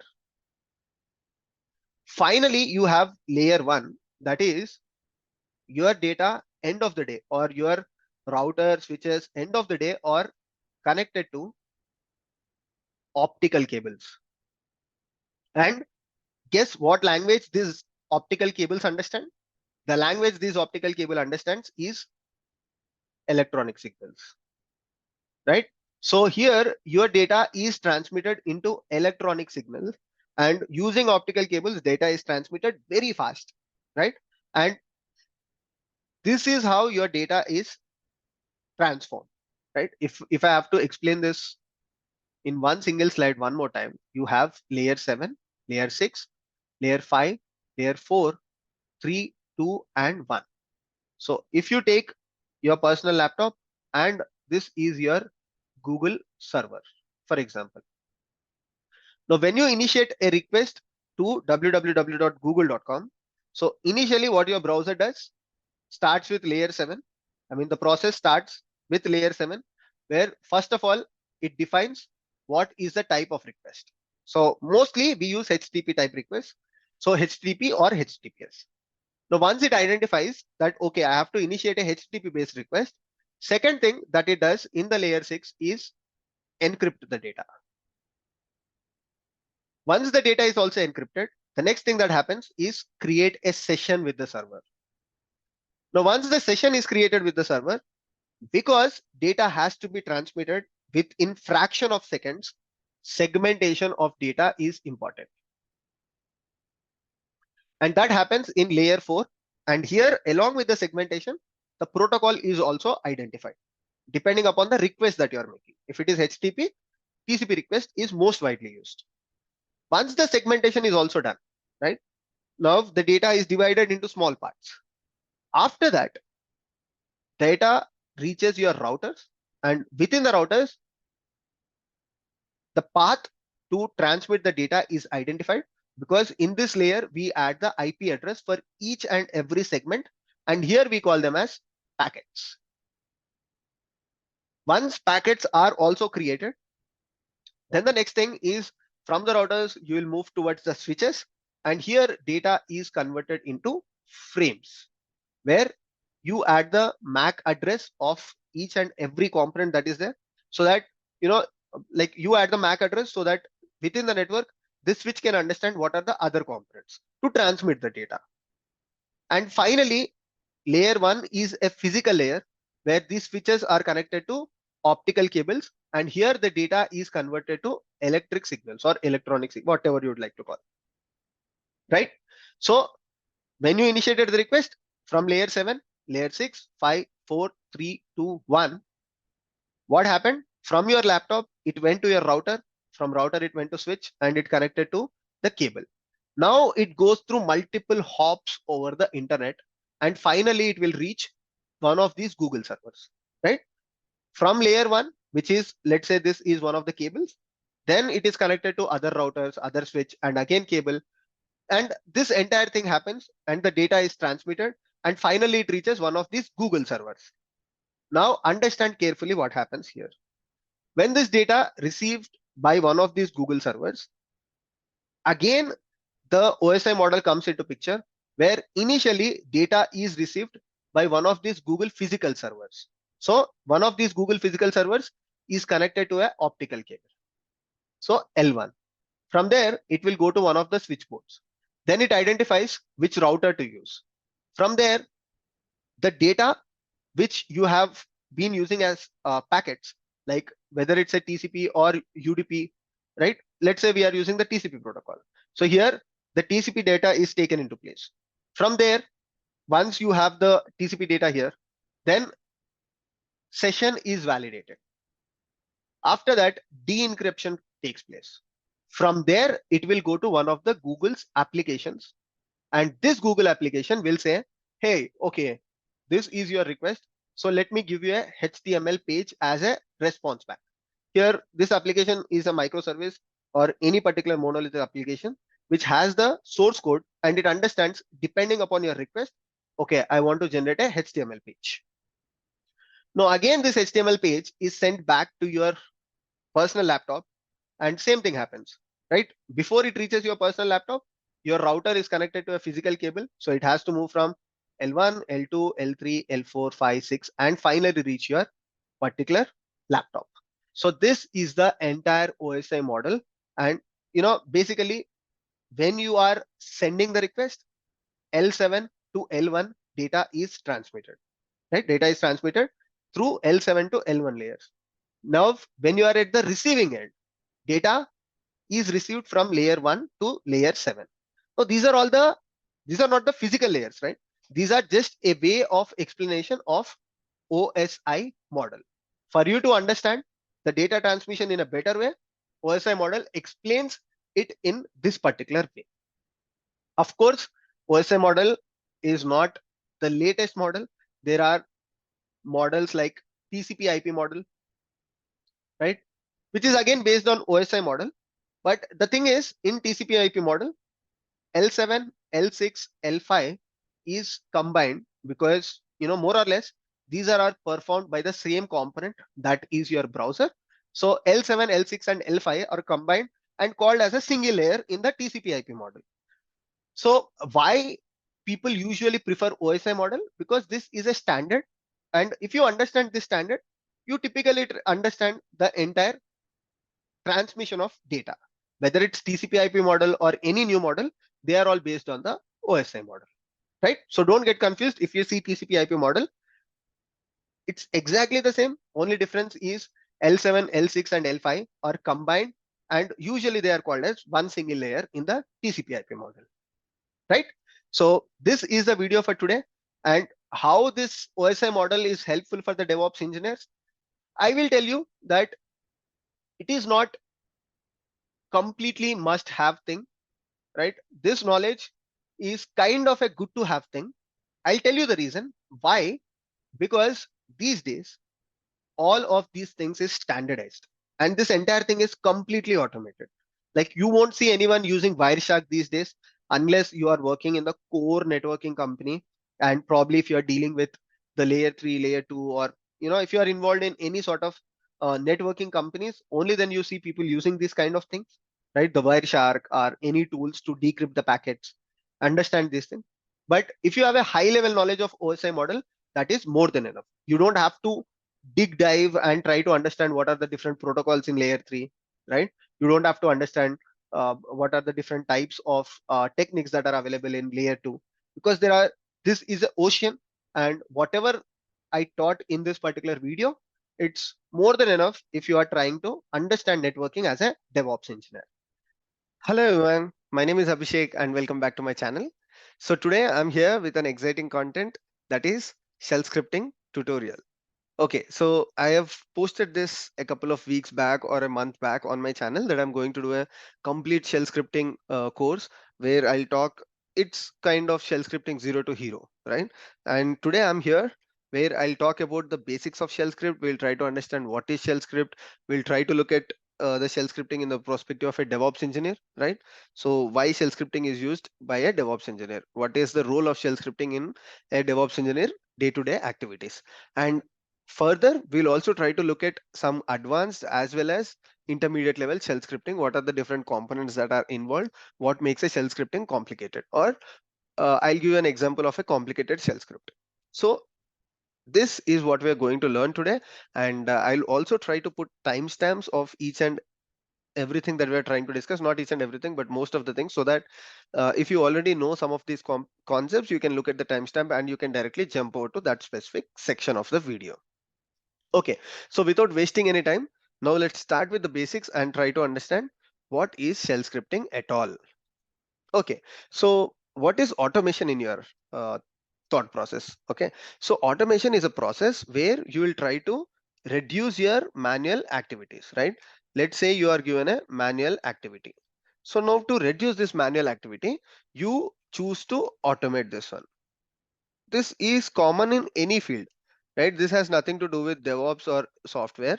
So even in your day-to-day activities, if you're doing something constantly and something that is very tedious or something that requires a lot of your effort, you'll try to do automation. So similarly, if you're doing any such thing on your Linux hosted machine or on your Linux compute, whether it can be a Linux machine on your AWS, right, or a Linux machine that you install on your laptop.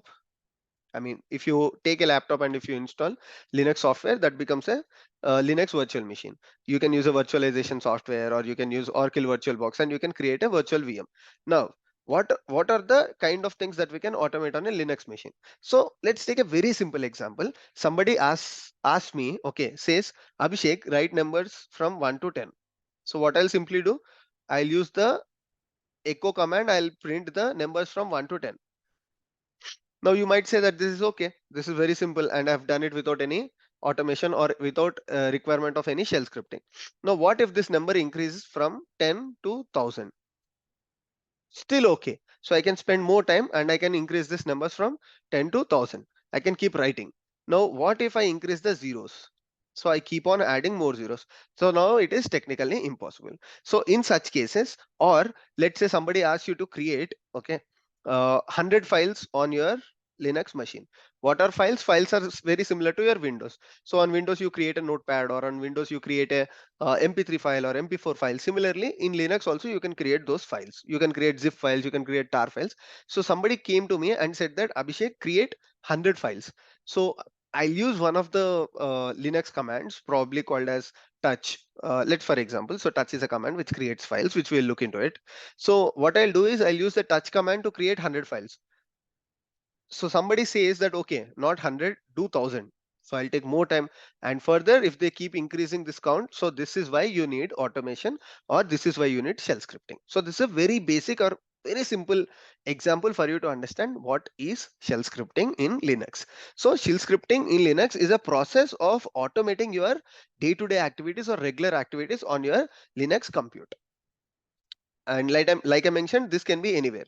So irrespective of your AWS hosted Linux virtual machine or your laptop Linux virtual machine, as far as you are using the same shell, so in your shell scripting you can define which shell to execute this script, which I'll show you. So this can be executed anywhere. Okay, so this is what we are going to learn today. So this is the reason, or this is the one of the how do I say, like, why do you require shell scripting is an example that I just stated. Now, so what we'll try to do is we will try to learn how to write a shell script. Okay, now that we understood what is shell scripting, now we need to start writing a shell script first of all. So once you start writing a shell script, or what are the basic requirements? So like any programming language, whether you're learning Java, whether you're learning C, so whenever you submit a set of actions, okay, so let's quickly jump onto the terminal and let's start looking from here. So this is my Linux machine. So I'm currently using a Mac laptop, so I don't have to install anything. But if you're on Windows, so what you need to do before this video, you need to create an account with AWS or any cloud platform, and or you can also use Oracle VirtualBox and install a virtual machine. But to make it easy, you can go to AWS, create a virtual machine, and you can start following this demo. So first of all, to write a shell script, what is the basic thing that requires is you need to have a file. So inside your file, you write a script. So how do you create file in on a Linux machine? So one of the basic commands that works on any Linux machine is touch. So you can say touch, and probably let's say this is okay. First shell script. Okay, because I'm writing a shell script, the extension would be .sh. Similar to if you're writing a Python file, it would be .py. If you're writing Java file, so I mean, depending upon the program language, you use the extension. So this is how you create a file on your Linux machine. Now, as soon as I do it, now how do I list the files? So list the files is nothing but if you're using a Windows machine, you can simply go to any specific folder. Like you have C drive, you have D drive. What you will do, you will use your cursor, you will use your mouse, and you will go to the C drive and you will click on the button on the C drive, and it shows all the folders that are present or all the files that are present inside your drive. Similarly, in Linux, you cannot do all of those things if you don't have your uh, prompt, or if you don't have I mean, if you're simply using the command line.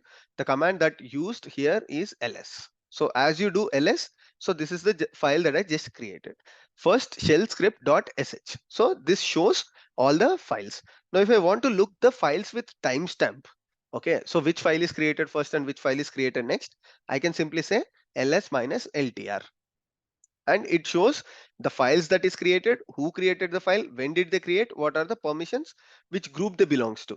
Now I'll explain about each and everything in detail, but for now you understood what is ls and what is ls minus ltr. Now you can ask me that I just remember the command called ls, which is used to list the files, but I don't know the extension that you use, that is minus ltr. Okay, or you might say that okay, I know the ls command, but I totally forgot what and why this command is used. So simply Linux provides you an option which is very good called man. Man is nothing but manual. So just suffix any command with man and simply type the command. So it gives you the details of the command. Like it can be any command. Previously we used the touch command. So I can suffix touch with man, and once I press enter, it provides the details of this command. So what does it say? Touch, change file access and modification times. So description, touch utility sets the modification and access times of the files. If any file does not exist, it is created with default permissions. Okay, so what does it say? If you're using the touch command and if the file does not exist, it is created with the default permissions. That's what it describes. So similarly, if I use the ls and if I want to look at all the options that are provided by the ls command, like I just used -ltr. So what is -t stands for? If I simply type -t here, okay, so here it describes about the options for -t. Similarly, you can look at all the options that are available for this command, okay, for any command. So what is the thing that we use here? We simply suffix it with the man command. So till now we just learned about 3 commands, okay. So that's how your Linux is. So within a matter of 1 minute we learned 3 commands already. What are the commands that we learned? First command that we learned is ls, okay. What is ls used for? Ls is used for listing the files or folders, right? Files or folders, or simply if you want to list a directory, then you simply use the ls command. And I also showed you how to create a file, that is using the touch command, right? And we also learned about the another new command, that is man command. What is man command? Man command is used as a manual for any command that you want to reference. So how do you use the man command? Simply suffix is use man in front of the command that you want to use, simply like man ls or man touch or any other commands that we are going to learn. So if you are forgetting something, or if you just know the command but you are not sure what this command is used for, what is your go-to option? The manual command that is present on your Linux machine. So any Linux machines will have this basic commands. Okay, so these are installed by default, right? So I have not installed any of these things. By default, whenever you have a Linux machine which comes with shell, so they have all of these binaries or all of these commands pre-installed on the Linux machine. Okay, so perfect. Now we just learned about the 3 commands. Now let me open the file. Okay, so what I've done, I've used the touch command to create the file. I've used the ls command to verify that the file is created.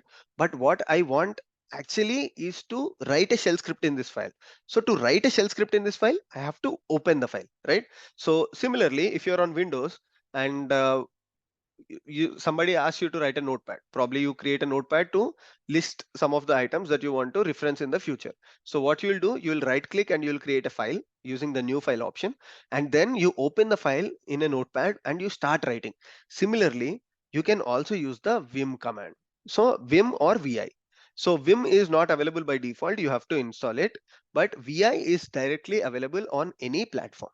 So if you're using any Linux machine, vi is by default available, so you can directly use vi. So now I'll use the vi and I'll open the file that I just created. So now you might say that, okay, there are hundreds of files here, so what you will do, simply use ls command.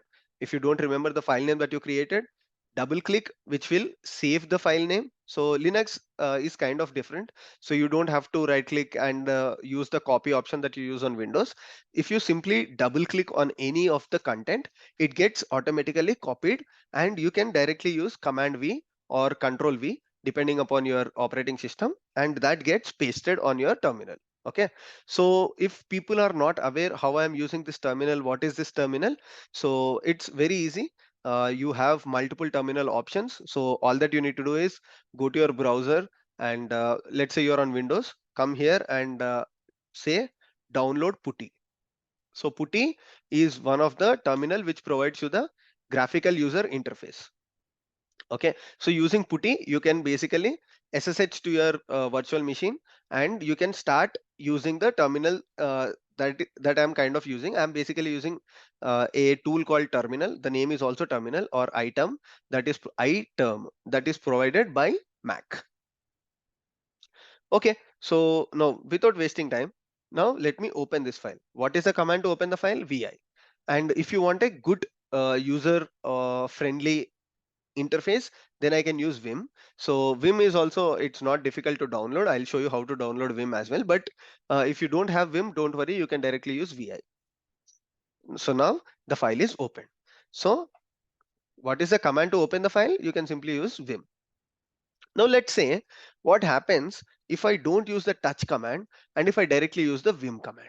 Okay, so let me call vim second shell script.sh. So any guesses what happens here?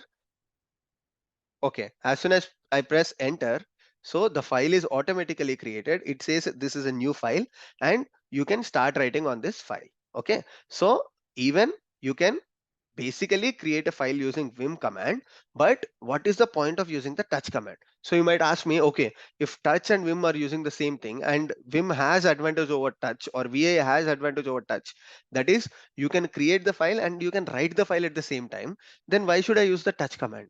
So you might get this question, but touch command is basically used in your automations. So it is very important to learn the touch command.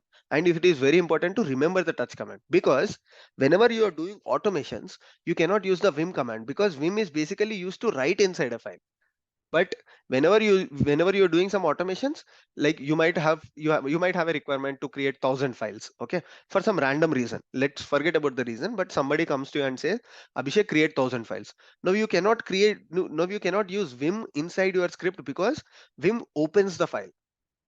Okay, it creates and also opens the file. What happens if the file is opened? Let's say you have a windows laptop and I'll play 1,000 movies at once. What happens? Your machine gets crashed.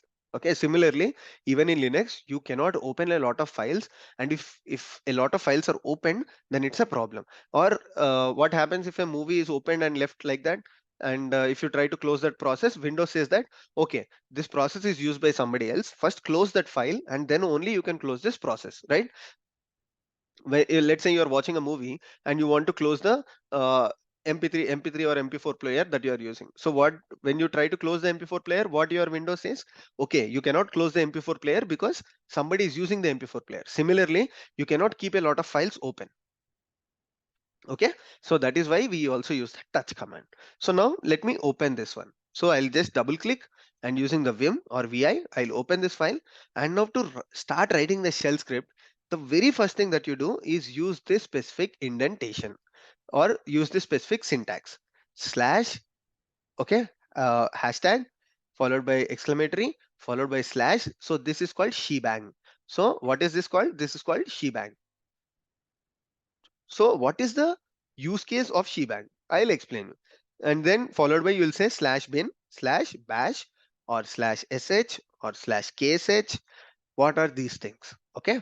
So now this is something very important to learn. So before I start writing a shell script, first of all, I need to explain you what is this first line that everybody writes in a shell script. So now you go randomly to any shell script. Okay. So let's say I will go to a GitHub. Okay, GitHub shell script examples. Okay, and I'll randomly open any GitHub repository. So I just opened a GitHub repository here, and let me increase the font for you, and let me open this script folder. And there is a simple shell script here called addition.sh. And what is the first line that this person wrote? Shebang user bin env bash. So everybody uses the shebang and writes the specific syntax. Or effect.sh, randomly you open any of these files. Okay, so the first line would be using the shebang and the shell that they are using. Now what is the requirement, why you have to do that? Okay, so let me explain you this with a detailed I mean, what is the history of writing these things? So let me explain you. Okay, so you are seeing my board right now. Let me erase all this content here.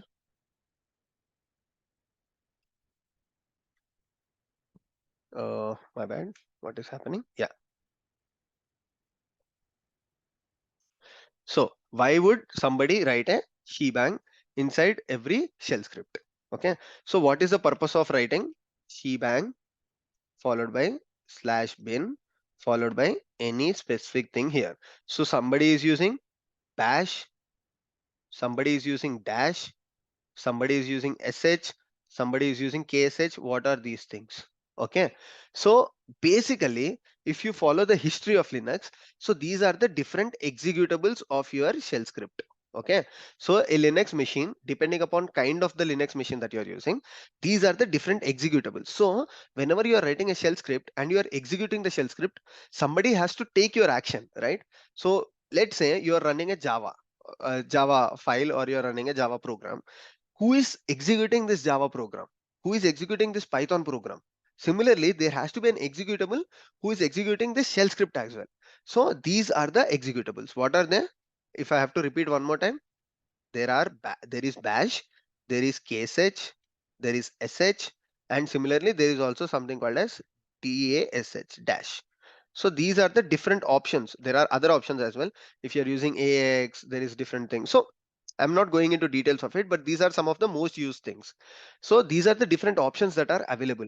So you have to specify, you have to inform your Linux or your kernel that, okay, so this is the executable that I want to use for executing my shell script.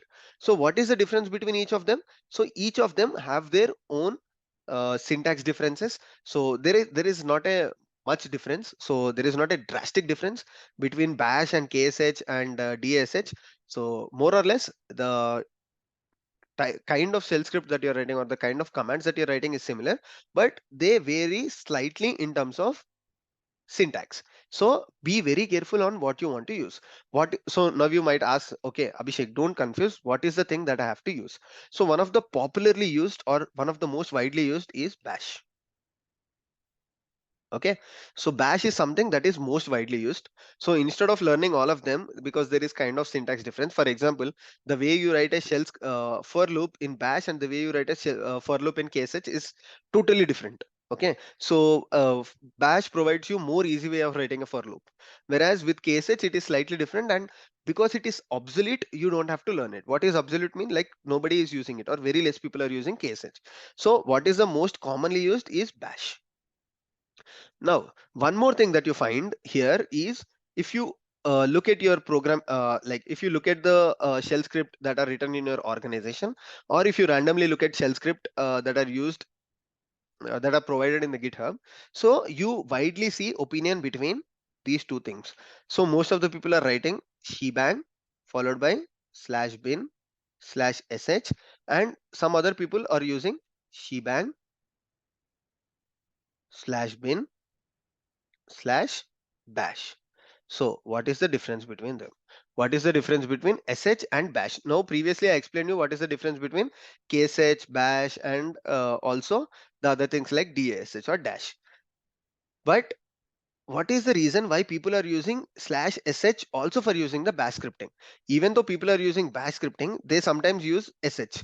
So previously, okay, if you again go back to the history of Linux, so slash bin slash sh is something that redirects your like, even though they are providing slash bin slash sh, so there is a concept in Linux called linking. So there is soft link and hard link, which we will not cover in this video, but there is a option called linking. So using linking, even if you're providing this one, this previously it was redirecting to slash bin slash bash. That means, so even though you're providing this, the request is taken by sh, but it is forwarded to bash.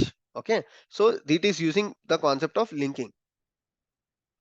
Okay, so don't worry if you see sh or bash in your previous scripts, scripts that were written previously in your organization. So if you see slash bin slash sh, and if you think that it is executing bash, that is because of the linking concept that is provided.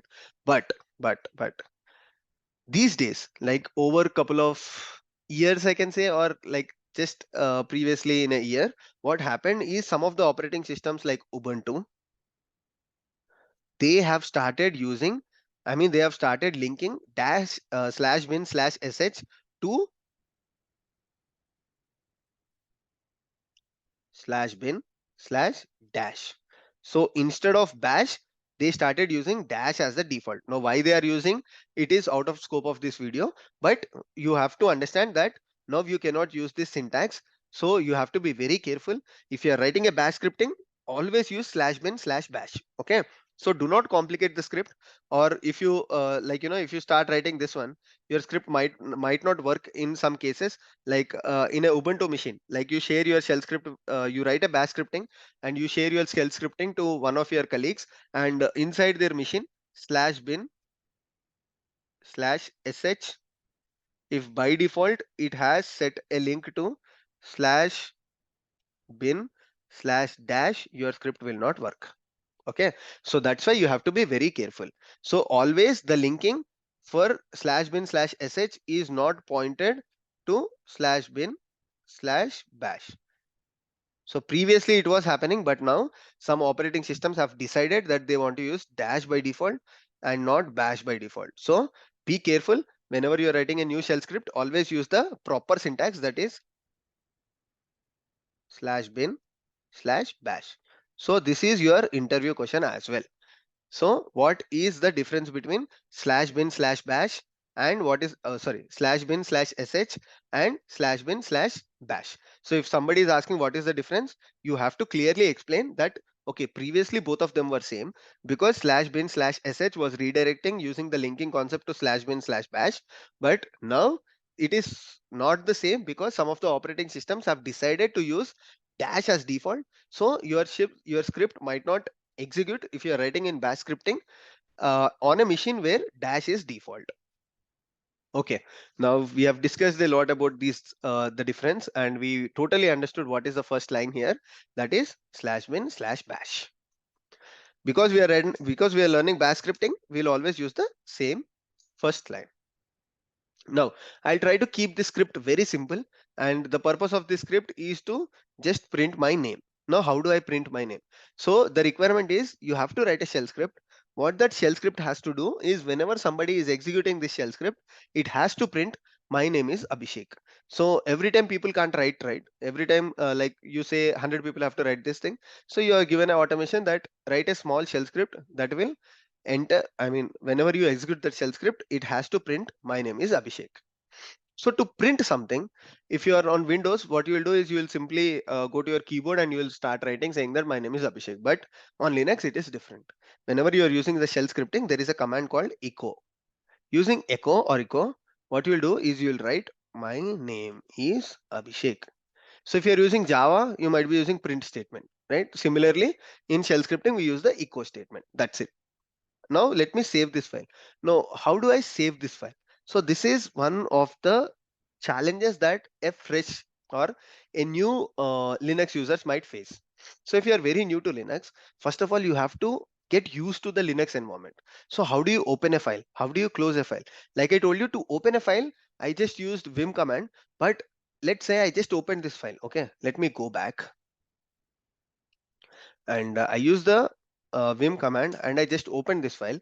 By default, if I enter my keyboard, okay, so the first thing that I have to do is come to the insert mode. Okay, if you see here, I'm in the insert mode. What is this thing?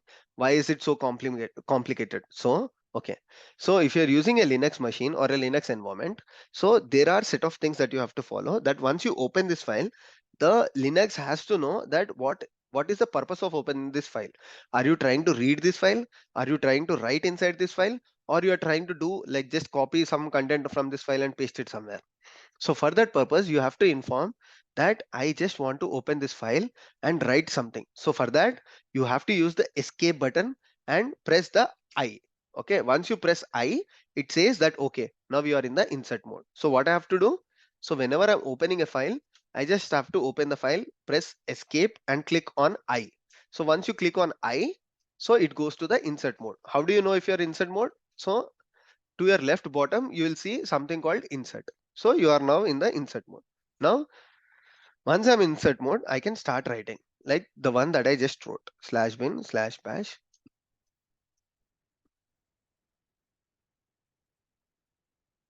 Okay, so I now wrote, I just wrote something into this shell script, and now I want to save this file.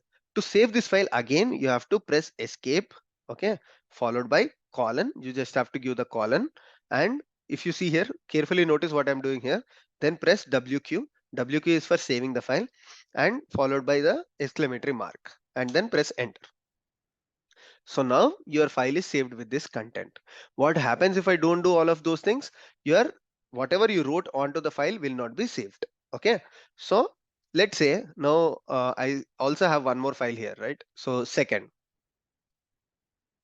So I just opened this one. Let's go to the escape and press insert mode. And now I'll start writing something here, /bin/bash, and I'll say echo. I'll just say hi. Okay. Instead of escape colon WQ, what I'll just say is just Q. Okay. And I'll press the exclamatory mark. What happens here is if I reopen this file, There will be nothing inside this file. Now why there is nothing? Because I did not use wq, but I used q. Q is just like quit. So you are not writing anything inside the file and you are just quitting the file. So if you want to save the file, what you have to do? You have to use colon wq exclamatory mark.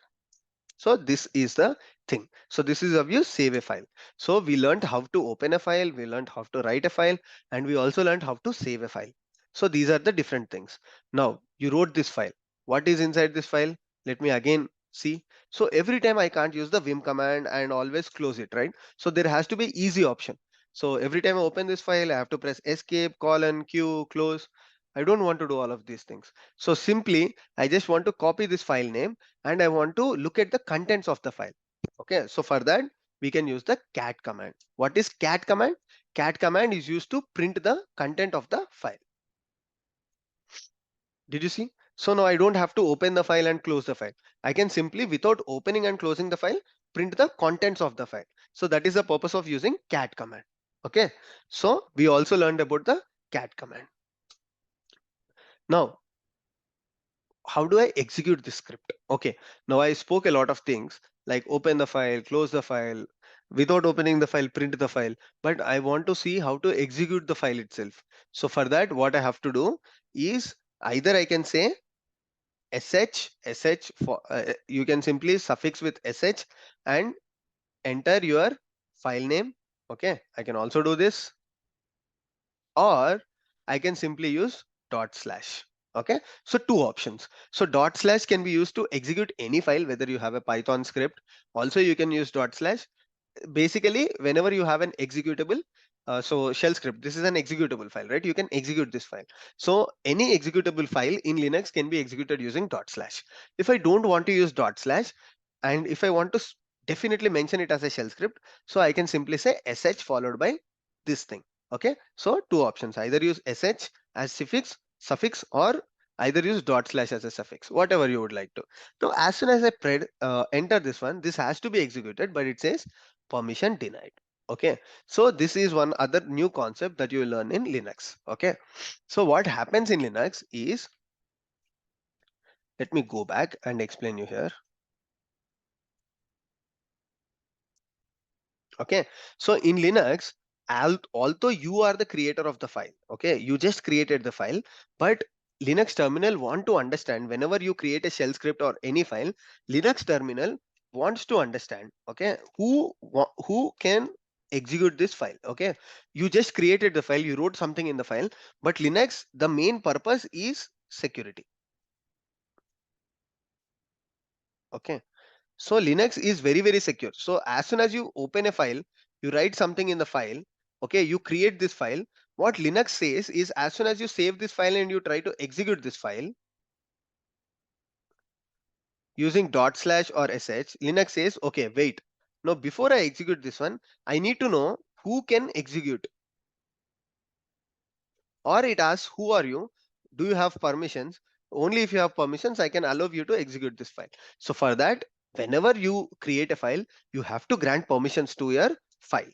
So this is a new concept that you are learning, and this concept is not straightforward because in Linux, granting permissions is not straightforward. Okay, on Windows machine, even in Windows you can do it, like, you know, you can right click and you can say which user has access, which group has access. But like I mentioned you, most of your Linux machines does not have a graphical user interface. Okay, you cannot directly use a cursor or something, because when you're working on an organization, you don't install GUI on all of your machines. So for that, what you will do is you will only use the command line. And using command line, the command that we are using here is, watch carefully this command. So this command is not complicated, but you need to understand the details of this command. Okay, chmod. So chmod is the command that grants permissions, grants permissions to a file. Okay, now what is this command? I'll explain you in a very simple terms. Just divide this into two parts.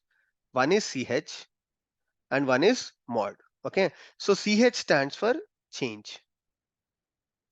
So what you are basically doing is you are changing the permissions of a specific file using the chmod command. Okay, so just use chmod followed by any file name and it should change the permissions of the file.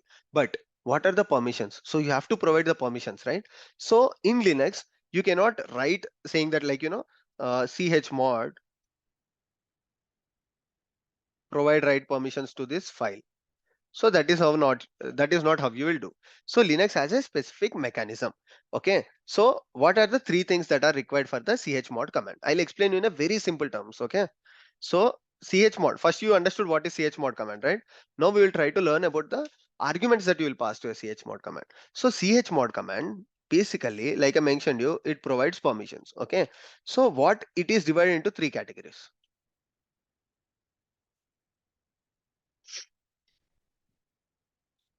So the first category is which user has access, which group has access to a file, and what are your permissions.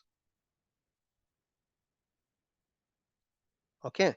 So the first is what, sorry, here not, this is not which user, what are the permissions for a root user. Okay.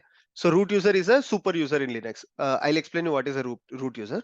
But first category is what are the permissions for the administrator user. Second is what are the permissions for the group. Third is what are the permissions for you.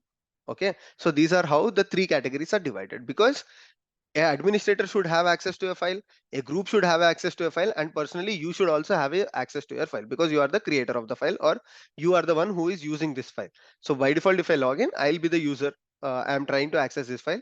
So the last one defines what is your permissions, which group, and firstly the administrator. Okay. So this is how you define permissions for a specific file. Now, so this is for the all users. What is the permissions for all user? What is the permissions for your group? And this one, what is the permissions for you? So this is how you define. And in Linux, what you will do is you will try to categorize this one. Okay. So using the numbers. So using numbers, you will actually grant permissions for the file. So how do you do that? So by default, if you want to grant access to everybody, you can simply say chmod 777 followed by the name of the file. So now if I try to use, the file gets executed and it printed whatever you wrote in the shell script. Okay. So now chmod command, if you try to learn about this file, you can simply use man chmod. There is lot of information that is provided, but in a simple terms, if you want to learn about chmod, like I mentioned you, chmod grants you access for three different things. What is the permissions for all users? What is the permission for your group? What is the permissions for you?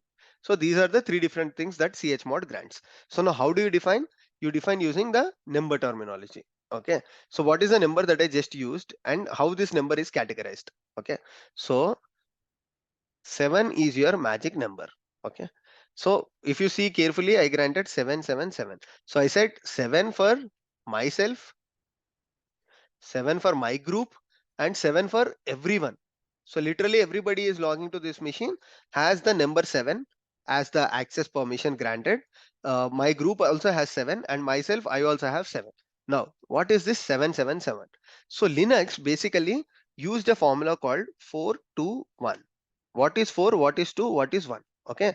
So 4 is for read, 2 is for write, 1 is for execute. Okay.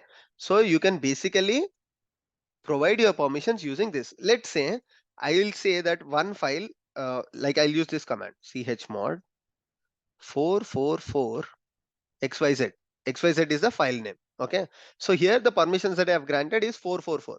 What is 444? Read, read, read. So indirectly I'm specifying that, okay, we will try to write very carefully here so that everybody will understand. Okay.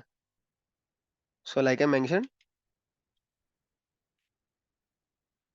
user, group, everyone. So here user means owner, Group means owner. Who is the owner? Whoever has created the file. Okay, so by default I can create a file and I can also not give permissions to myself. And group is the group of the owner of this file. Everybody is literally everybody who is logged into this file. So whenever I'm using chmod 444 xyz is the name of the file, what happens is, like I mentioned you, the formula is 7. What does 7 mean? 4 2 1. What is 4? 4 stands for read, 2 stands for write, 1 stands for execute. Okay, now using this formula, if I'm saying 444, that means read. So as a user, as the owner of the file, you will also get read permissions. As a group, you will also, I mean, the entire group, your group will get read permissions, and everybody will also get read permissions. So that means nobody can actually write this file. So for example, let me do that. Chmod 444 first shell script file. Now I change the permissions of this file to 444. Now let me try to edit this file. Okay. So because we just learned that 444 will only give you read access, and if I start writing something and let me save this file, let's see what happens. Okay, let me open this file. Oh, sorry. What did I mess up here? Sorry, just give me a second here. I think I Okay, so now if I try to execute this file using the same command followed by, I mean, dot slash, and if I execute it, it says permission denied. Okay, this is because I changed the permissions of the file. So if I do it back like chmod 777 first shell script.sh, now let me try to use the command one more time. Okay, so now it got executed. Okay, however, it said that there is a syntax error in the file, but the file got executed. So that is the purpose of using the chmod command. Okay, so now let us take a pause and see what are the commands that we have learnt. Okay, now that we have learnt a lot of commands, we need to just summarize what are the different commands that we learnt. So now Linux provides you a very good option that is called history. So history is another command.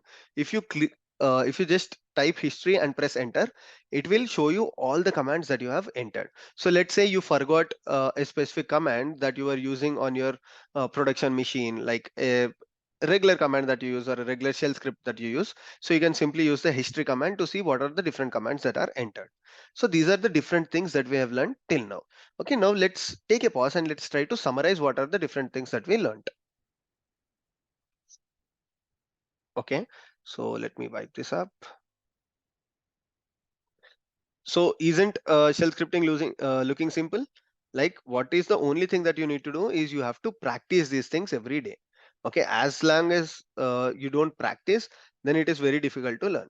So now let's start with it. Firstly, what is the command that we started with, or the basic command that we looked at? The first command that we looked at is how to open a file. So for opening a file, there are two things. Firstly, you have to create a file. So either you can create a file using touch command, okay, or directly you can create and open file using vim command. So now what is difference between touch and vim? So touch will only create the command, whereas vim will create and also open. So what is the advantage of using touch? So touch is basically used in automations. So whenever you want to create hundreds or thousands files, you cannot use the vim command because it creates and also opens. So that's why there are two different commands. Now I don't want to open the file, but I want to read the contents of the file. So in such cases, you can use the cat command. So cat command can be used to print the contents of the file. Again, what is the command to list all the files in the directory? You can use the ls command. So ls stands for list. So you can you can list all the files or all the folders in a directory using list command. So for that you use the ls command. And after that, what is the another command that we learned? We learned about the chmod. What does chmod do? Chmod provides you the permissions, or if you want to grant permissions to any file, you can use chmod. And after that, we also learned about the man command. So what is man command? Man is basically a manual command. So if you suffix any command using man, that will show you the details of the command. Like you can simply say man ls. So what happens is it will provide you the details of the ls command, all the documentation for the ls command. And we also learnt about other commands. What is the other command that we learned? Am I missing something here? Okay, so we also learned how to write inside a shell script, right? Or how to write inside a file. Like for that, you also you to like you cannot simply go to the Vim and it keeps on writing, right? So for that, firstly, you have to use the escape button, and using escape, you have to press I. Once you press escape, press I so that it goes to the insert mode. Once it goes to the insert mode, you can start writing inside the file. And after that, if you want to save the file, you can simply use colon WQ, which will save the file. Or if you want to simply quit the file and not do anything, you can simply use colon Q. So these are the different things that we also learned. So these are the very basic commands. Okay, so using this basic commands, now you have the capability of creating the files, reading the files. You can list the files onto your what are the files that are that are available on your system. Okay, so now let's look at the history if we missed anything, right? Any other command that we learned and we forgot to discuss here. Okay, that pretty much seems to be all the commands that we executed and all the commands that we learned. Now let's learn about a new command. So if you're on a Windows, okay, how you will understand that which folder you are on. Okay, so you can simply use your cursor to understand which folder you are on. But in Linux, like I said, we most of the times use the command line interface. So for listing the current working directory or the present working directory, in which directory you are, you can simply use the pwd command. Okay, so pwd says that, okay, this is your path. So in this path you are currently in, and that's how you identify what is your present working directory. So let's say you want to go one directory inside a specific directory. Okay, so you can use pwd to understand in which folder you are, and once you identify which folder, you can go to different folders. So what is the other command that we learned just now? That is pwd. So pwd is very simple and straightforward command. So now I explained you how to create files, but I also want to explain you how to create folders. Okay, so creation of files and folders in Windows machine is same. Just right click and it creates a file, or using new folder, you can also create a folder. Like you can use new file or new folder. But here in Linux, we have one more command that is called mkdir. So using mkdir, which is make directory. Mkdir stands for make directory. Just say mkdir my first folder. Okay, now I want to see if the folder is created or not. Like I mentioned you, ls command minus ltr will list what are the different files and folders with timestamp. So if you see what is the latest thing, my first folder. So I created the my first folder.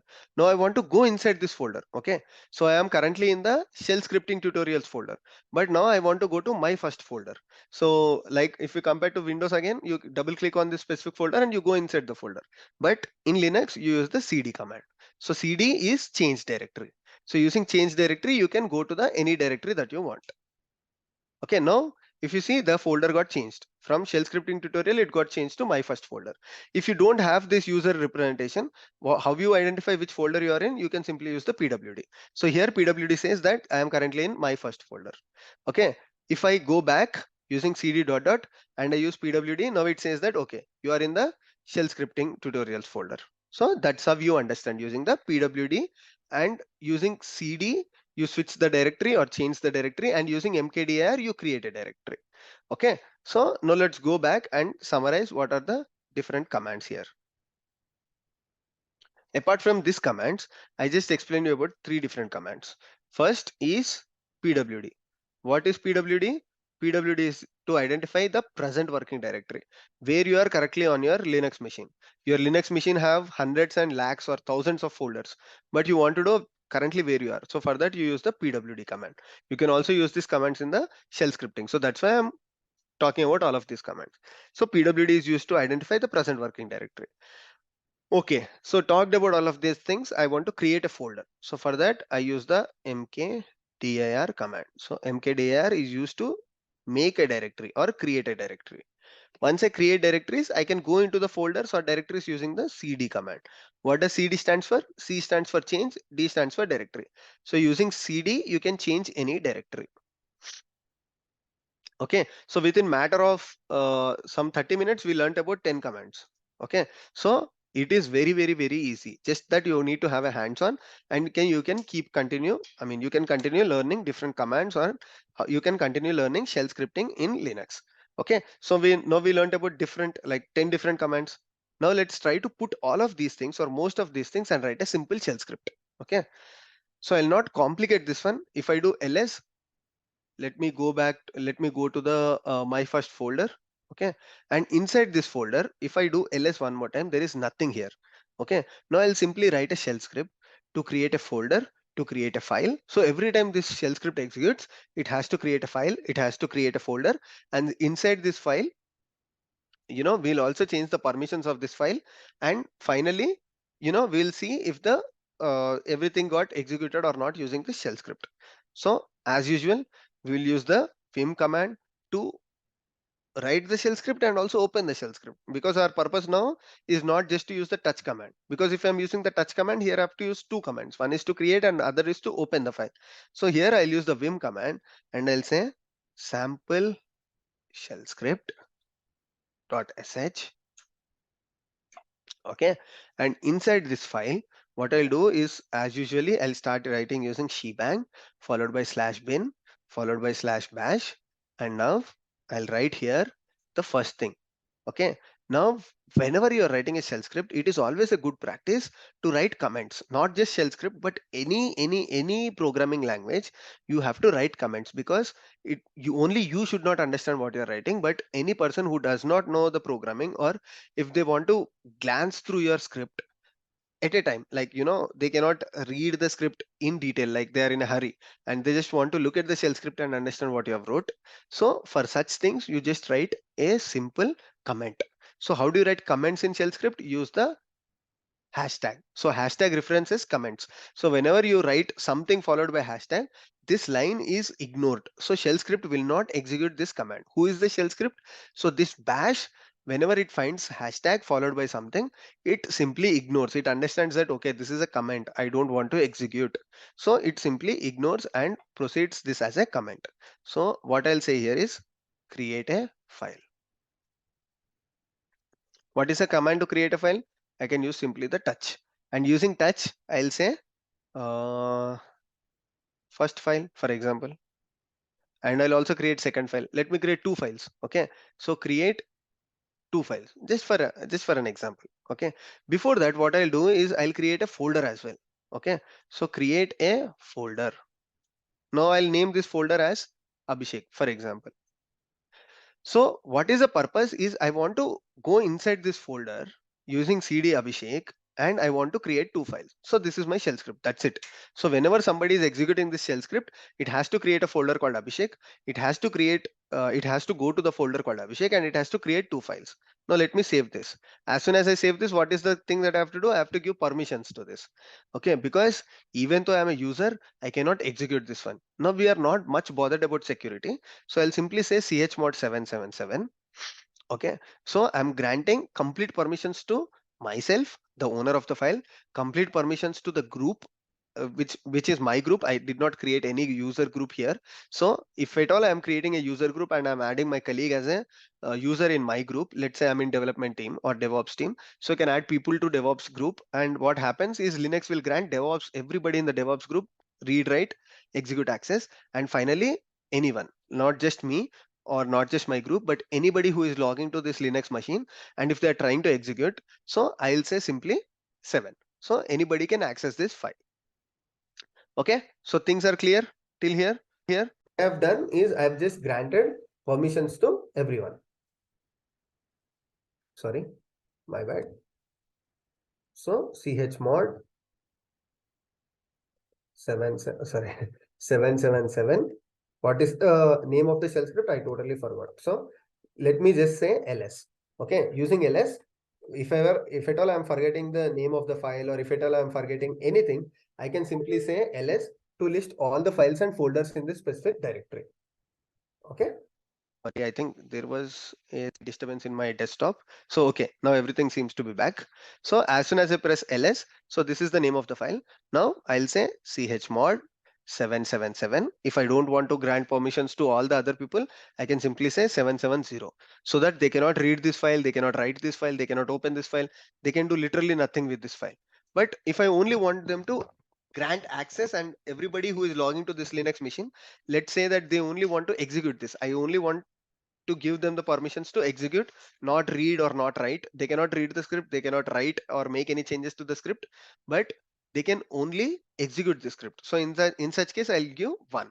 One stands for execute. Like I mentioned, the formula is 4 to 1. 4 to 1 is the formula. So 4 stands for read, 2 stands for write, and 1 stands for execute. So if I have to grant all the permissions, 4 plus 2 plus 1, which is 7. Okay. Sample shell script.sh. Okay, perfect. Now let me execute this file, sample shell script.sh. Let's see what are the things that are happening. Okay, it executed. It did not print anything. Okay, now let me press ls. What happened? This is the script that is there, but it also create a folder called Abhishek. Now let me see what is inside folder Abhishek. So let me go to the folder Abhishek and let me press enter ls. Okay, it created first file and second file. That is your task and which is accomplished. Okay, so this is how you can simply write a shell script. Is it clear? Is it not so easy? Right? So this is how simply you can write shell scripts. So it is as simple as this thing. So within 1 hour now you learned how to write a shell script, what are the different things, and what are the, like, what are the, how do I put that? So what are the different components that are involved in writing a shell script? So the only thing that I would like to summarize here is shell scripting is very, very easy. Oh, okay. So the screen sharing got skipped. My bad.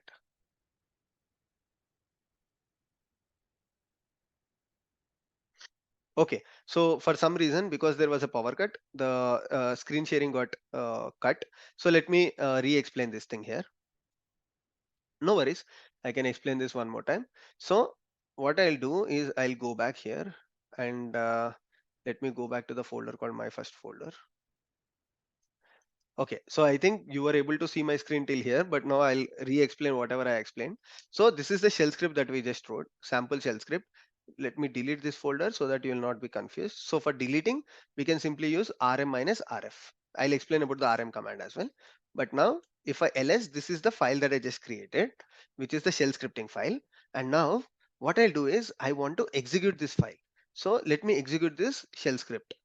As soon as I execute, what happens is the script got executed and it created a folder. Why the folder is created? Because we use the command in the shell script for creating the folder. Okay, so if I open this file one more time to explain you what are the things that I wrote. So firstly, we created a folder using mkdir. So that's why a folder is created.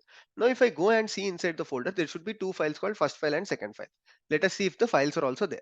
So cd Abhishek. And if I ls, yes, first file, second file, both of them are available. So this is the shell script that we just wrote. Isn't it so simple?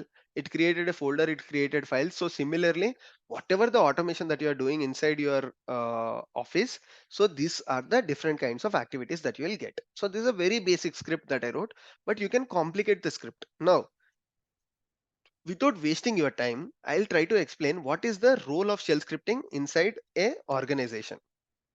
So we will focus mostly about DevOps, right? So because we are talking mostly about DevOps, let me explain you the scope or role of shell scripting inside DevOps. Okay, so I hope you are seeing the right screen. Let me just check if you are seeing the right screen. Yes, I think you are seeing the right screen only. Perfect. Let me erase this one here.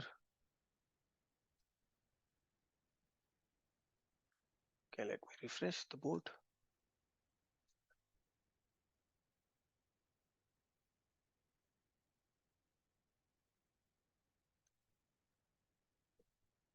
Okay, let just me pause this video and see what is going on.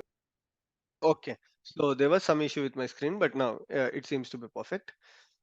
Okay, so what is the uh, purpose of shell scripting in DevOps? That is what we wanted to discuss, right? So, okay, so let's try to understand this one. So, DevOps. Now, as a DevOps engineers, so you have different activities like you have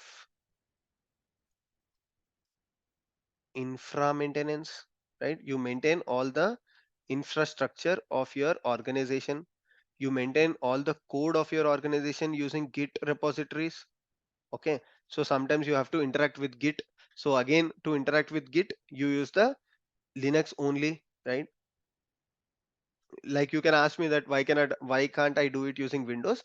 But most of the organization prefers to use Linux because of the security and lightweight nature of Linux. So you might use Linux Windows on your laptop, but if you're using any virtual machine, so it will most probably be a Linux machine. So you also manage your code using Git repositories, and that is also mostly on Linux. And apart from this, you also do a lot of configuration management. So for all of these purposes, on a day-to-day basis, you use shell scripting. Okay, so infrastructure automation is there, configuration management, and also your code management using Git repositories. So you can say that there are different tools like Ansible that are available here, but even though these things are available, you have to write some shell scripts for regular automation of cron jobs, or for switching into the folders where these Ansible scripts are available, or directly executing that, like directly log into this machine on a single automation. What a user expects is you have to log into a specific machine where Ansible automation is present, and you have to execute the Ansible automation as well. Or you want to monitor the health of your nodes. So let me give you a very simple example. So let's say there is a person called a DevOps. I mean, he's a DevOps engineer, and let's call the name of this person as John. So now, what is the responsibility of John? Let's say John. So John is working as a DevOps engineer in or at Amazon. This is just for an example, okay? He's working as a DevOps engineer for Amazon, and he has noticed that Amazon has close to 10,000 virtual machines. This is just for an example, okay? Or the teams that he is working with has 10,000 VMs. What are VMs? Virtual machines. And all of these VMs are Linux-based VMs. Okay. Now, for some reason, he has to manage all of these 10,000 virtual machines, and he has to monitor the node health of all of these virtual machines. Okay. So every time he has to go to these virtual machines, and their developers are facing some troubles with this node, that they say that, okay, this virtual machine or any of these virtual machines is not performing as expected. They say that the CPU is going out, CPU is getting completed, or they say that memory is running out, or they also mention that the Linux is becoming very slow, or they say that whatever the processes that are running on these virtual machines are basically running slow. So every time John goes to these machines and uses the Linux commands to fix all of these things, what he will instead do is he will make use of shell scripting. Okay, so he will write one simple shell script, and he'll save the shell script in a Git repository. And whenever some DevOps engineer says that, okay, there is issue with 9999th VM, what he will do is, using this shell script, he will just execute this shell script on his local machine. And what this shell script does is it logs into this one of these. He mentioned that 9999 machine is not working. So this shell script automatically logs into this machine, and it looks into all of these parameters like CPU, memory, and why are the processes going slow, which files are running, how many files are opened on this machine. So he writes a shell script, and this shell script returns an output saying that, okay, so I executed this script, and what I noticed is the memory is completely used on one of these nodes. Okay, so it returns, whenever he runs the shell script, it says it evaluated all these parameters, and it says on 9999th machine, he said that the memory is going out of place, so the memory is completely used. Or instead of these people raising, what John thought is, okay, I'm getting all of these requests, like every time I'm getting requests from the developer saying that the memory is completely used. So now let me do a simple thing, that on a frequent basis, like once every day or once every 2 days, he decides to basically execute this script automatically. Okay, so without even his consent, this script should get executed, and this script should look at all of these 10,000 VMs. Okay, like I mentioned, there are 10,000 VMs. What this script should do is, this script should log into each of these 10,000 machines, look at the status of each of these 10,000 machines, and it has to send out an email notification saying that, hey John, I evaluated all your 10,000 machines, and out of which 10 machines seems to be suspicious. Okay, 10 machines seems to be suspicious, and in 5 machines there is issue with memory, and in 5 machines there is issue with CPU. So this is one of the use case for DevOps engineers. So similarly, there are multiple use cases for DevOps engineers with shell scripting, and shell scripting is a must learn for DevOps engineers. Okay, like even in the roadmap video. So I made a roadmap video. I think all of you watched that video. So roadmap for DevOps engineer for 2023.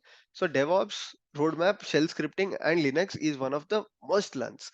So if you learn Python, that is even more useful for complicated automations where shell script cannot be executed. So Python is also a good thing to learn, but before to Python, you should definitely learn shell scripting. So this is one of the use case for shell scripting in DevOps engineer's life. So whenever somebody is asking why are you using DevOps shell scripting, so you can say this example that I just mentioned. You can say that I have automated all the node health of my virtual machines. So we have some close to 1,000 virtual machines, and every time it is difficult to monitor the node health or status of this virtual machine. So I've decided to write a script. So people might ask you, okay, there are some automated tools. Why you want to write this shell scripting? So you can say that in our organization we are not using such tools, or you can simply say that these tools are restricted for generating some parameters, only a restricted number of parameters, but in my script I am fetching more parameters that are not provided by these tools. So you can mention in that way.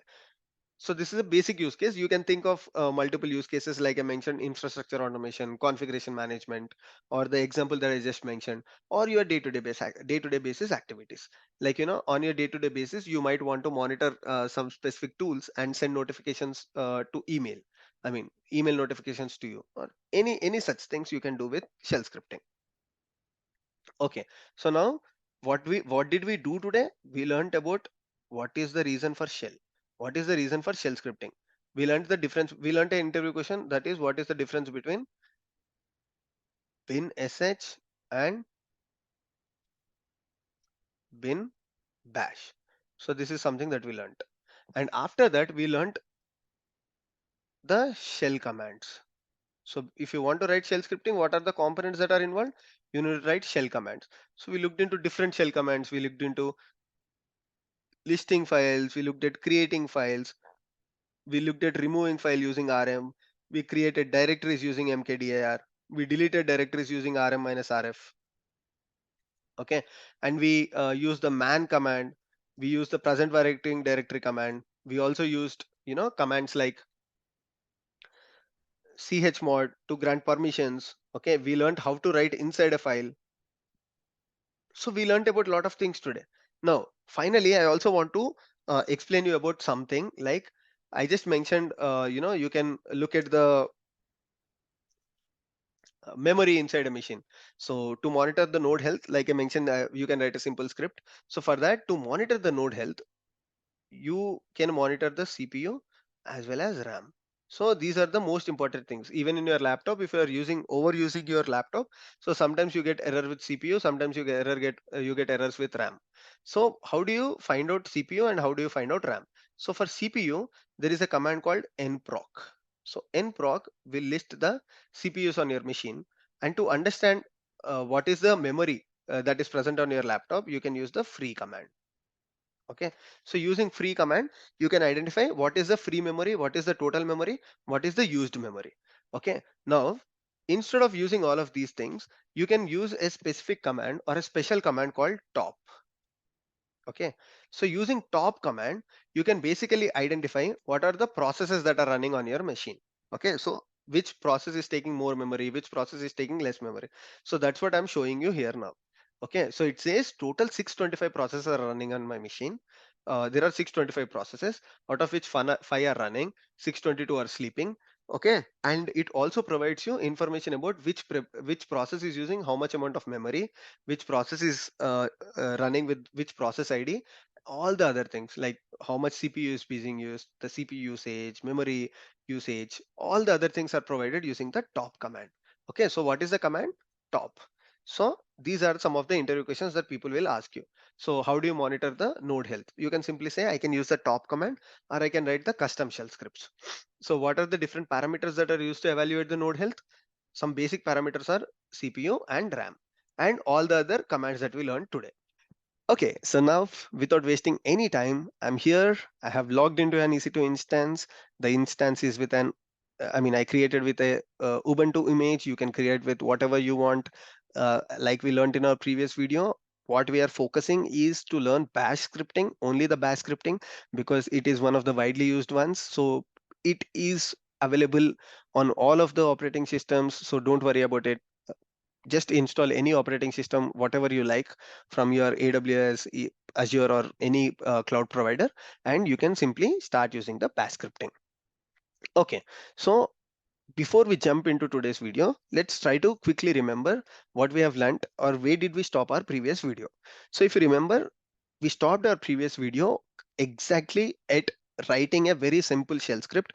We wrote a very simple shell script which prints or which creates some files and folders, and we executed it. We learned how to execute it, and we also looked at the popular commands for debugging the node health. Like, we learned about the df command, which will print all the information about the available storage space on this, or available the disk space on this particular virtual machine. And then we learned the free command, which will print the memory of the machine. And finally, we looked into the nproc, which will give us the CPU of the current machine. So it says there is only one CPU on the virtual machine. So these are one of the, or some of the few important parameters that will help any DevOps engineer to analyze a node machine. So let's say you are given a laptop. What is the first thing that you look at? You look at the specifications of your laptop, or even an iPhone or Android phone these days. What are people looking at is what is the number of, how much is the number of, sorry, what is the RAM configuration that your Android mobile is providing? What is the CPU your Android mobile is providing? How much storage is available on the Android mobile? Similarly, for a DevOps engineers, it is always important to look at all these parameters. And apart from this, we also learned about one more command, that is the top command, which will print all the information, like what are the currently running processes, and how much amount of tasks that are running at this point of time, which are the stopped processes, sleeping processes, running processes, which process is consuming how much amount of CPU, how much amount of memory. So we have all of this information as well. So these four commands are pretty useful commands, like df for printing your disk space, then free for getting a free memory on the disk, and the nproc command for analyzing what are the number of CPUs, and finally the top command. So top command can be considered as a command that will help you to analyze the node status. But so today, what we will focus is we will try to run a custom node script, and this node script will detect the node health of your virtual machine. So let's say we will write a shell script. We'll use this shell script in our, we'll try to put it in our Git repository. And whenever somebody comes to us and says, okay, Abhishek, I want to understand what is going wrong on my virtual machine. There is something that is not correct. So can you please help me out? What you will do, you will download the script from your from your GitHub, and will directly execute it, and it will send out all the details saying that okay, something is suspicious with respect to the memory or CPU. So this is something that we'll try to build today. For that, what we have to do, we have to start with writing a shell script. So it's called node health.sh, let's say. So we will use this script. We will try to enhance the script stage by stage, so that we understand what are the good practices, how do we write shell script in a structured manner, and what are some of the practices that we did not learn in our previous video that will help us in writing a better shell script. Firstly, like I mentioned you, like I told you in our previous video, we start with a shebang always, followed by what is the executable that we are trying to use. So in our case, it is bash, and it is also an interview question that I mentioned, that always make sure you provide the executable that you are executing. What happens if you only provide sh? Then sh will directly go to, it is a link to the executable, the default executable on your virtual machine. In case if it is not bash and it happens to be dash, then your script might fail because of some unexpected errors. So that's why always make sure you provide the right executable. Once that is done, in the previous class, we did not discuss about this, but you always have to mention the details of this shell script. The details as such, who is the author. Why I'm using this hashtags? Because hashtags are used to create comments. So these are not executable shell commands, but this is something that provides you the information of the author of the file. So I'll say Abhishek is the author. And when is this file written?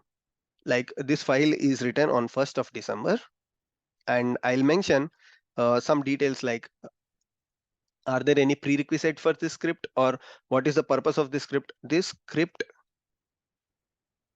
executes, and I mean this script outputs the node health. Okay, let's say this is the purpose of the script.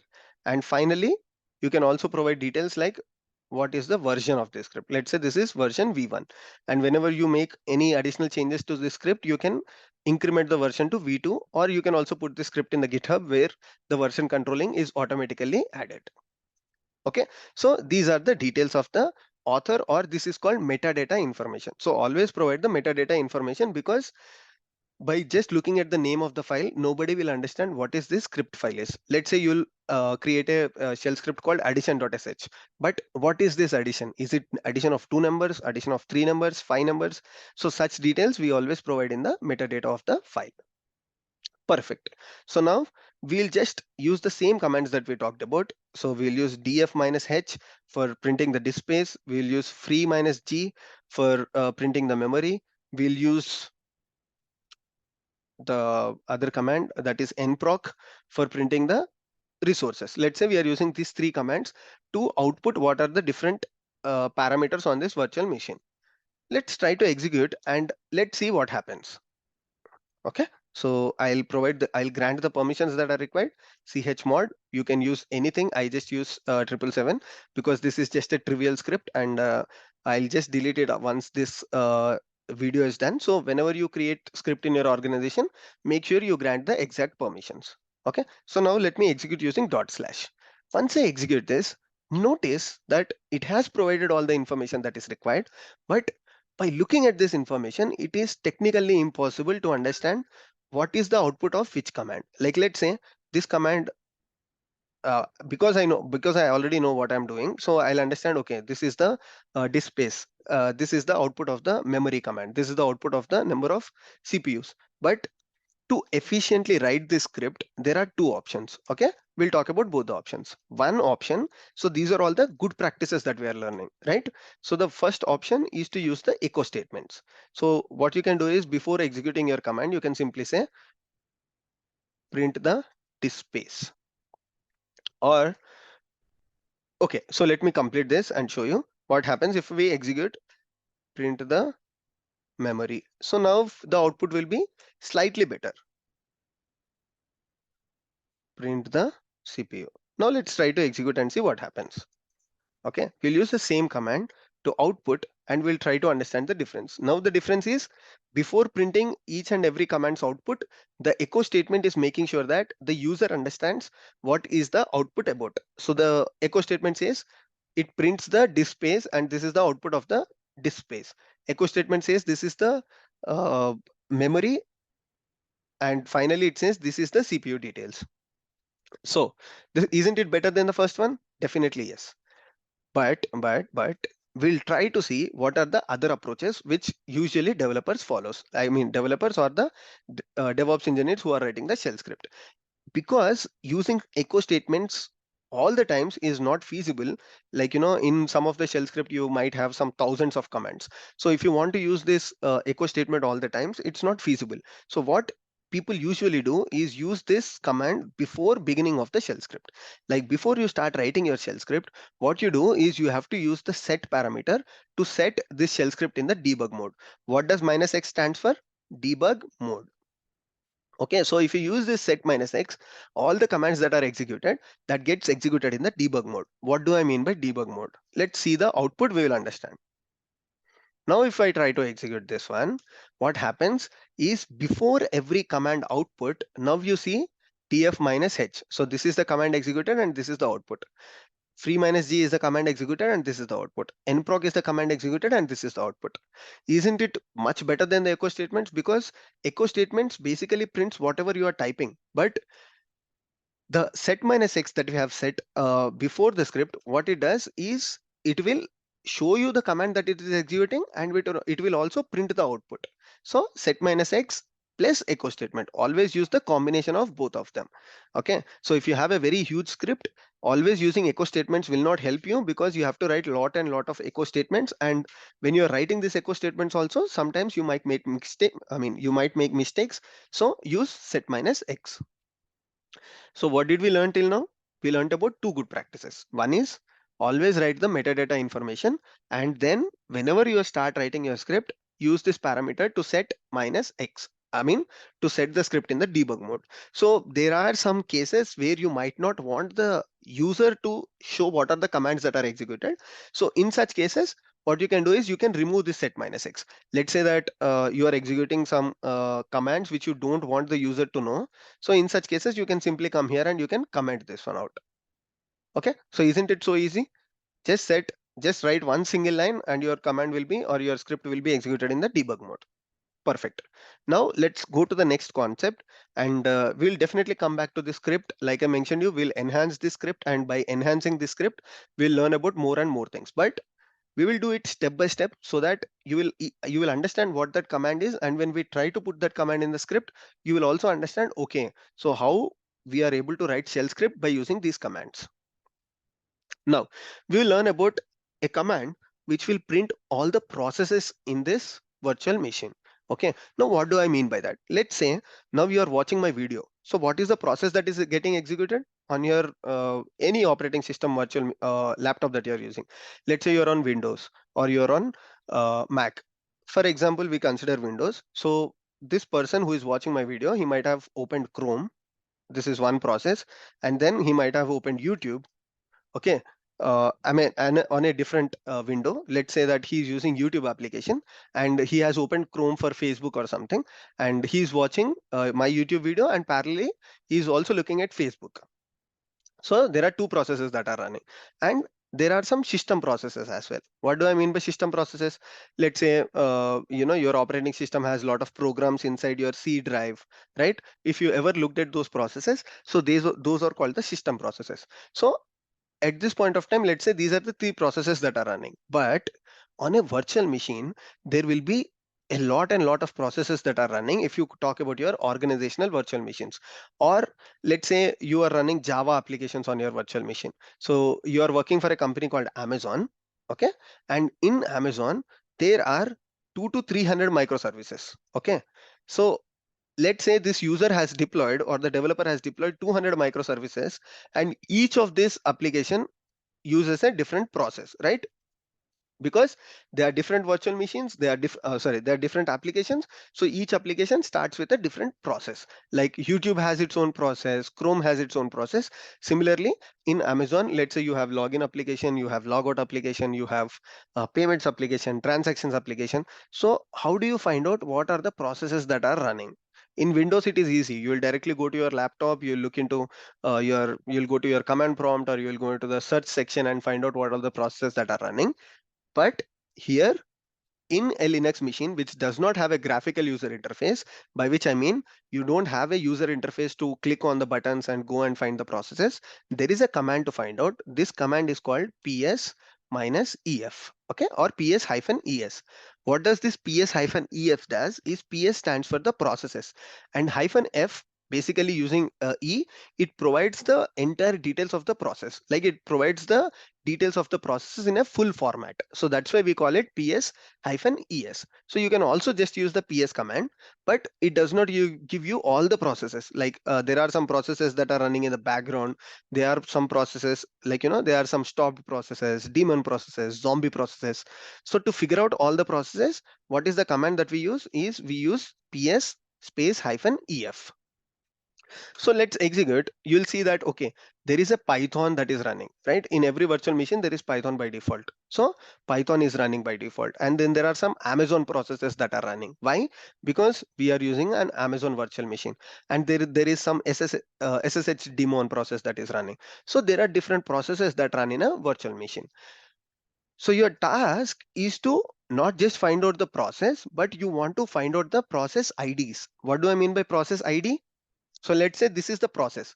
Let's say agent HTTY, or let's say Amazon processes are running here. So instead of finding out all the processes, I just want to find out the process ID of Amazon only, Amazon process only. Okay, so your manager comes to you and says, Abhishek, find out the processes that are running by Amazon and just get me the process IDs. So the first step that you will do is you will use PS minus EF.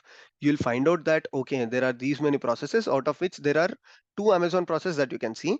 But because this is a long list, you might miss some things. What you want to make sure is you want to make use of scripting. So for that, there comes a very powerful command that is grep. Okay, so what you do is ps minus ef or ps hyphen ef. You'll use grep followed by Amazon. Okay, now let's see what happens. Okay, so out of all the processes that are listed, now we got only the processes that are running by Amazon. Ignore about this command. I'll tell you what this command is. I'll tell you what this output is, but for now there are only two processes that are running by default by Amazon agent. So you can simply go back to your manager and share this output saying that, oh, okay, using the ps minus ef command, I found out that there are two Amazon processes that are running on this virtual machine. Take the details of it. Okay, so then your manager says, no, no, no. I just want the process IDs, not the processes. That means, he just wants these numbers. Why does he want this number? Because whenever you want to kill the process, or you want to take the thread dump of the process, you want to take the heap dump of the process, you make sure you use the process ID. Okay, you want to kill the process, you use process ID. You want to take the thread dump, you use process ID. Or anything that you want to do with the process, you always use the process ID only. Now, before we jump on to understanding how to fetch the process ID from this entire list, the first thing that you need to understand is this command. Okay, so what is this command? This command is split into two parts. The first part is ps minus ef, and the second part is grep Amazon. So we already know what ps minus ef is doing. ps minus ef is printing all the information about the processes that are running on this virtual machine. And what does this grep command does is, out of all the output that is generated, it only fetches the information that is required. Let's say you have 100 lines of code and you only want to get the line number 55 and 56. You can use the grep command.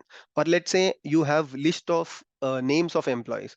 You only want to get the employee names with Sai or Harsha. So what you can do is you can say, let's say there is a command called get me usernames. This is not a command. Don't think this is a command. So let's say this is a command that gets, or this is a script that gets all the usernames. What you can do is you can say pipe grep Sai. So what happens? All the people names with Sai gets printed, like Sai Krishna or Sai Hari or whatever it is, they get printed. So this is the purpose of using the grep command. But apart from these two commands, there is one more important aspect of this command, that is the pipe parameter. So you need to understand what is pipe and why is it used. So this is one command, and grep Abhishek is another command, or grep Amazon is one more command. But who is integrating these two commands? So that is the pipe parameter. So what does the pipe parameter does? So pipe parameter sends the output of the first command to the second command. Got it? So let's say you have two commands and you want to send the output of first command to the second command. In such cases, you use the pipe command. Make sense? So the same example, if we go back, if you have a script and this script is returning a list of numbers, let's say 1 2 3 4 5 6, and you only want to get the number called 5. So what you'll do, you'll simply say grep 5.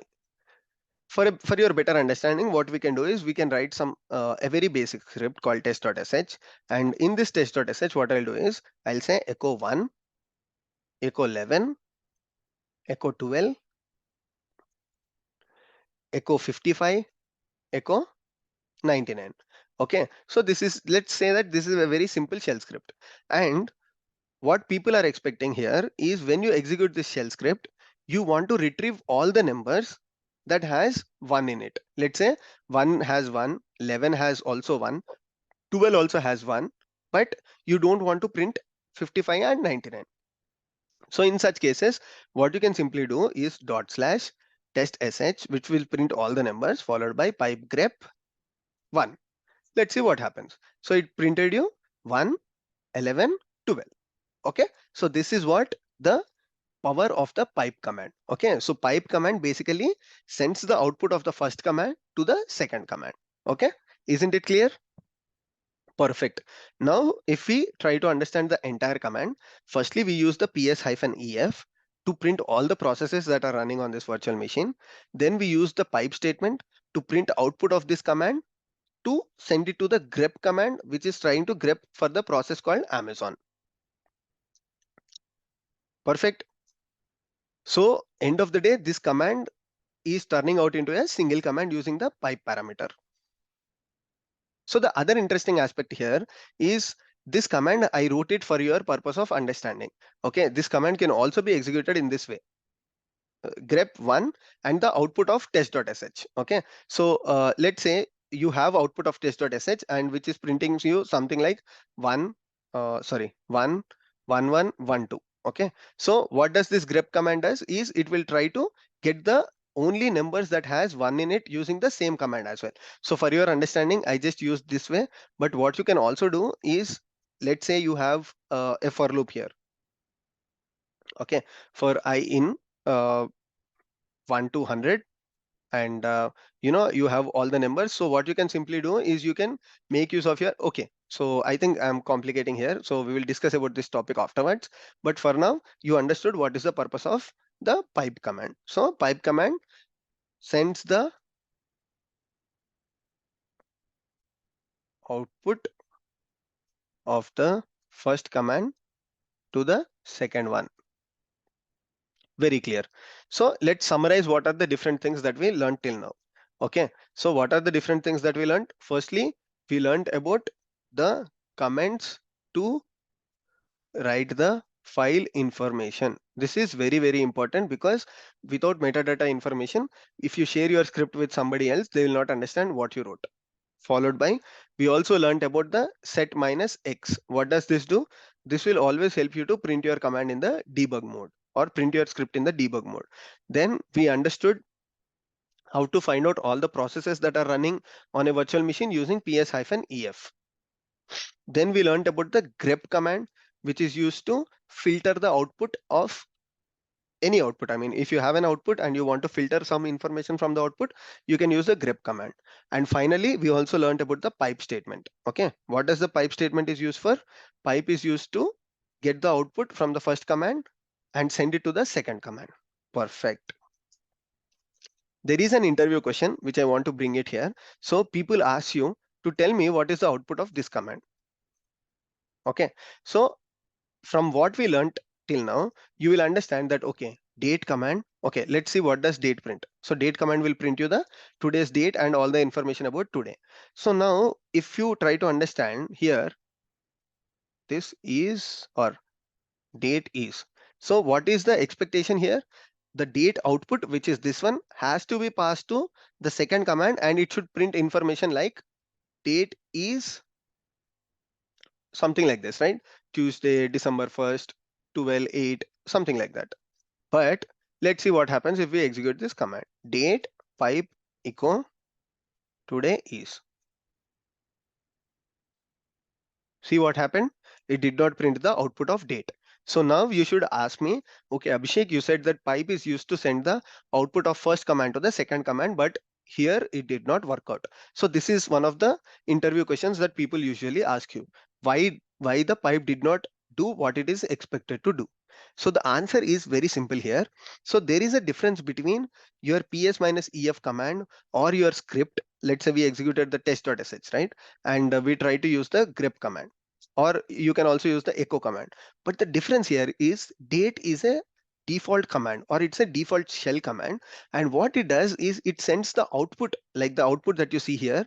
It sends this output to stdin. So in any system there are two channels, right? Or there are two log flows. One is stdin, and then you also have some things like std out, or you also have stdr. So these are the different channels that every virtual machine has. So what this date command does is it sends the output to stdin. Okay, so the input one. Pipe command only receives the information from the output that is typed from this command, but if this command is sending this information to stdin, this command will not work, or the pipe does not redirect the output of the first command to the second command. Okay, so this is one of the most asked interview questions. So keep in mind, so whenever somebody is giving you this command and asking you what will be the output, you should simply say that it will only print this, because date is a system default command, and using this command, what what this command does is it sends the output to stdin, but pipe will not be able to receive the information from stdin. Pipe can only receive the information if the command is not sending the information to stdin, and if the command is ready to pass the information to the next command. Okay, perfect. So I thought I'll explain you one interview question here, and we covered it. Perfect. So we'll move to the next one. So for our node health, what we'll try to do is we'll also try to add one more command that we learned, ps-ef. But your requirement here is not just to get ps-ef, but I want to get the Amazon processes. So ps-ef grep Amazon, followed by the question that your manager asked is, don't give me the entire Amazon information, only give me the process IDs. So for that, there is one command called awk. You can get it in multiple ways, but one of the most used command is awk. So learn about awk, because in the interviews or even in your real life scenarios, while you can get this information with different commands, like you can also use the cut command, people also use the other trim commands and the other things, but always learn about awk, because awk is a very powerful command. What awk does is, if you go to the man and you say awk, so awk is nothing but a pattern scanning and processing language. Okay, so if I have, if I don't want to confuse you, and if I simply say, so if you want to get some informations, like you want to get only the process ID, or whenever there is a string like this here, ps-ef, so this string has different uh, strings, right? So if you consider this as a sentence, this is a string, this is a string, and you have other strings as well. So let's say you want to retrieve only a specific column, or let's say you want to retrieve only the user information or the process information. So in such cases, you can use the awk command. So what awk does is it can filter out the information from your output. So the difference between grep command and the awk command is, grep command can directly give you the entire statements or the entire sentences, but awk command is very powerful, that it can also give you a specific columns from the output. So now how do we use this is, ps-ef pipe grep Amazon, followed by pipe awk. What awk does is, I'll explain you this command. Okay, so there is a delimiter that I'm using, that is space, followed by, I just want to print the second column. Okay, don't worry, I'll explain this to you.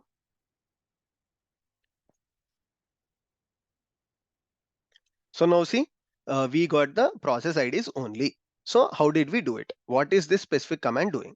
Okay, so we'll try to understand it in a very simple way. So without this awk command, what we got the entire information. Now using the awk command, what we did is we only try to get the second. So let's say this is the entire string, and in this string there are this is the entire sentence, and in this sentence there are 5 strings. Or let's say this is the entire row, and in this row there are columns. This is column number 1, this is column number 2, this is column number 3, 4, 5, and so on. So my requirement is, I just want to get the column number 2 from multiple rows. Okay, so in such purposes, you can directly use the awk command, which is very, very, very easy to retrieve all the columns that you are providing. Let's say instead of column 2, if I just change it to column 1, what happens? It gives the information of the user, like root user has started this process, root user has started this process, Ubuntu has started the last process. So this is how you can make use of the awk command along with the grep command to retrieve information of a specific column. Got it? Let's say now you try to tell me what will be the output of this file, this command. Okay, so I'll say my name is Abhishek, and then there is one more person, or let's say my employee ID is 111. So this is a file. From this file, what I want to do is I just want to retrieve the name of the person. So in such cases, I can simply say grep name followed by the file name. Okay, so what I did is I used the grep command, whatever I want to retrieve, followed by the name of the file. Okay, so it said that looking at the file, I understood that in this file there is an information about the name of the person, employee of the person, but you only asked me to get the name, so that's why I'm giving you the name of the person. So grep command is used to get the name of the person. But what I can do is I can make use of the awk command here. Okay, and I can say what is the row or what is the column here, 1 2 3 4. So I'll simply say print $4. So it prints the name of the person. Okay, so this is how you can use grep in combination with awk. So these are really powerful commands, and whenever you are making use of these commands, make sure that you retrieve the right information. Like, always make sure you use the right column number, and you use grep at the right place. Okay, so now if we go back to our script that we are writing, that is node health. So let's try to use the same command here as well. Okay, so we'll use everything at one place so that we will understand end of the day what did we learn today.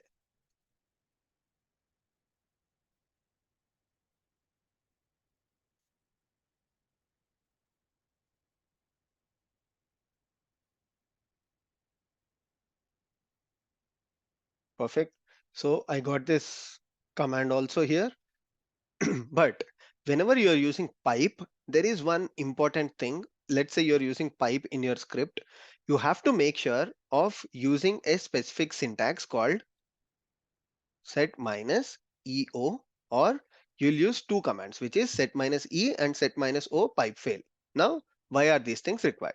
This is another important topic, or these are another best practices that people usually use, and we'll try to understand why we have to use them as well. So what is the purpose of, we'll try to understand one by one. What is the purpose of set minus E, and what is the purpose of set minus O pipe fail? If we talk about set minus E, what set minus E does is it exits the script.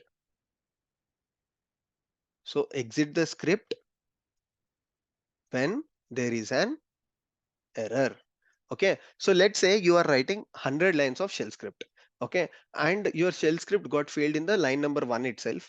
But because you have not using set minus E, what happens is all the 100 lines get executed, which is not a good practice. So let's say you are writing a shell script for this specific order.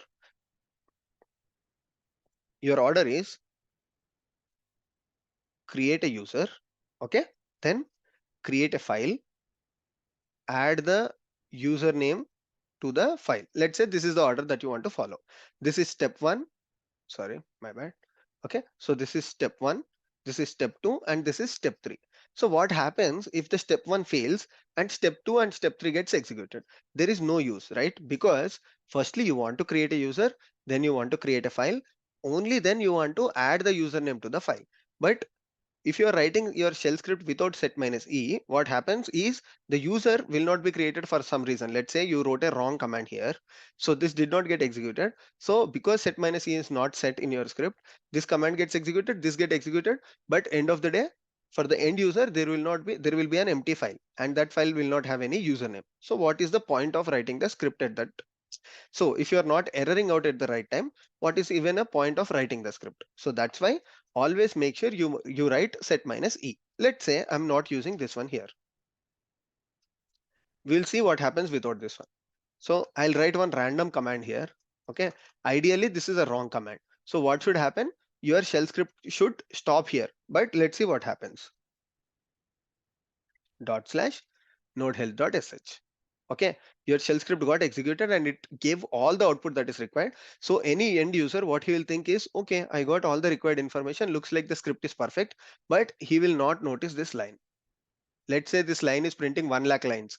Okay, so this line gets skipped away, and you will the user will think, okay, everything is perfect. So what you have to do ideally is every time you write a script, make sure your script exits when there is an error. So for that reason, you just have to say set minus e. So these are the best practices, but depending upon your organizational requirements, you can change them. So now see what happened. It executed the first line, second line, then it said, okay, there is some unknown command here. I don't know what is this. So I'm exiting. I'm just throwing out an error saying that I don't know what this is. So I'll not execute the script further. Isn't this good? So always make sure you use this command whenever you are writing the shell script, that is set minus e. But one of the drawbacks or one of the use cases of set minus e is it will not error out when there is a pipe. Okay, so that's why we have to use this command as well. Now, what do I mean by that? I'll show you. So let's say this command is not there. Okay, so what is the drawback of set minus e is if somebody does something like this, even though this is an error command or this command does not exist, if somebody uses a pipe and he will try to say pipe echo, so what happens is this script gets executed one more time. Okay, I mean this script gets executed again. The drawback here is whenever there is a pipe, what set minus e thinks is, okay, if the last command gets executed, I am fine with it. Let's say there are 3 commands here and the last command is again an error. So let's see what happens. Okay, so it stopped again. So what set minus e does without this command is it only looks for the last command in your pipe arguments. Let's say there are 10 commands here, and your fourth command, again if you try to add echo here, again your script will pass. So it will only check the authenticity of your last command or the genuinity of your last command. It will not bother about the other commands. So that's why whenever you are using set minus e, by default use set minus o pipe fail as well, because the set minus e will not catch any pipe failures. So when you enable this pipe failure, then your script will pass. So for example, now let me do the same thing.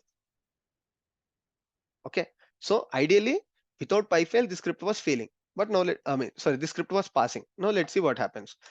What I'm expecting is this script should error out saying that the second or the third line of your script is wrong.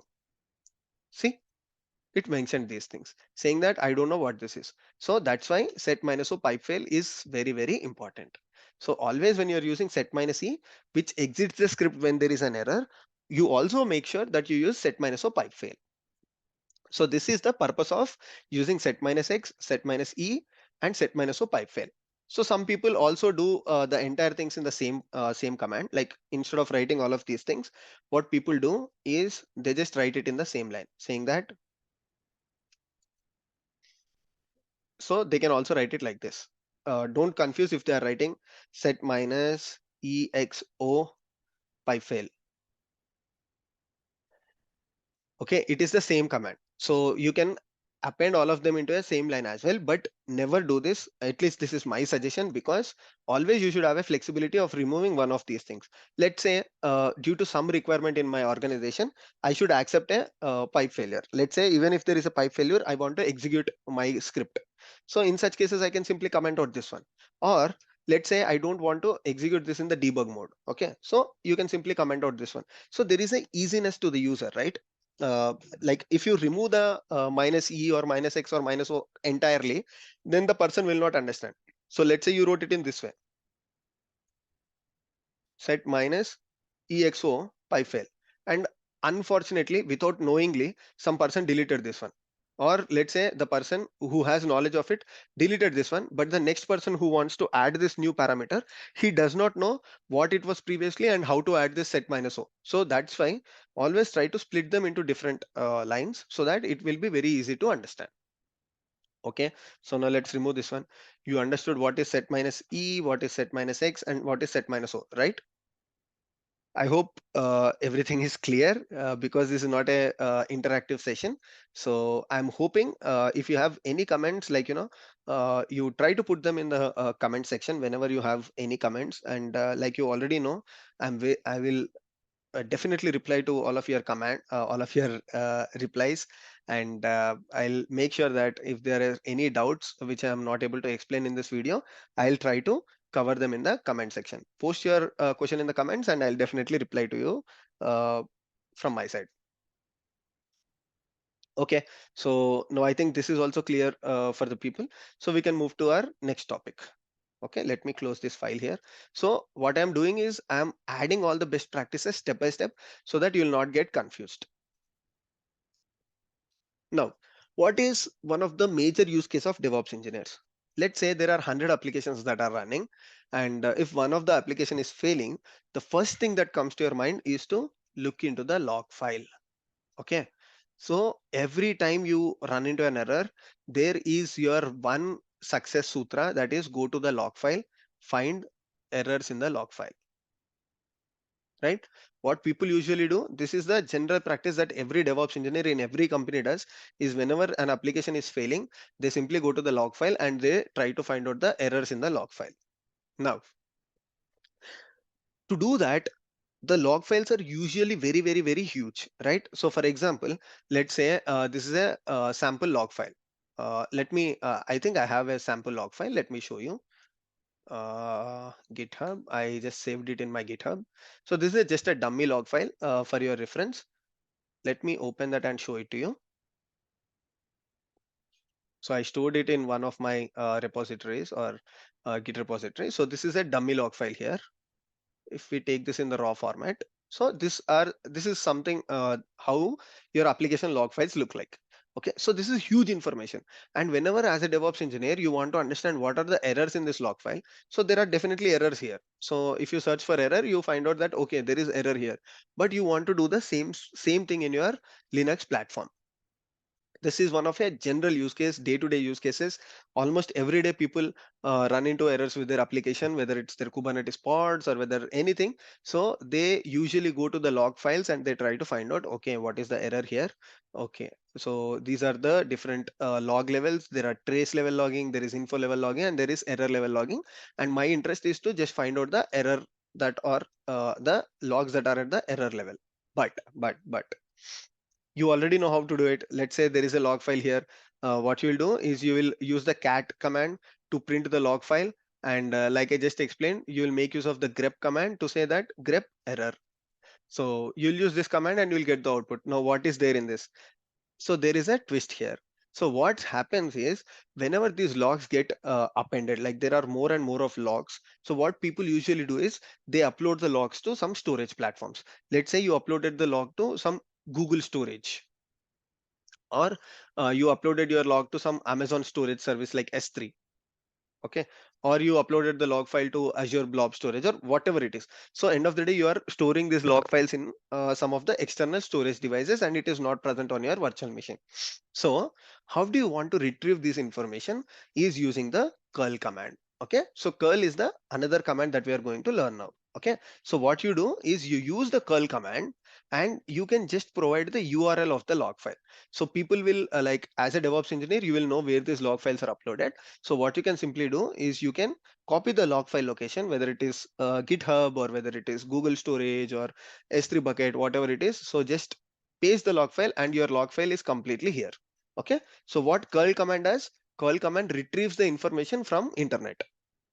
So let's say you want to make a API call. If you are coming from a development background, you must already know that whenever you try to reach a service, you try to reach the service using endpoints. So you must be aware of tools like Postman, right? So what Postman does, Postman basically helps you create a API request. So similarly, if you want to do it in shell scripting, you use a command called curl. So if somebody is coming from the Python background, it is something similar to the request module in Python. Okay, so this is how you get the required output using the curl command. So what I'm trying to do is if I get this requirement in my organization, so I use the curl command followed by the log file location that is in GitHub, and I get all the information. Now what I'll do is I'll simply say grep error and I got the error logs. That's it, right? So isn't it simple? So what made it simple? The curl command. So using the curl command, you can retrieve all of this required information from any external devices, from the internet or anything. Also, like I mentioned, if you want to make a GET request from to google.com, or you want to make a GET request to any of your applications, you can also do that using curl command. So basically, If you want to learn more about it, you can simply do man, like I explained. There is a manual page for every command. Use the man command, and you get all the different parameters. Like let's say there is a website called, or there is an application endpoint called foo.bar.com. So what you can do is curl minus x get. Let's say your request is get. So what you can do is curl minus x get, followed by, you can say API dot foo.com. Okay, and if this, let's say this does not exist, so that's why you did not get any output. But if you think that foo.com exists, so you will get the information that is provided by the API of foo.com. So this is how your these days your Facebook APIs or your Google APIs or everything works, right? If you want to automate this in your scripting, you make use of the curl command. So like I mentioned, if somebody is coming from the Python background, they already know that there is request module, and using the request module, you can retrieve information about your APIs or from your any of your regular resources. You use the curl command. So in our case, either we can use as a DevOps engineers, either we can use the curl command as an alternative to Postman or the request module in Python in your shell scripting, or if you want to retrieve any information like the log files, or you want to download any packages also. Let's say you want to download something from the internet, like you want to download Python. Even in such cases, you can use the curl command. Make sense? So there is one other command called wget. Okay, so wget also solves somewhat similar problem, but the problem here is using wget you cannot like, for example, let me share here. So I'll copy this log file here, and let's say wget. Okay, so what happened? The difference is that wget will download this log file. Okay, on the alternative side, what happened with the curl command? Curl command shared the output to you, whereas wget command actually stored this information in the log file. So now if I do ls, I have a log file called dummy log, and if I open this log file, I'll get the same information. Okay, so here what I need to do in this case is I just use the cat command followed by the grep command to get information about the errors. So here we did in two steps, that is using wget.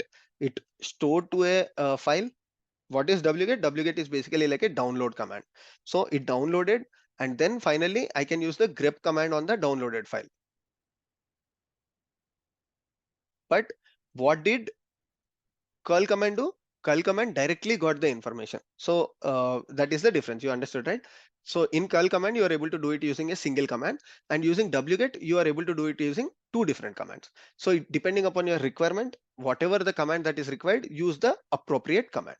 So let's say you don't want to save the output and store it to a file in your local disk, you can directly use the curl command. And if you want to store this information also into a file, you can use the wget command. So that is the difference between wget and curl. So this is your one more interview question. What is the difference between wget and curl?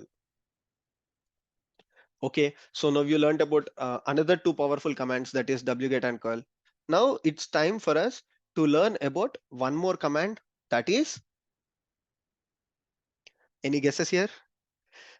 If somebody is following the flow in which we are going, like, what we are trying to do is we are trying to learn the commands that are most popular in the DevOps world, and what commands that a DevOps engineer use in a day-to-day basis. So that is what we are aiming to do. So one more important command that DevOps engineers usually use is the find command.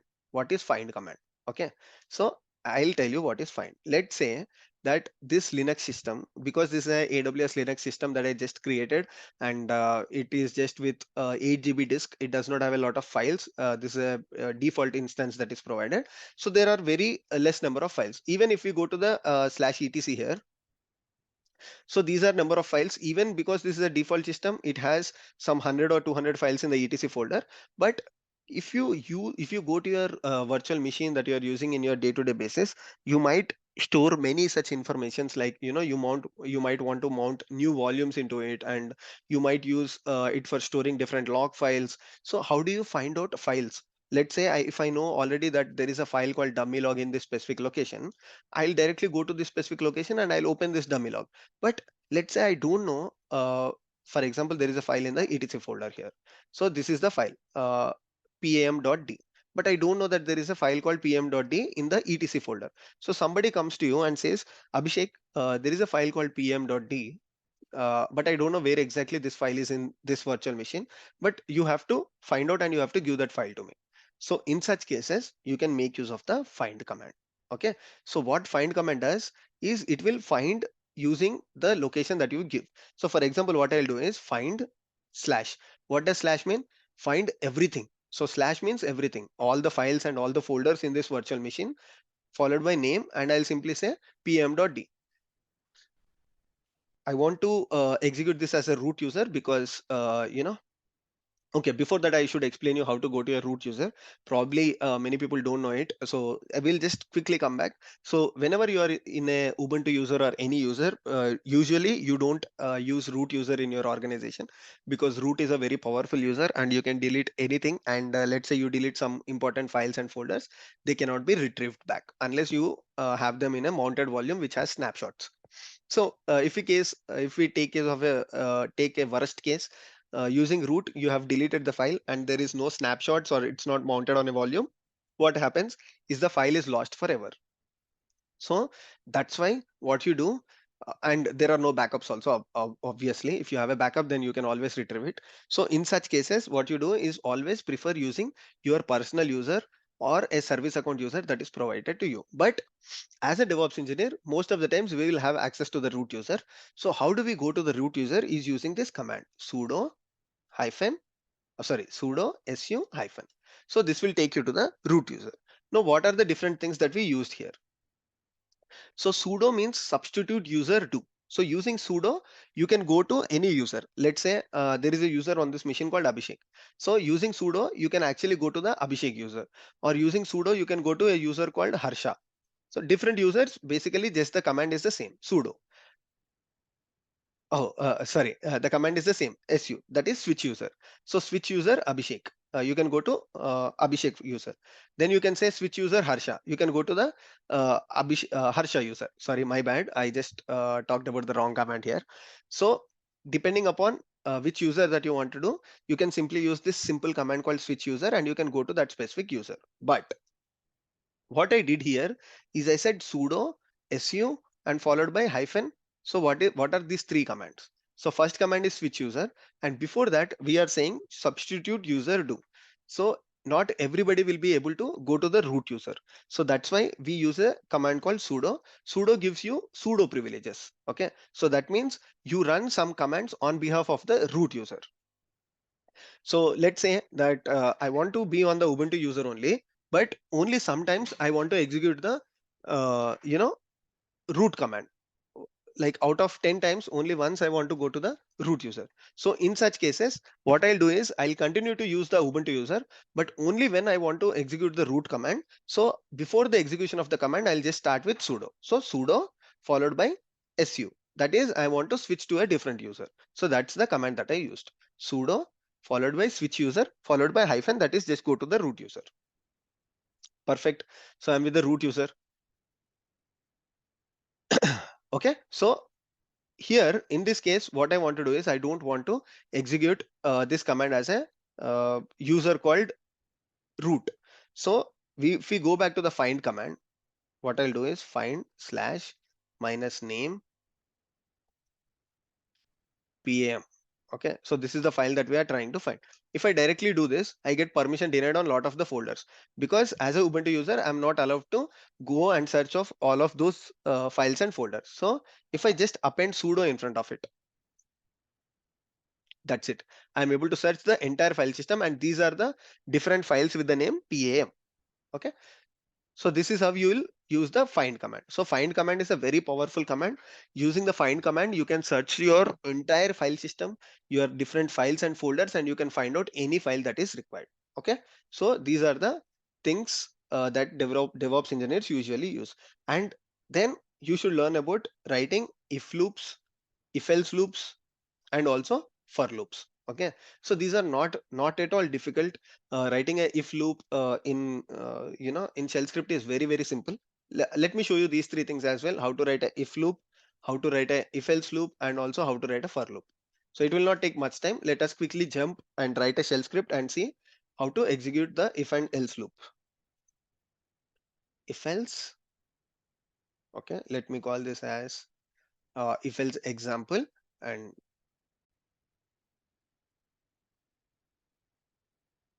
okay, so let me call this as if else, the file name is if else.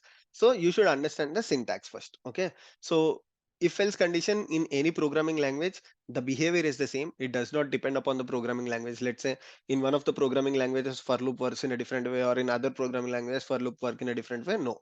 So if else conditions or for loops, always the behavior is the same, but the syntax is different from programming language to programming language. So let's see how to write if else loop in a shell scripting. Firstly, you start with if, and then you provide what is the expression that is required. Okay, so what I mean by expression, what is the condition that is required? And if the condition is met, you will say then what I have to do. And let's say you will write something here in the then, and you will say that okay, these are the different things that I want to execute. But if the condition is not met, so go to the else condition and execute these actions, finally get out of my if loop. This is the thing. So in shell scripting, it is slightly funny that if starts with if, and whenever you want to end your if loop, you just write it in reverse saying that fi. So it is reverse of if, and whenever the executor or the compiler finds fi, then it understands that okay, the if loop is end here. So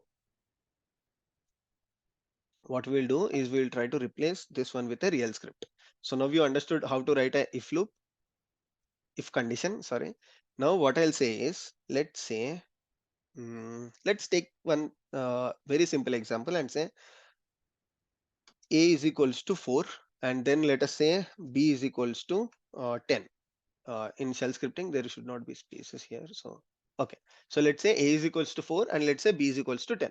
We will say that if a is greater than b, say a is the bigger number. If b is greater than a, then say b is the greater number.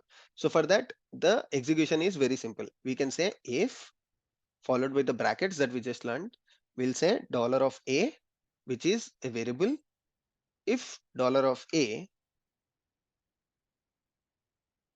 oh, what happened? Okay, is greater than dollar of b. Okay, so in such case, then you simply say if the condition is met, then echo saying that a is greater than b. If the condition is not met, then using the else statement, you can say else echo b is greater than a. That's it. It is so simple, right? Finally, you close the if condition. Now, if you execute this script, the script will say that okay, a is smaller than b, so that's why this condition is not met. So I'll say b is greater than a. So this is how you write a if condition in shell scripting. Isn't it so simple? Yes. So once you understand this, what you have to do is you have to practice this continuously. Okay, because if you are not practicing the syntaxes, what happens is in our day-to-day life, we come across shell script, we come across Python programs, we come across Go language programs. So we usually forget the syntax. So what you have to do is to keep yourself updated, you have to practice the syntaxes. Am I clear here? Perfect. So you already learned how to write a if else loop. Now, one more important thing is you have to learn how to write for loops. Now, what is for loop? For loop is nothing but, let's say you want to execute some action continuously, okay? Or you want to do multiple iterations of an action, okay? In such cases, we use for loops. Definitely, this is common in every programming language, but in some programming languages, you have while, you have, for loop, you have different types of loops. So we will only talk about for loop for now because all the other loops, depending upon the requirement we use, but most of the times we use for loops. So let's try to understand what is a for loop and how and why is it used. Let's say you are given a task, and your task is to just let's say your task is to print numbers from 1 to 10 for some random reasons, or your task is to print the number of students that are available in a class, or your task is to print all the days in a week. So in such cases you use a for loop. The number of let's say if you are asked to print numbers from 1 to 1 lakh, will you keep writing all the numbers? No. So in such cases, what we do is we look for automation. So the automation that we do here is to write the loops. So in shell scripting, like every other programming language, you have loops, like you have a while loop, you have for loop, you have until loop, and you have select loop as well. But what we will do is, for now, we will only learn about the for loop, because most of the times we use for loop. And the syntax and everything is quite easy. One more thing to remember is, depending upon the executable to executable, let's say you want to use bash scripting, you want to use case scripting, like I said, the for loop syntax will slightly vary, but most of the people are using bash. So that's why your syntax for bash for loop will always remain the same. That is something like this: for I in, you can mention let's say 1 to 100. Okay, you can simply say for I in 1 to 100, do echo dollar of I followed by done. Okay, so if we split the for loop in three statements, what is happening is, the first statement is called for. So what is the for? For is basically the condition. So let's say the number is between 1 and 100, then the condition is met. And what you are saying after that is, do a specific action. So if the condition is met, do a specific action. And once you do that specific action, what you have to do is you have to increment. Okay. So what you are asking the compiler is, okay, so I is equals to 1. The condition is met. So what I'm asking is print 1. After that, before you close the for loop, what I'm saying is increment the condition until the number 100 is reached. So it will first execute the condition, it will perform the action, then it will go for the incrementation, and finally it will complete the for loop using the done statement that you have provided here. So that's how you write a for loop as well. Okay, so the if else conditions, for loops, these are something that you don't have to worry, because if you know the logic, if you know how to use a if else condition, or if you know how to use a for loop, you always have resources on the internet, so you can make sure that, okay, if you are doing something wrong in the syntax, you can always go back and check. But the thing that you have to understand is, understand the concept, understand the basic, how they are used, and what is the purpose of using these commands. Perfect. So these are the things that I wanted to talk today. We have learned about how different scripts that DevOps engineers use. One is the script that we learned, that the node automation. We have learned about the good practices that we have to use any script, and we also looked at if there is a log file, huge log file, and if you want to filter out the information, how do you use that? How do we filter out the information using the curl command? What is the purpose of wget command? So these are the different things that I wanted to teach you. Finally, there is one more command, that is the trap command. So this is again one of the interview questions, but you will use it like, probably if you're writing 50 to 100 scripts, you might use it once, because the trap command is a very tricky command. What the trap does? Okay, so trap is basically used to trap. Okay, so the manual page is also not available. Trap is basically used for trapping signals. So what are signals?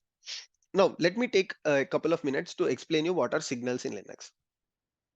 So whatever action that you're performing using your keyboard, or you're performing using some commands. Okay, let's say you're using a kill command. Kill command is basically used to kill a process. Okay, so if a Java process is running and you want to kill it, so what you'll say, kill -9 Java. So if the name of the process is Java, or the process ID, let's say the process ID is 1111. So you basically use the kill command. -9 instructs the Linux compiler or the Linux kernel to say, okay, kill this specific process with this process ID. So what is happening behind the scenes is, when you are executing this command, there is a signal that is passed to the Linux saying that, okay, so this person is asking you to kill a specific file. So this is a signal. And another thing is, let's say there is a script that is getting executed.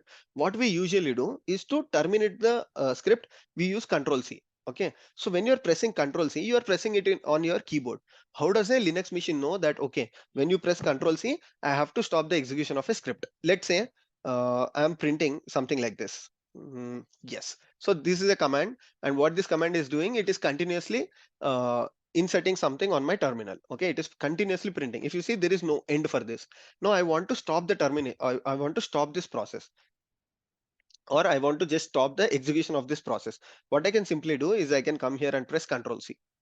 So when I press Control C, what happened is there is a signal that this terminal has received, or there is a signal that this Linux machine has received saying that, okay, so some person has executed Control C and I have to stop the execution of this process. So these are called signals.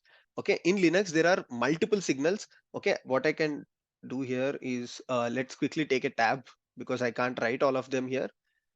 So let's see Linux signals. So these are the list of signals in Linux. Let me increase the font. So if somebody is asking you what are the different signals that are available in Linux, you can say that there are a lot of signals that are there in Linux, but we usually use some signals like we use the kill command to kill the process. So then your Linux receives a signal called SIG kill. Okay, so kill is a signal. So I cannot basically show you all of these signals because it itself takes a complete class where we go through all of the signal, look at the number of signals that Linux has. Okay, so these are the different signals. But our topic of interest is what is trap command, right? So that's why I just wanted to explain you one signal. So let's say Control C is a signal. So whenever you are executing a script, if somebody presses Control C, your script execution will stop. For example, yes is my script. It keeps on executing something. Somebody came here and pressed Control C. The script execution got stopped, which is not intended. I don't want somebody to come to my machine and press Control C and my script gets stopped. So in such cases, what you can do is you can trap the signal. What is meaning by trap? You can trap the Linux saying that, okay, even if somebody is pressing Control C, understand that I have a trap mechanism that is set on my machine, and even if they press Control C, don't do anything. Or if they press Control C, send me a notification saying that on a email notification using SMTP server, or just print an echo statement saying that, oh, you cannot use the Control C because the owner of the Linux the owner of the Linux machine said that he does not want to execute Control C. Such things can be used by the trap command. Okay, so trap signal is basically something that traps the signals and performs the execution on your behalf. Okay, so the syntax is again very simple. What you can do is you can just give me a second. So you can just say trap followed by whatever you want to execute. Let's say you just want to say trap echo don't use the control plus C. Okay, and what is the signal that you want to trap? Okay, let's say I want to trap a signal called SIG interrupt. Okay, so if somebody is interrupting using Control C, what I want to do is I want to send them this output. Okay, so I want to just say them that echo don't use the Control C. So basically you are saying that the Control C should not work, so you are trapping this entire mechanism. That's why we call it trap. I hope you understood this.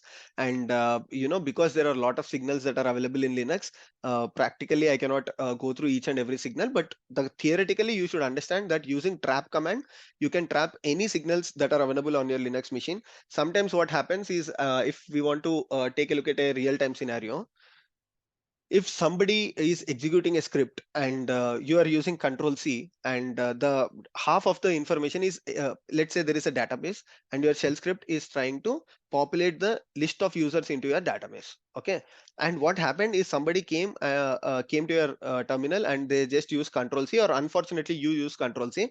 Now what happens is only the half of the information is populated, and the database user thinks that, okay, some information is there and this is the information I can start using.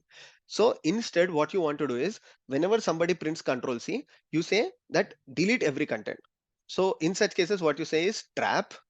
Whenever somebody is using SIG int, that is the Control C, what you have to do is rm minus rf star. So if somebody is using Control C, delete everything from the database so that end user will not think, okay, some information is populated, so I can start working. This is the advantage of using a trap signal or the trap command. Two trap signals on Linux. So these are the different things that I wanted to explain you. I know that there are some more things that are left over. So if you feel that I missed some commands, please feel free to put that in the comment section. Or if you want me to talk in detail about any of these commands, also put that in the comment section. I'm open to make one more video on this. If you want to understand the curl in depth, or if you want to understand SMTP, you want to understand trap signals in depth, anything that you want to learn, just post that things in the comment section, and I'm open to make new videos on the shell scripting where we will only talk about a specific command in detail.